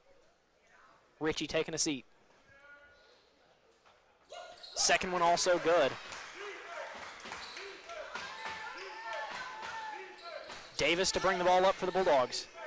Now it's Bishop. Up to Downs. They're working hard against this press to try to get it up. They finally do. It's Davis. He's trapped once again, though. Hans Jackson outside. He's going to drive, put one up and put one in, get the and one for Hans Jackson. What a strong take there by Hans. Got right to a spot on the floor and laid it right in and got the foul called. And that's what he can do for you. He's a strong player, strong finisher as well. And Hans Jackson going to have a chance at the line. Lofton going to take a seat after picking up that foul. Josh Johnson, after a short rest, coming back in. Yeah, Hans realized Josh Johnson wasn't in the game and attacked right where he would be and laid that in. Free throw misses. Alexander in transition. He's hurrying. into the lane. And then he'll draw a foul of his own and go to the line for an and one attempt, as they got Hans Jackson for that one. Alexander there on that shot, he just levitated a little bit, held himself in the air and knocked it down. Got so far off the ground, it was almost impossible to block. This has been a fun one so far through the first quarter. Minute 32 to go. CCA expands their lead to 5. Inbounds to Davis. Now Bishop back to Downs. Finally Davis gets it across. Hanging in the air, pass into Downs. Hans Jackson all alone. Misses the mid-range jumper. His brother almost tips it back in, and then the rebound controlled by Johnson. Sykes going the other way. He's double teamed, throws it to the top of the key. Alexander hesitates, makes the extra pass. Three-pointer on the way, no good by LJ Jones. Bishop with the ball now for the Bulldogs. Gives it up for Davis. Clock ticks under 50 seconds. Davis trying to get something to go for the Bulldogs. They need a basket. Now it's Bishop. He gets a screen from Jackson, but doesn't use it. 37 seconds on the clock now. The Bulldogs really not wanting to give the Warriors another possession here, as they're really slowing it down. And I don't blame him, but Bishop needs to go somewhere with the ball now. He's going to try to back down, make a crossover move into the lane, and almost a great finish by Downs. That one popped out, and then controlled by Clinton Christian. We've got a whistle and a foul against a Bulldog, so it's going to be Clinton Christian ball with 16 seconds on the clock. That one does go against Downs, so he'll take a seat. Ritchie checking into the game once again. KJ Sykes controls it for Clinton as the clock ticks below 10 seconds to go in this first quarter. Now KJ Lambert. 5 on the clock. Now Alexander. Back to Lambert. 2 on the clock. Puts up the 3. Can't get it. No good. And so that'll end the quarter. Clinton Christian leads it by 5. And we'd like to remind you that today's game is brought to you by Kraft Emergency Medicine, serving the personal health care needs of the Clinton community. Call 601-906-0480 for more information. And R&R Home Repair in Clinton, a veteran-owned company that specializes in quality exterior home repair and handyman services. For more information, call 601-503-5467. We're going to take a quick break and be back with second quarter championship action in just a moment.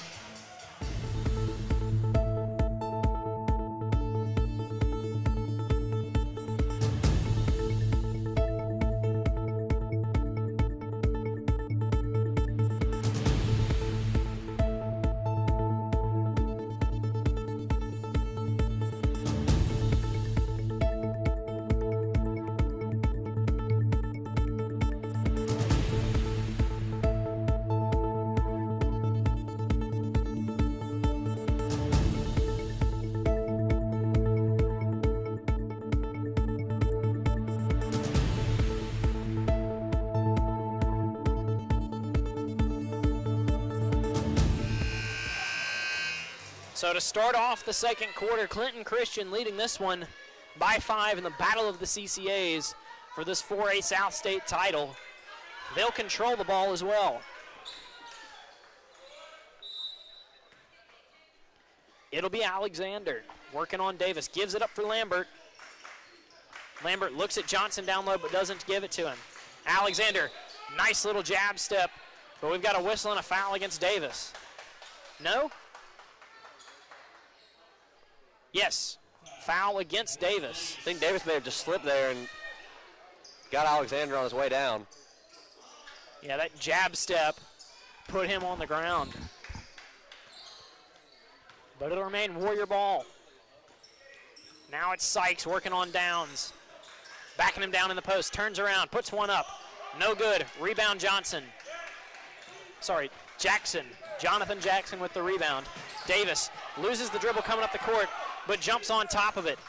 Bishop with the ball. We've got an injury to a Warrior player and a whistle as LJ Jones is down on the ground. Trainer's over to check on him. He's up. And walking to the bench, we'll get a quick sub as Jacob Zeitz is going to see his first action of the game, if they do in fact pull him out. LJ Jones looking like he may stay on the court. Zeitz taking a seat once again.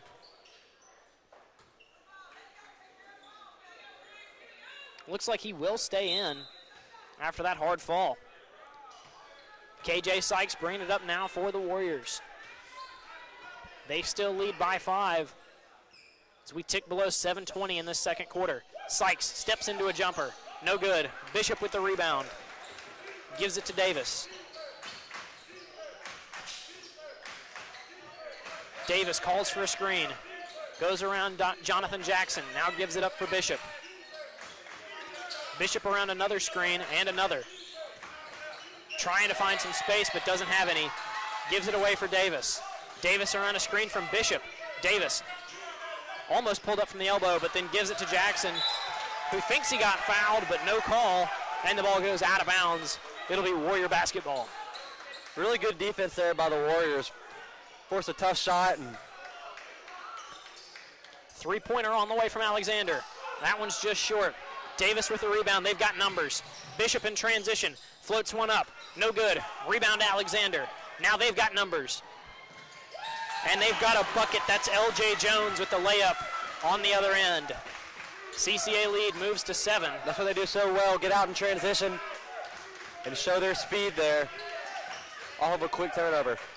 They're gonna bring the press. Bulldogs almost beat it, but Hans Jackson barely keeps that one in bounds. And then Jonathan Jackson has it ripped away. Nice steal by KJ Sykes. He's going the other way and then throws it off the head of Jonathan Jackson. And I guess that's an occupational hazard when you're 6'10". Sometimes your head's where people don't quite expect there to be a person. Inbounds goes to Alexander in the corner. Working on Bishop. Steps into the lane. Floats one up. No good. Rebound Bulldogs. Bulldogs have been playing really good defense in the half court. Davis puts one up, puts one in off the glass. Nice finish by the 5'9" guard. Good possession there by Davis. Forced a tough shot on one end, made it a tough shot on the other. We're ticking below 5:35 to go in this second quarter. CCA hanging on to a 5-point lead. I should say the Warriors hanging on to a 5-point lead. Mid-range on the way. That one's good. Nice shot by KJ Sykes. He'd missed a few before that. He finally knocked another one down. He can just shoot from anywhere. Bulldogs trying to beat the press, and they do. Hans Jackson into the lane, but I think they're going to get an offensive foul. Yes, they do. As it was LJ Jones standing in there to draw the charge.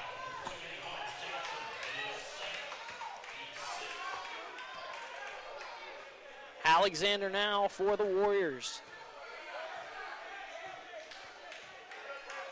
Guarded by Davis. Around the screen from Johnson. He'll get another one from Johnson. Johnson now goes to the post. Alexander still with the ball. Takes another screen. Loses his dribble. Almost goes out of bounds, but doesn't. Now back to Jones. And now we've got a whistle and a timeout called by the Warriors, as they were a little bit out of sorts on that possession. But we'll take a timeout as well. Warriors lead by 7 with 4:42 to go, and we'll be back with more championship action in just a moment.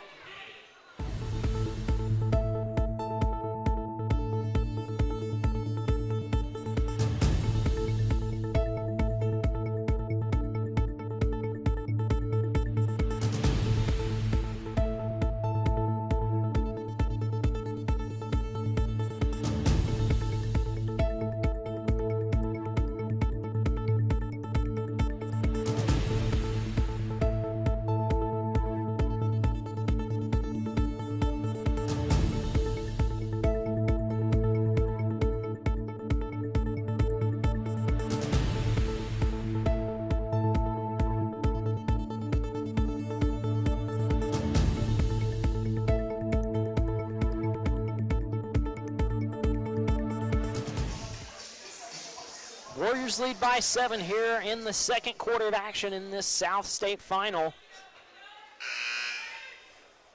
They had the ball, but possession was a little bit out of sorts, so Coach Zeitz takes the timeout. Let's see what they run out of this break. Inbounds goes to Alexander. Davis picks him up half court. Once again, a screen by Johnson. Now Davis on the drive. And a defensive foul called against Davis.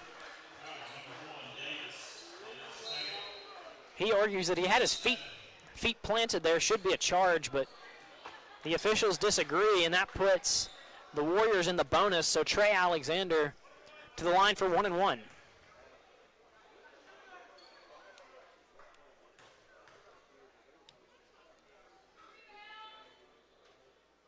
Alexander gets the first, so he'll get another crack at it from the line, and that pushes the lead all the way to 8.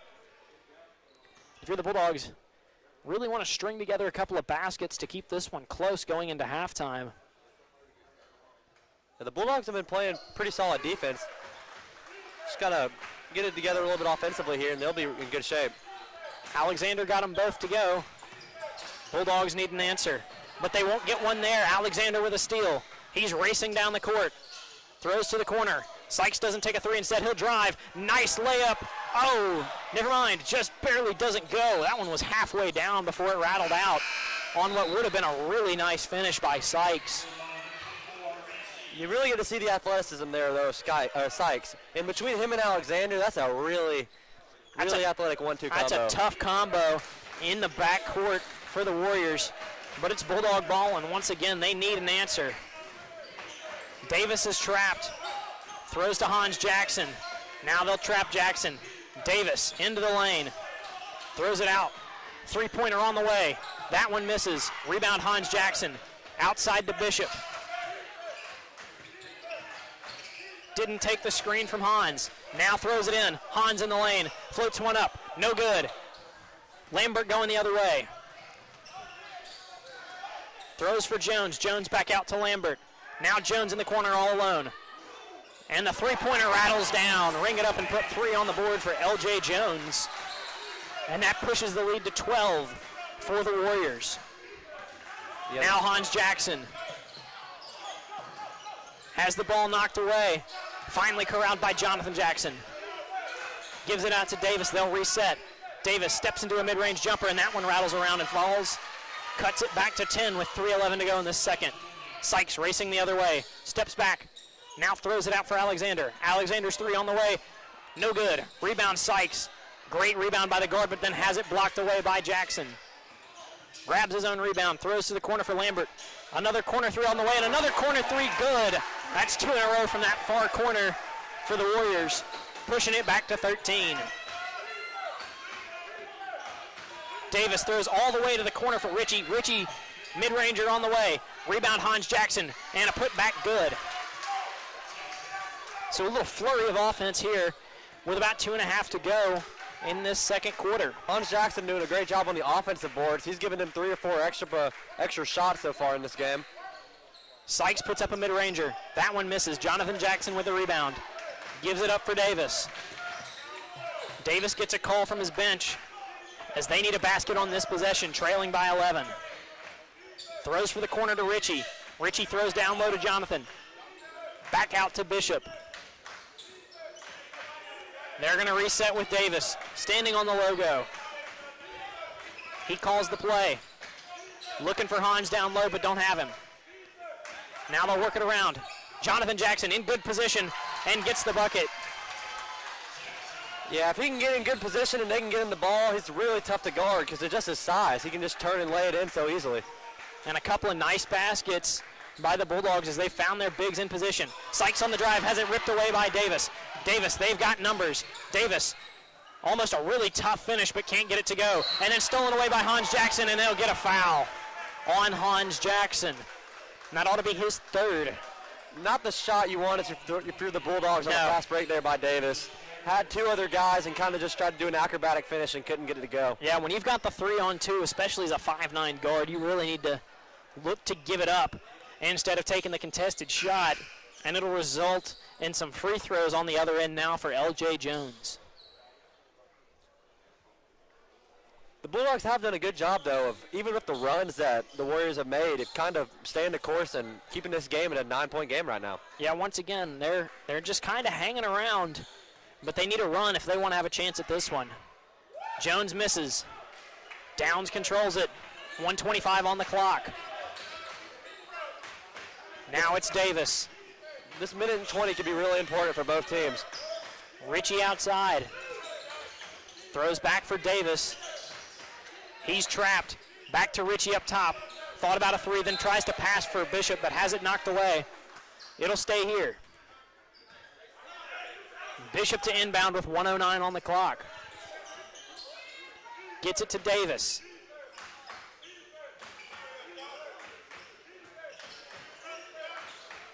Throws to Jonathan. Has that one ripped away. Great defense by Josh Johnson. And it'll be Sykes going the other way.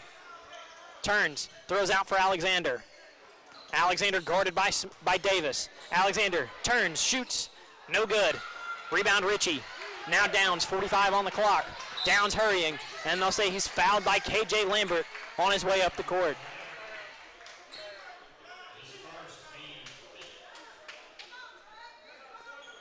Downs doing a really good job of getting up the court fast and forcing them to foul there.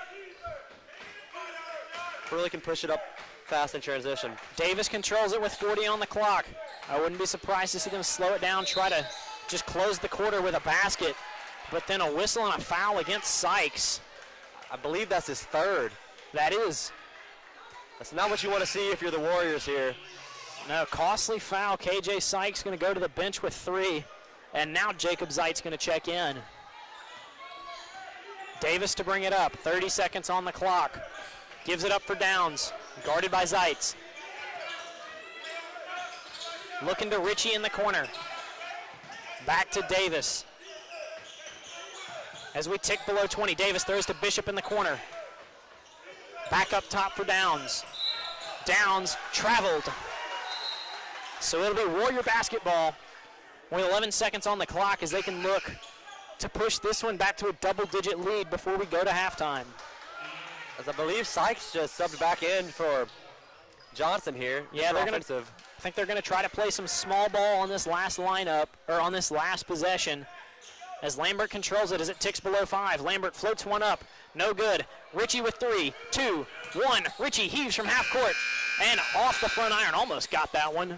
But that'll take us to halftime with Clinton Christian in control, 28-19. We're going to take a quick break and then be back with some halftime analysis here of this championship game in the 4A South State Tournament at Clinton Christian Academy.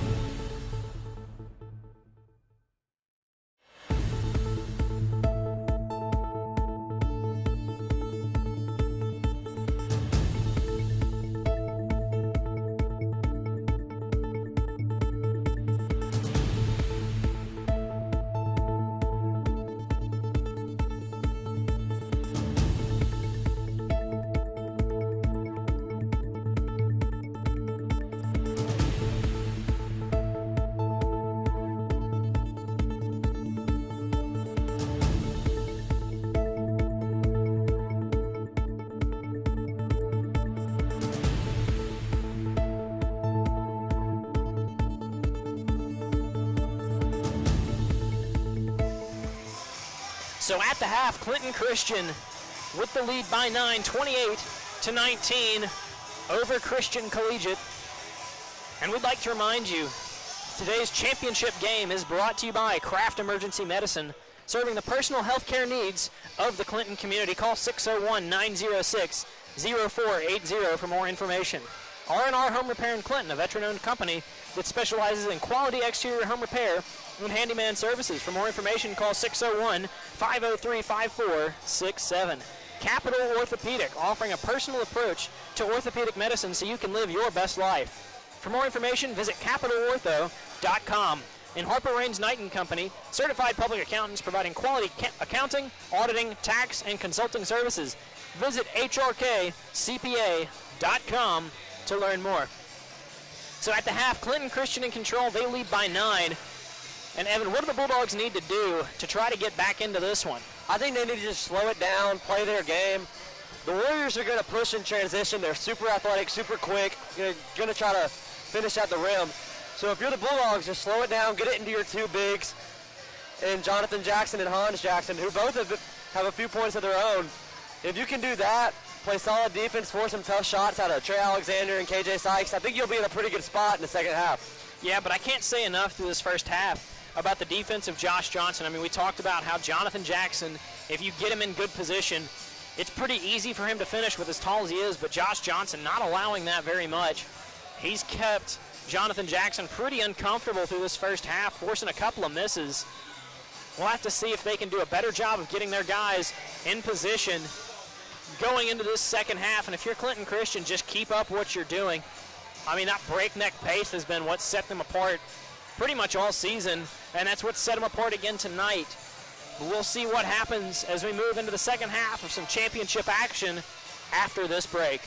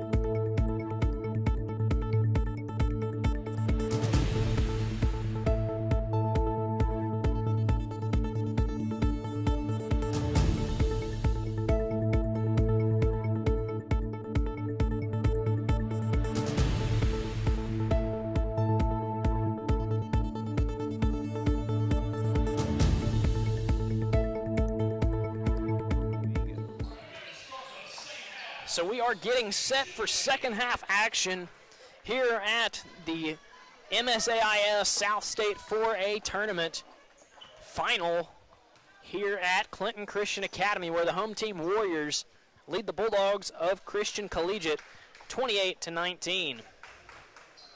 And through that first half, it was all about the Warriors' athleticism, the Bulldogs' inability to kind of slow things down and play at their own pace. Have to see if the Bulldogs are able to flip the script as we go into this second half. It'll be Sykes for the Warriors to start things off. Davis picking him up at half court. Throws it over to Alexander. Warriors taking things slow to start it off. And then a whistle and an offensive foul against Alexander. They'll say he pushed off.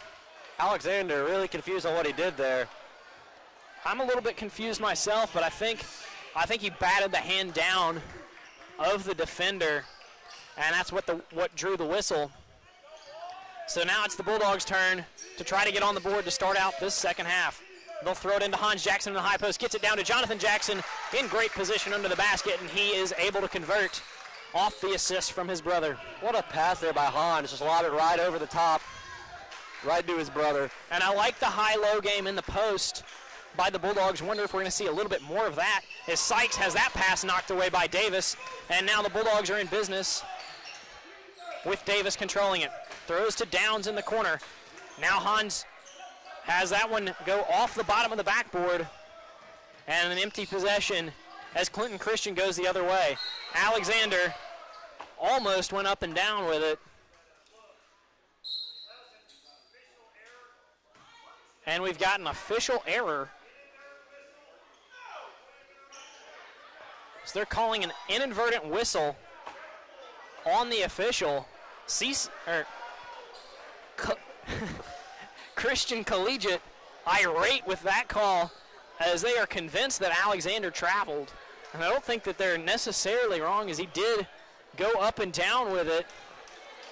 Yeah, I'm not exactly sure. I've ever seen an official error like that on a play where it didn't look like he got fouled, so I don't know what he could have been blowing the whistle at there. But it'll stay with the Warriors. Yeah, that's a tough break if you're the Bulldogs here. Sykes controlling it now as they try to get the scoring started in this second half. Sykes on the drive, pulls up from mid-range. No good. Rebound, Jonathan Jackson. It's Davis going the other way. Guarded by Sykes. He gets a screen from Hans. Works around that screen. Look for Jonathan down low, but doesn't have him. Gives it up for Bishop. Bishop goes the other way off a screen, loses his dribble, then regains it. Then passes for Davis. Davis outside. Stops, looked at a shot but doesn't take it. Throws it down low to Jonathan Jackson, and a nice turnaround finish by Jonathan Jackson. That's twice they've gone to him down low to start out this half. And Coach Zeitz has seen enough. He takes a timeout with 6:12 on the clock in this third quarter. We'll take a timeout as well and be back in a moment with more championship action.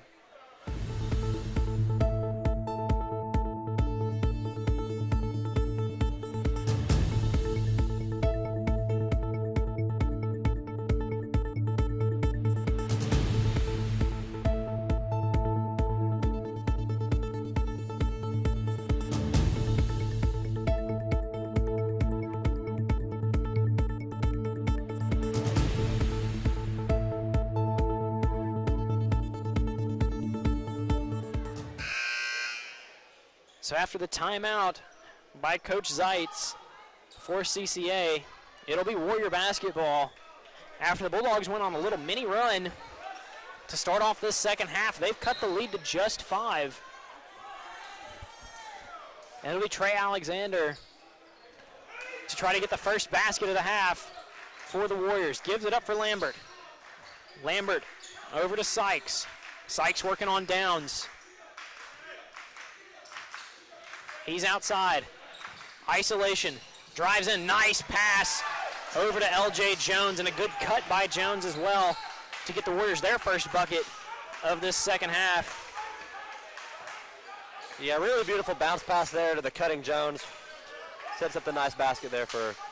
Let's see what the Bulldogs do now. Will they get it back to the Johnson brothers down low, but they have it knocked away. Warriors in transition. Now Sykes in the corner. Backs it out. He's double teamed. Now into the lane. Throws it up top. Bit of a wild pass, but corralled. Floated up. No good. Hans Jackson with the rebound.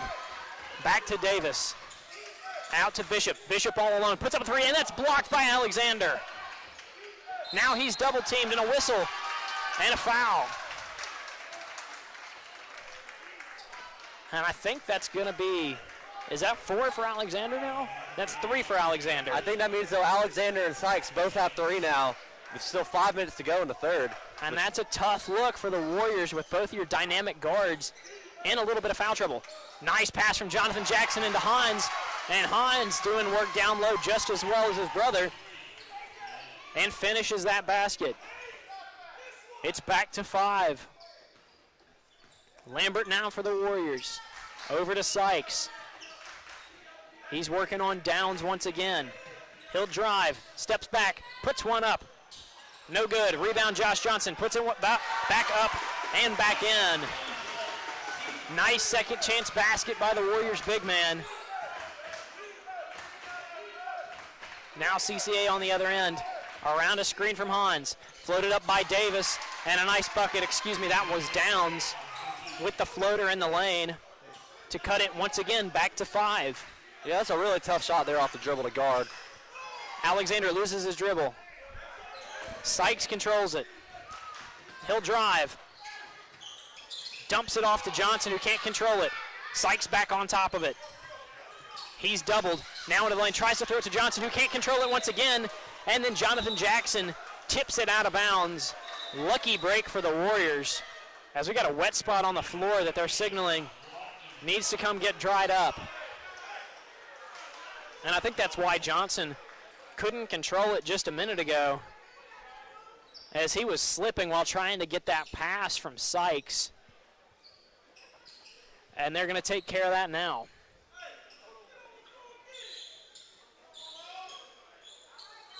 That's another big man for the Warriors to check in, Cooper Lofton. Neither team going to the bench that much. Lofton and Zeitz, the only 2 subs to come in for Clinton. And then for Collegiate, I think we've only seen Caden Ritchie come off the bench for them. Now to the corner for Alexander. He's working on Hans Jackson. Throws it over for Sykes. Sykes outside. Doesn't take the shot. Hans Jackson rotates over to him. Alexander now working on Downs. Pulls up. Can't get the mid-ranger to go. Rebound by Bishop. Good defense there to force a really contested mid-range. Davis with the basketball. Now Bishop in the corner. Back to Davis. They work it around to Downs. They throw it down to Jackson, who gives it back out to Downs. Barely controlled that one. Pass knocked away. Recovered by Hans. Gets it up to his brother, who then throws it away. Lambert with the steal. Throws to Sykes in the corner.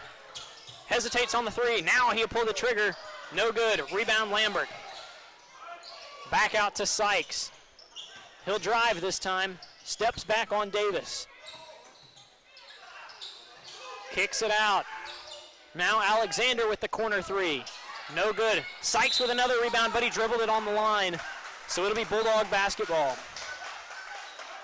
No, they got a foul before he dribbled, so Jaden Bishop picks up the foul. That one's on the floor. So Lambert will inbound. Into Sykes, all the way into the backcourt. 2:50 to go in this third quarter. Sykes now on the drive. Behind the back dribble. Pulls up from the free throw line. That one rattles around, and that one goes in.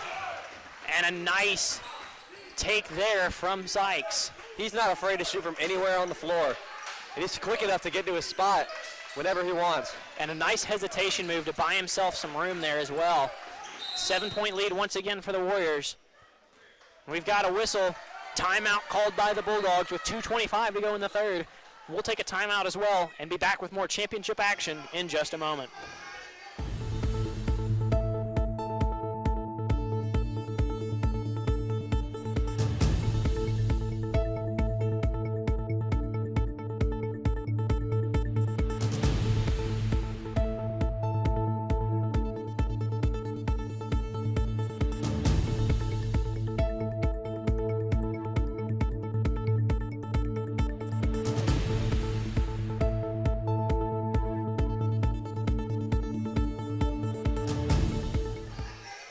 after the Bulldog timeout, they'll have the ball.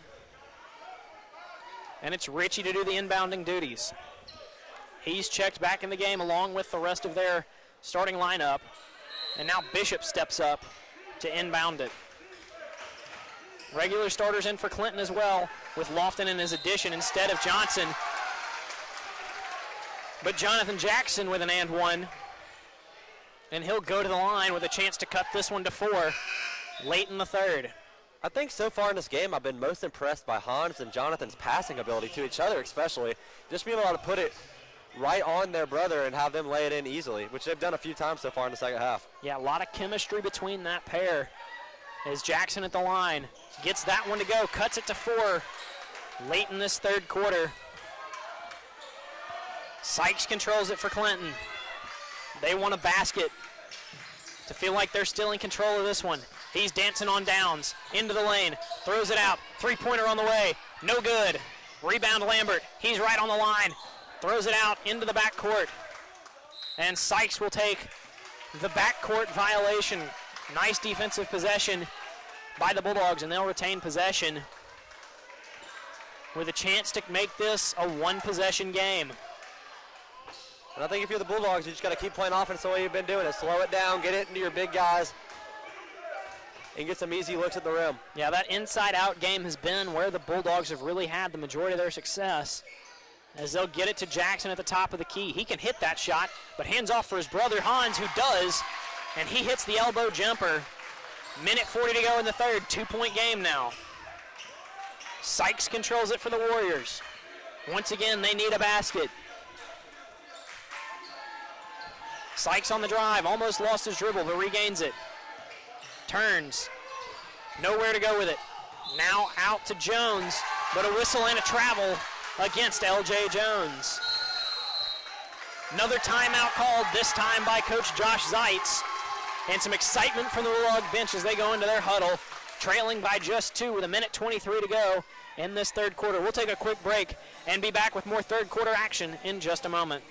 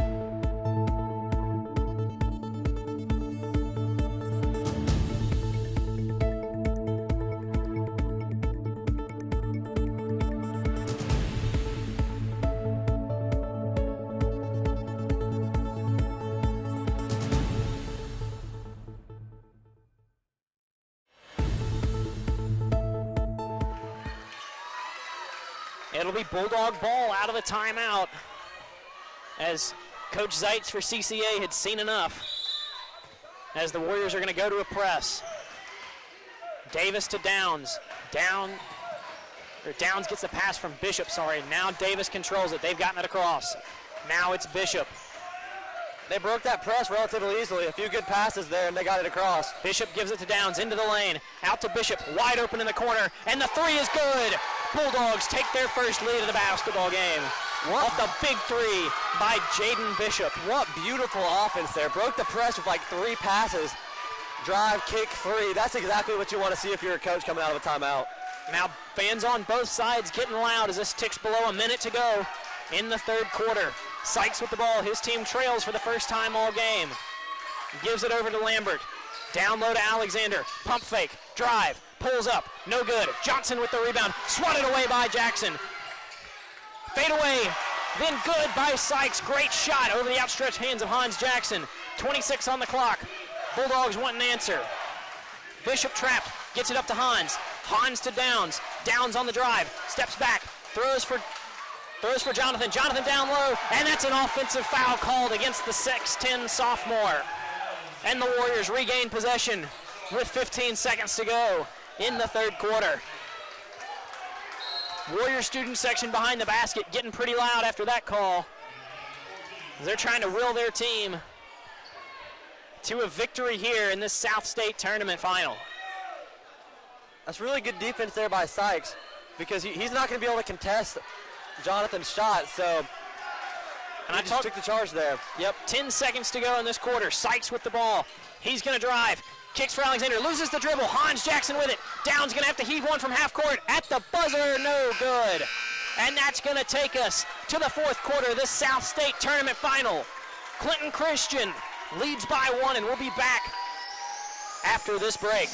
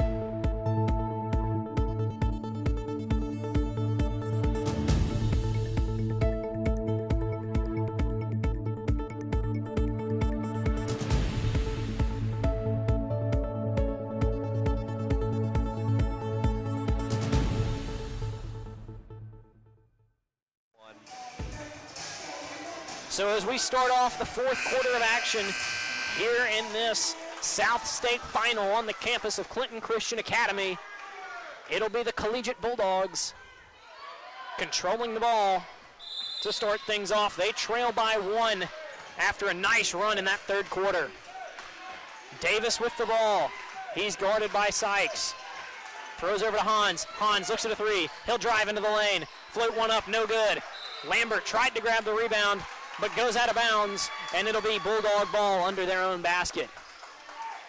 Couldn't tell who got a hand on it, but somebody was able to block or bother that shot from Hans Jackson as they get it into him, and he'll miss, gets his own rebound, puts it back up, misses again, but draws the foul. Hans Jackson to the line, and a chance for the lead.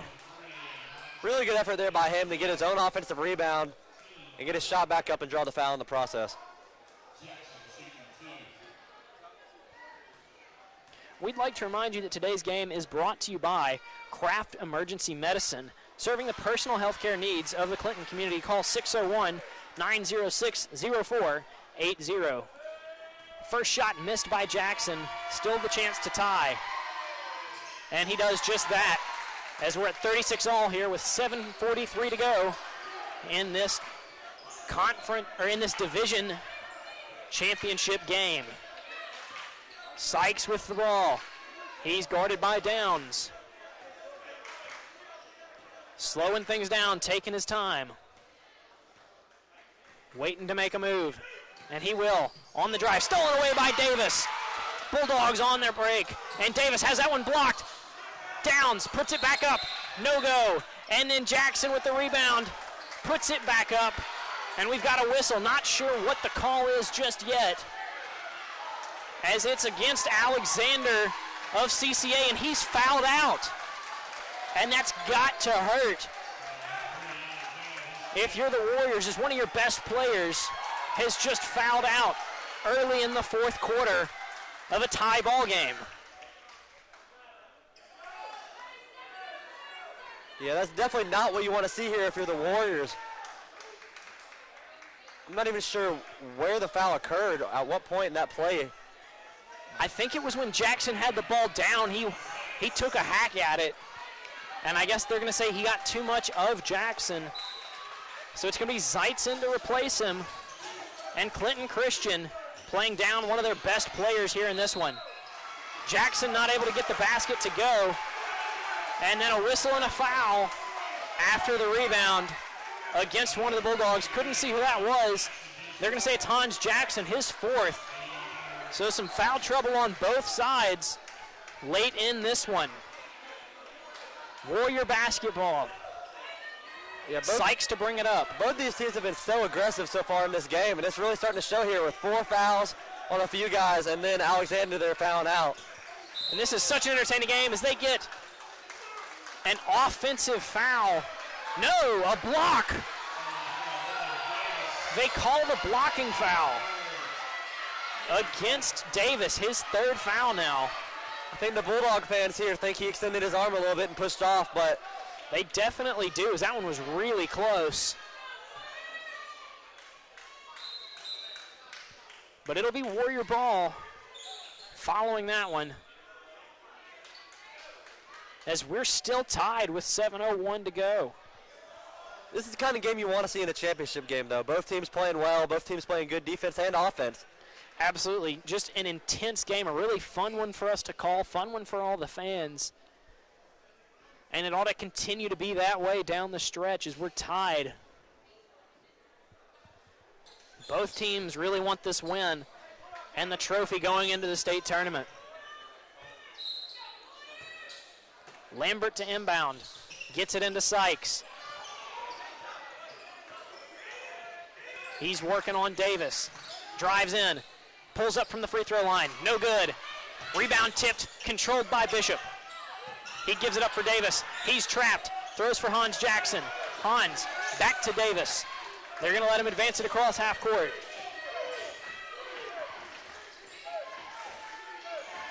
Defense chants from the crowd. Davis working on Sykes.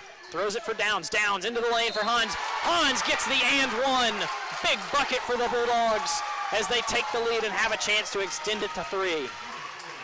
This Christian Collegiate team can just pass so well. All 5 guys really can just put it wherever they want and get easy buckets for the 2 big men. And they've refused to go away, just hanging around through this one. And they've come all the way back to take a lead here in the 4th. Hans Jackson misses that one, though. Zeitz with the rebound, gives it up. And now it's Sykes. Sykes into the lane, blocked by Jackson. Jonathan Jackson got a hand on that one. And it'll be Davis going the other way once again.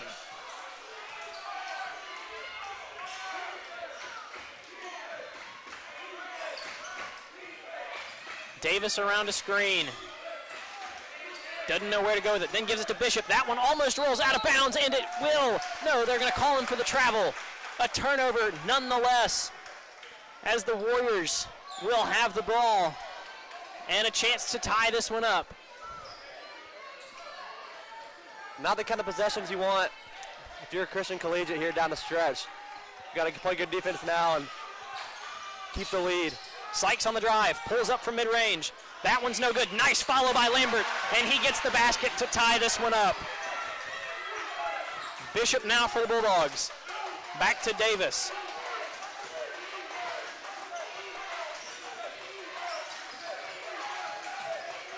Working on Sykes. Now Downs. Steps back, looked at a 3, doesn't take it. Jonathan Jackson draws the double, turns, shoots, and it's good. The Jackson brothers doing work down low here in the 4th quarter. Sykes into the lane, throws it out. Zeitz, now Lambert. Lambert all alone at the free throw line. Gets the jumper to go and tie this one up at 40. With around 5 minutes to go in the 4th quarter of this back and forth South State championship matchup. Really great offense on both sides the last 2 possessions, both getting the good high percentage looks they wanted. Davis up top to Hans. He'll give it away for Downs. Excuse me, Bishop. Bishop working on Lambert. Now Davis.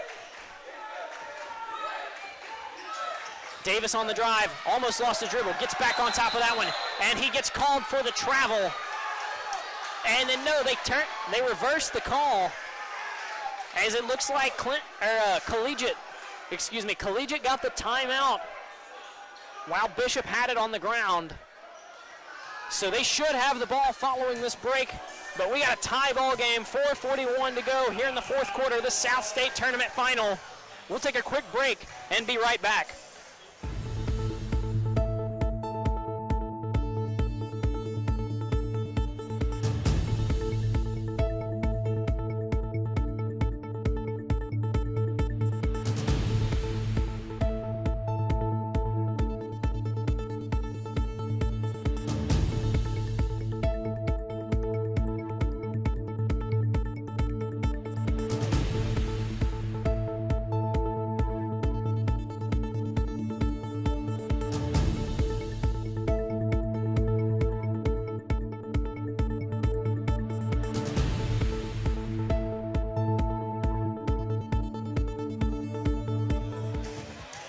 like to remind you that tonight's game is brought to you by R&R Home Repair here in Clinton, a veteran-owned company that specializes in quality exterior home repair and handyman services. For more information, call 601-503-5467. Inbounds now for the Bulldogs, under their own basket. They throw it into Jonathan Jackson. He's in the post, floats one up, and they call him for a travel.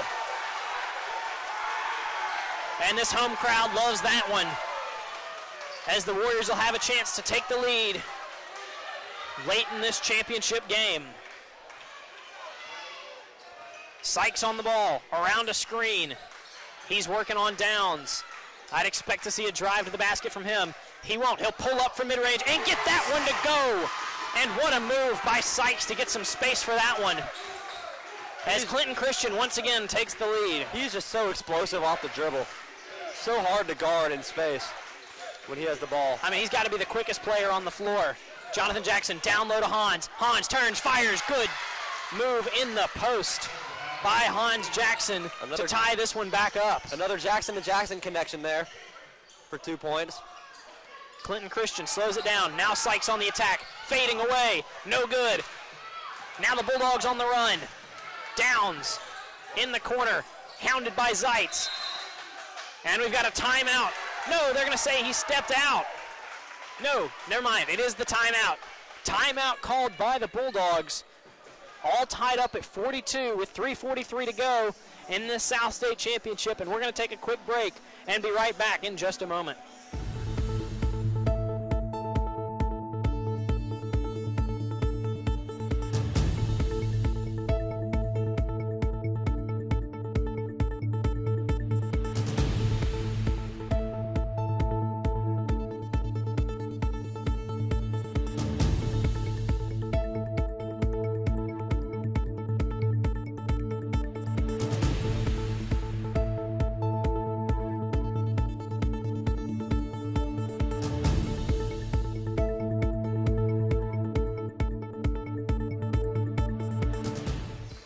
So out of the timeout, both teams with only one timeout remaining now, with 3:43 to go in this fourth quarter. We're all tied up at 42. Bishop to inbound. Gets it into Davis. Trying to set up another play. Now it's Downs. Around a screen from Hans. Looking to Jackson. No, it's Bishop. Bishop outside. Up top for Davis. He's going to reset with 3:25 on the clock. Gives it to Bishop. Tries to slip around a screen from Jackson. Not a lot of space. He's triple teamed. Back out to Bishop. Bishop drives. Kicks to Davis. Bulldogs have probed inside a couple of times with no luck. And they'll reset once again. Now it's Downs throwing into Jackson. Hans Jackson goes to the ground. Loses the dribble. And it goes out of bounds. It'll be Warrior basketball.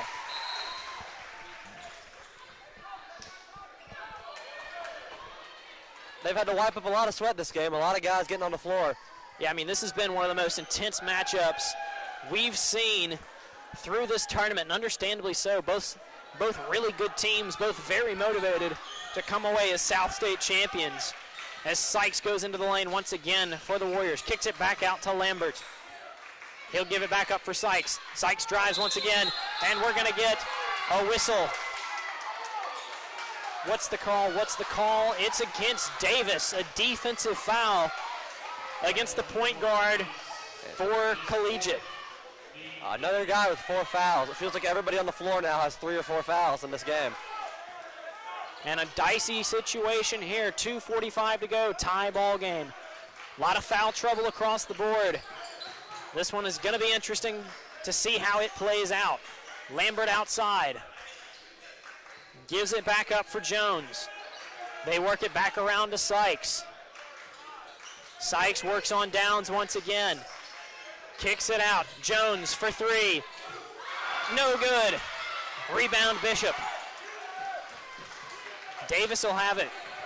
Clock ticks down. Close to just 2 minutes to go. 42-42. Downs has the ball once again. He's waiting around outside. He's thinking about this deep 3. He wants it. I think he thought about it and then looked at his coach. That's probably what happened here. Jacob Zeitz steps up. We're ticking down towards 150. Now Bishop outside. Now it's Davis, double teamed. He had Bishop in the corner but doesn't give it to him. Now it's Hans outside. Bishop in the corner once again. Around a screen from Hans. Ball knocked away, but a whistle and a foul against L.J. Jones. That's his third foul. And that's his third. And it also will send Bishop to the line as it put the Bulldogs into the bonus. So Bishop at the line with a chance to take the lead here with 1:37 to go in this game. Student section getting loud, but he'll hit and get another chance at the line. So really clutch free throw there. Get yourself the opportunity in the second one by also putting your team in the lead there, 43-42. Yeah, clutch play by Bishop. Second one on the way, second one good by Bishop. Jaden Bishop, perfect at the line. 2-point lead for his team as we tick down to 1:30 to go. Big time free throws there with under 2 minutes to play. Sykes on the ball, around a screen from Johnson. Lambert now for three. That one's no good. Jonathan Jackson with the rebound. Now it's Davis, and they control it with 1:15 on the clock and the lead. Davis with the ball, throws to Downs. Downs all alone. Wisely slows it down as we tick close to a minute. And then it's stolen away by Sykes. Sykes all alone. Sykes with the rebound to tie this one up with 1 minute to go. What a play by Sykes. Unbelievable. Sneaking up on Downs and just picking his pockets and laying it in. Downs with the ball once again. He's trapped once again. He loses it once again. It's Sykes once again, and he gets fouled. They're calling that one on the floor, but what a sequence from KJ Sykes with a couple of steals to get his team back alive in this one. Defensively there, he just came alive. Coming on the backside of Downs on the first one and picking his pockets, and then the second one on a straight trap, he just ripped him. Sykes now controls it in the backcourt. 40 seconds to go. Tie ball game here in the fourth quarter of this South State Championship. Davis guarding Sykes. And you know he's thinking to go to the basket right here. What else will he do? Waves off the screen from Johnson. He wants the isolation. This is his moment. 20 seconds to go. Timeout called. Warriors call the timeout with 16 seconds on the clock. As we've got a tie ball game, we're going to take one more timeout and be back with more championship action in just a moment.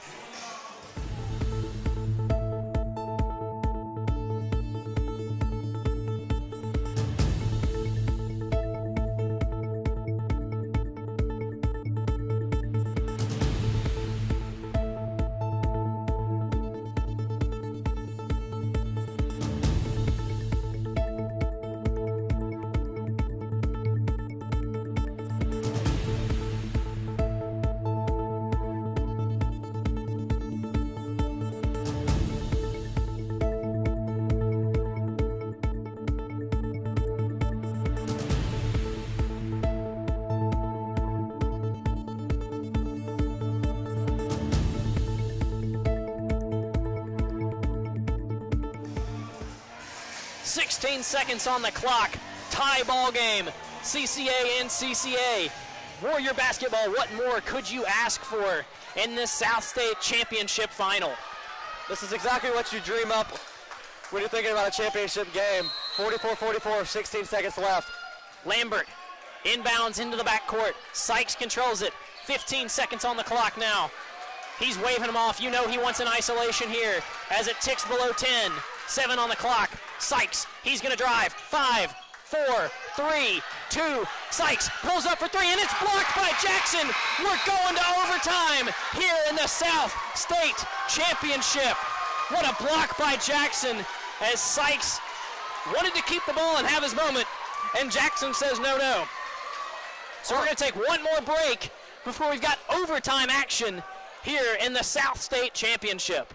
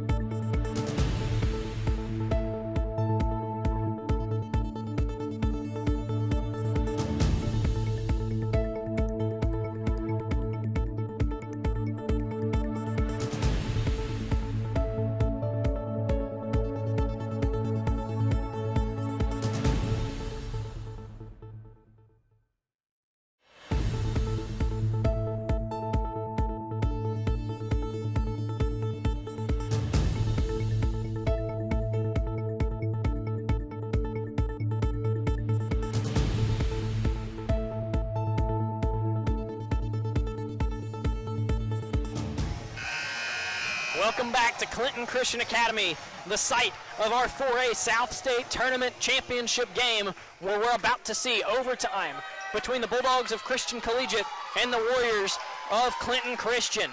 44-44. We're going to tip it off for the second time today in what's been just, I mean, you couldn't have asked for more out of a championship game. No, you really couldn't have. 44-44 going into overtime here. Both teams played great on both sides, offense and defensively. This is exactly what you think about when you think about championship basketball. So we're getting set to tip it again. It's going to be Johnson and Jackson wins the tip. Davis controls it now as we go into the final, maybe final, 4 minutes of this game here in overtime. Downs has the ball on the outside, around a screen from Jackson, throws it away. Jones controls it, has that one knocked away, and then out of bounds, and it'll be Bulldog basketball. Quick substitution for the Bulldogs. Caden Ritchie enters the game once again. Downs takes a seat.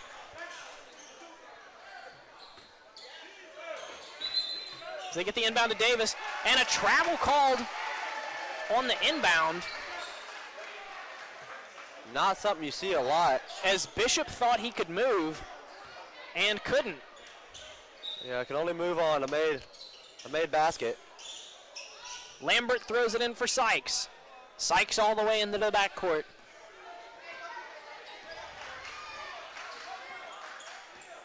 Takes a screen from Johnson. Gets doubled. Throws it away for Jones. Jones for three. No good. Rebounded by Davis. Davis slows it down.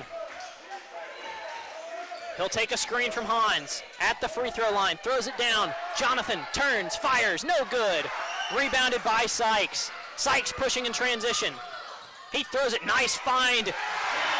Great feed to Jones, and Jones gets the basket to drop as they take their first lead of this overtime. Ritchie now drives in and gets blocked from behind by Jacob Zeitz. Hans Jackson gets it, tipped around on the floor. Who has it? It's CCA. Jones comes up with the ball and gives it to Sykes.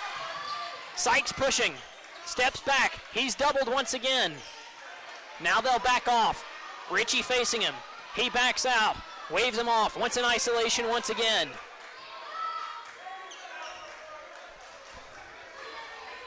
Ritchie steps up. Sykes drives, steps into the lane. What a finish by KJ Sykes off of that isolation take. 4-point lead now for the Warriors. An unbelievably athletic take there by Sykes. Got right to his spot, up and under, and laid it in. Ritchie in the corner for three. That one's too strong. Rebounded by Lambert. Throws it ahead for Hans. Now Davis, and the Bulldogs need a timeout. So we'll take a timeout as well. 2:01 left in this overtime period, with Clinton Christian leading it by 4.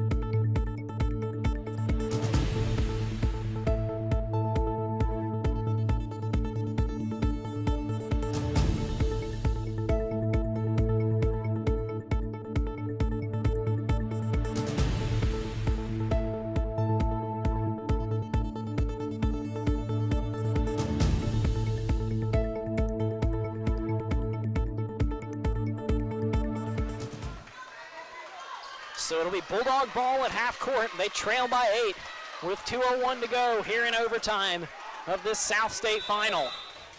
Bishop to inbound. Bounce pass into Davis. Downs back in relief of Ritchie. Clinton stays with the same lineup. Jackson outside, throws it for Hans. Davis outside now. Around a screen from Hans, throws it to Jonathan in the high post. Back to Hans, back to Davis.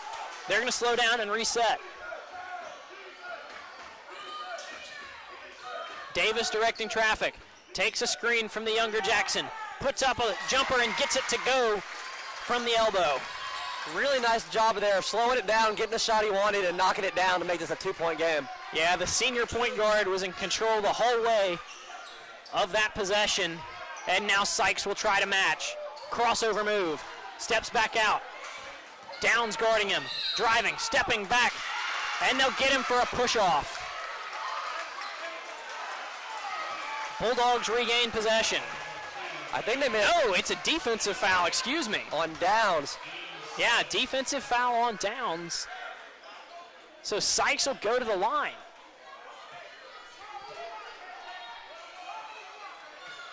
Both teams in the bonus. Sykes going to get a chance at 1-1. First one misses. Rebound Jackson. Bulldogs have life, down 2 with about a minute to go in overtime. Davis beats the press, ahead to Bishop. Bishop for 3, Bishop is good from 3. Bulldogs lead it by 1. What a big time shot there by Bishop. The fast break 3, and he buries it. Sykes into the lane, stops, pops, no good. Rebound controlled by Johnson, put it back up, and a whistle and a foul, so Johnson's gonna get his chance at the line. Unbelievable sequence there. And what a game we've seen, just Truly. back and forth the whole way. Couldn't have asked for any more out of this championship matchup. Johnson at the line, a lot of noise from the Bulldog faithful, and he buries it anyway. Tie ball game.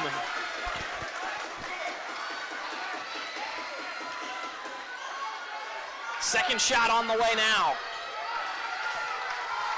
Bulldog faithful making noise once again, and he'll miss this one. Rebound Hans Jackson. Davis with the ball in transition. He's trapped. 36 seconds. Hans Jackson. Now back to Davis. Davis working on Lambert. Tie ball game once again. Bishop in the corner. 3-pointer up. No good. Jackson tips it away. Jones with the ball for the Warriors. 23 seconds. Now Sykes flying down the court. He'll back it out, slow it down. Coach Zeitz encouraging him to slow down. 15 on the clock. Dribbles past Downs. Into the lane. Into the corner. Zeitz doesn't take it. Back to Sykes. Sykes fouled in the lane. 6.5 on the clock. And Sykes gonna go to the line. And what a possession. Wow. That was an unbelievable possession. So much just happened there, but Sykes is going to end up at the line here with a chance to take the lead with 6 seconds to go. Noise once again. But he drains it. 1-point lead now for Clinton Christian. 6.5 seconds to go. Sykes gives him the lead. The Bulldogs do have a timeout here. And we've got a timeout. Didn't see who called that one. I believe it was Clinton Christian. Yeah, CCA will take that timeout, and we'll take it with them. 6.5 seconds to go. Clinton Christian just took the lead by 1.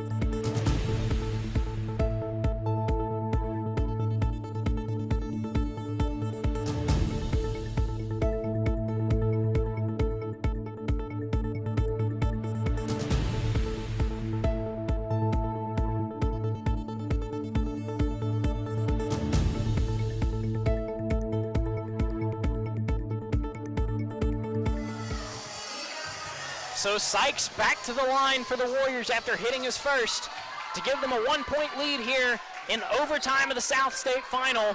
With 6.5 seconds on the clock, he's got a chance to push it to 2. The Bulldogs do have a timeout here they can use if he misses this one. And I expect them to take it if they do get the ball off this miss. More noise from the Bulldog faithful once again. But Sykes drills it. 2-point game. Hans into Davis. Davis takes the timeout with 4.5 seconds. So a chance for Coach Georgian to draw something up and get one of his stars a shot to try to force double overtime or potentially take the win here. And if you're Coach Georgian, Evan, what are you doing? I think you got to get it into the paint to one of the Jacksons and let them get a shot there. Go for the layup to tie, hopefully get fouled, maybe get an and one. I don't think you're drawing up a three here. No, I agree. Don't put it in the hands of the guards. Instead, throw it down low to one of the big guys. They've had some success all night getting in good when you get them in good position. So let's try to get them in good position once again and give them a chance to tie this one up. Yeah, I think you got to go with what's got you here. And the bigs, and that's what got you here. 100%. Yeah. The bigs is what got them here so far tonight. What a game we've gotten to call tonight. 100%. And it's all going to come down to this one. 4.5 seconds on the clock.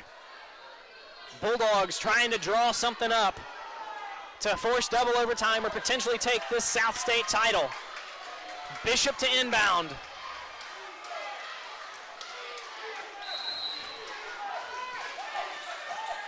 Into Hans, tries to give it back to Bishop, tipped, knocked out of bounds.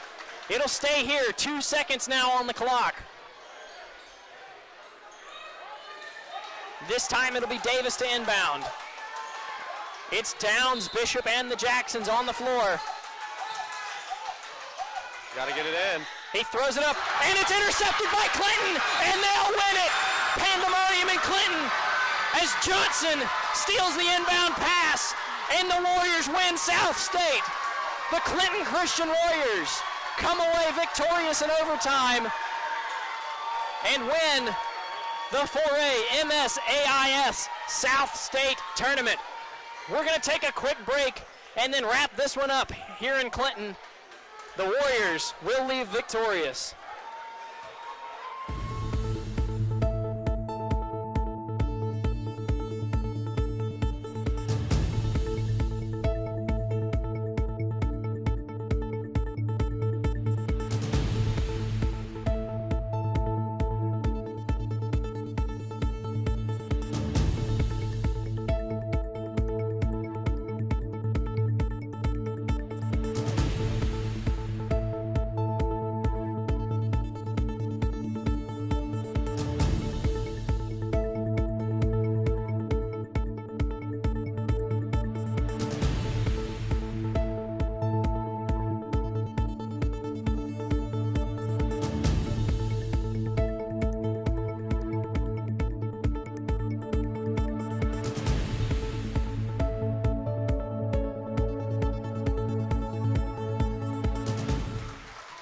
So Clinton Christian comes away with the thrilling overtime victory here in the South State Tournament, and they'll come away with the trophy in this one. We'd like to remind you that this game and all others in this tournament have been brought to you by Kraft Emergency Medicine, serving the personal health care needs of the Clinton community. Call 601-906-0480. R&R Home Repair here in Clinton, a veteran-owned company that specializes in quality exterior home repair and handyman services. For more information, call 601-503-5467. Capital Orthopedic, offering a personal approach to orthopedic medicine so you can live your best life. For more information, visit capitalortho.com. And Harper Raines Knight & Company, certified public accountants providing quality accounting, auditing, tax, and consulting services. Visit hrkcpa.com to learn more. And there you hear it, folks. The ovation from the crowd as Clinton Christian receives the trophy and wins the South State title. And they'll move into the state title riding high after this one. Evan, what a game we just got to call.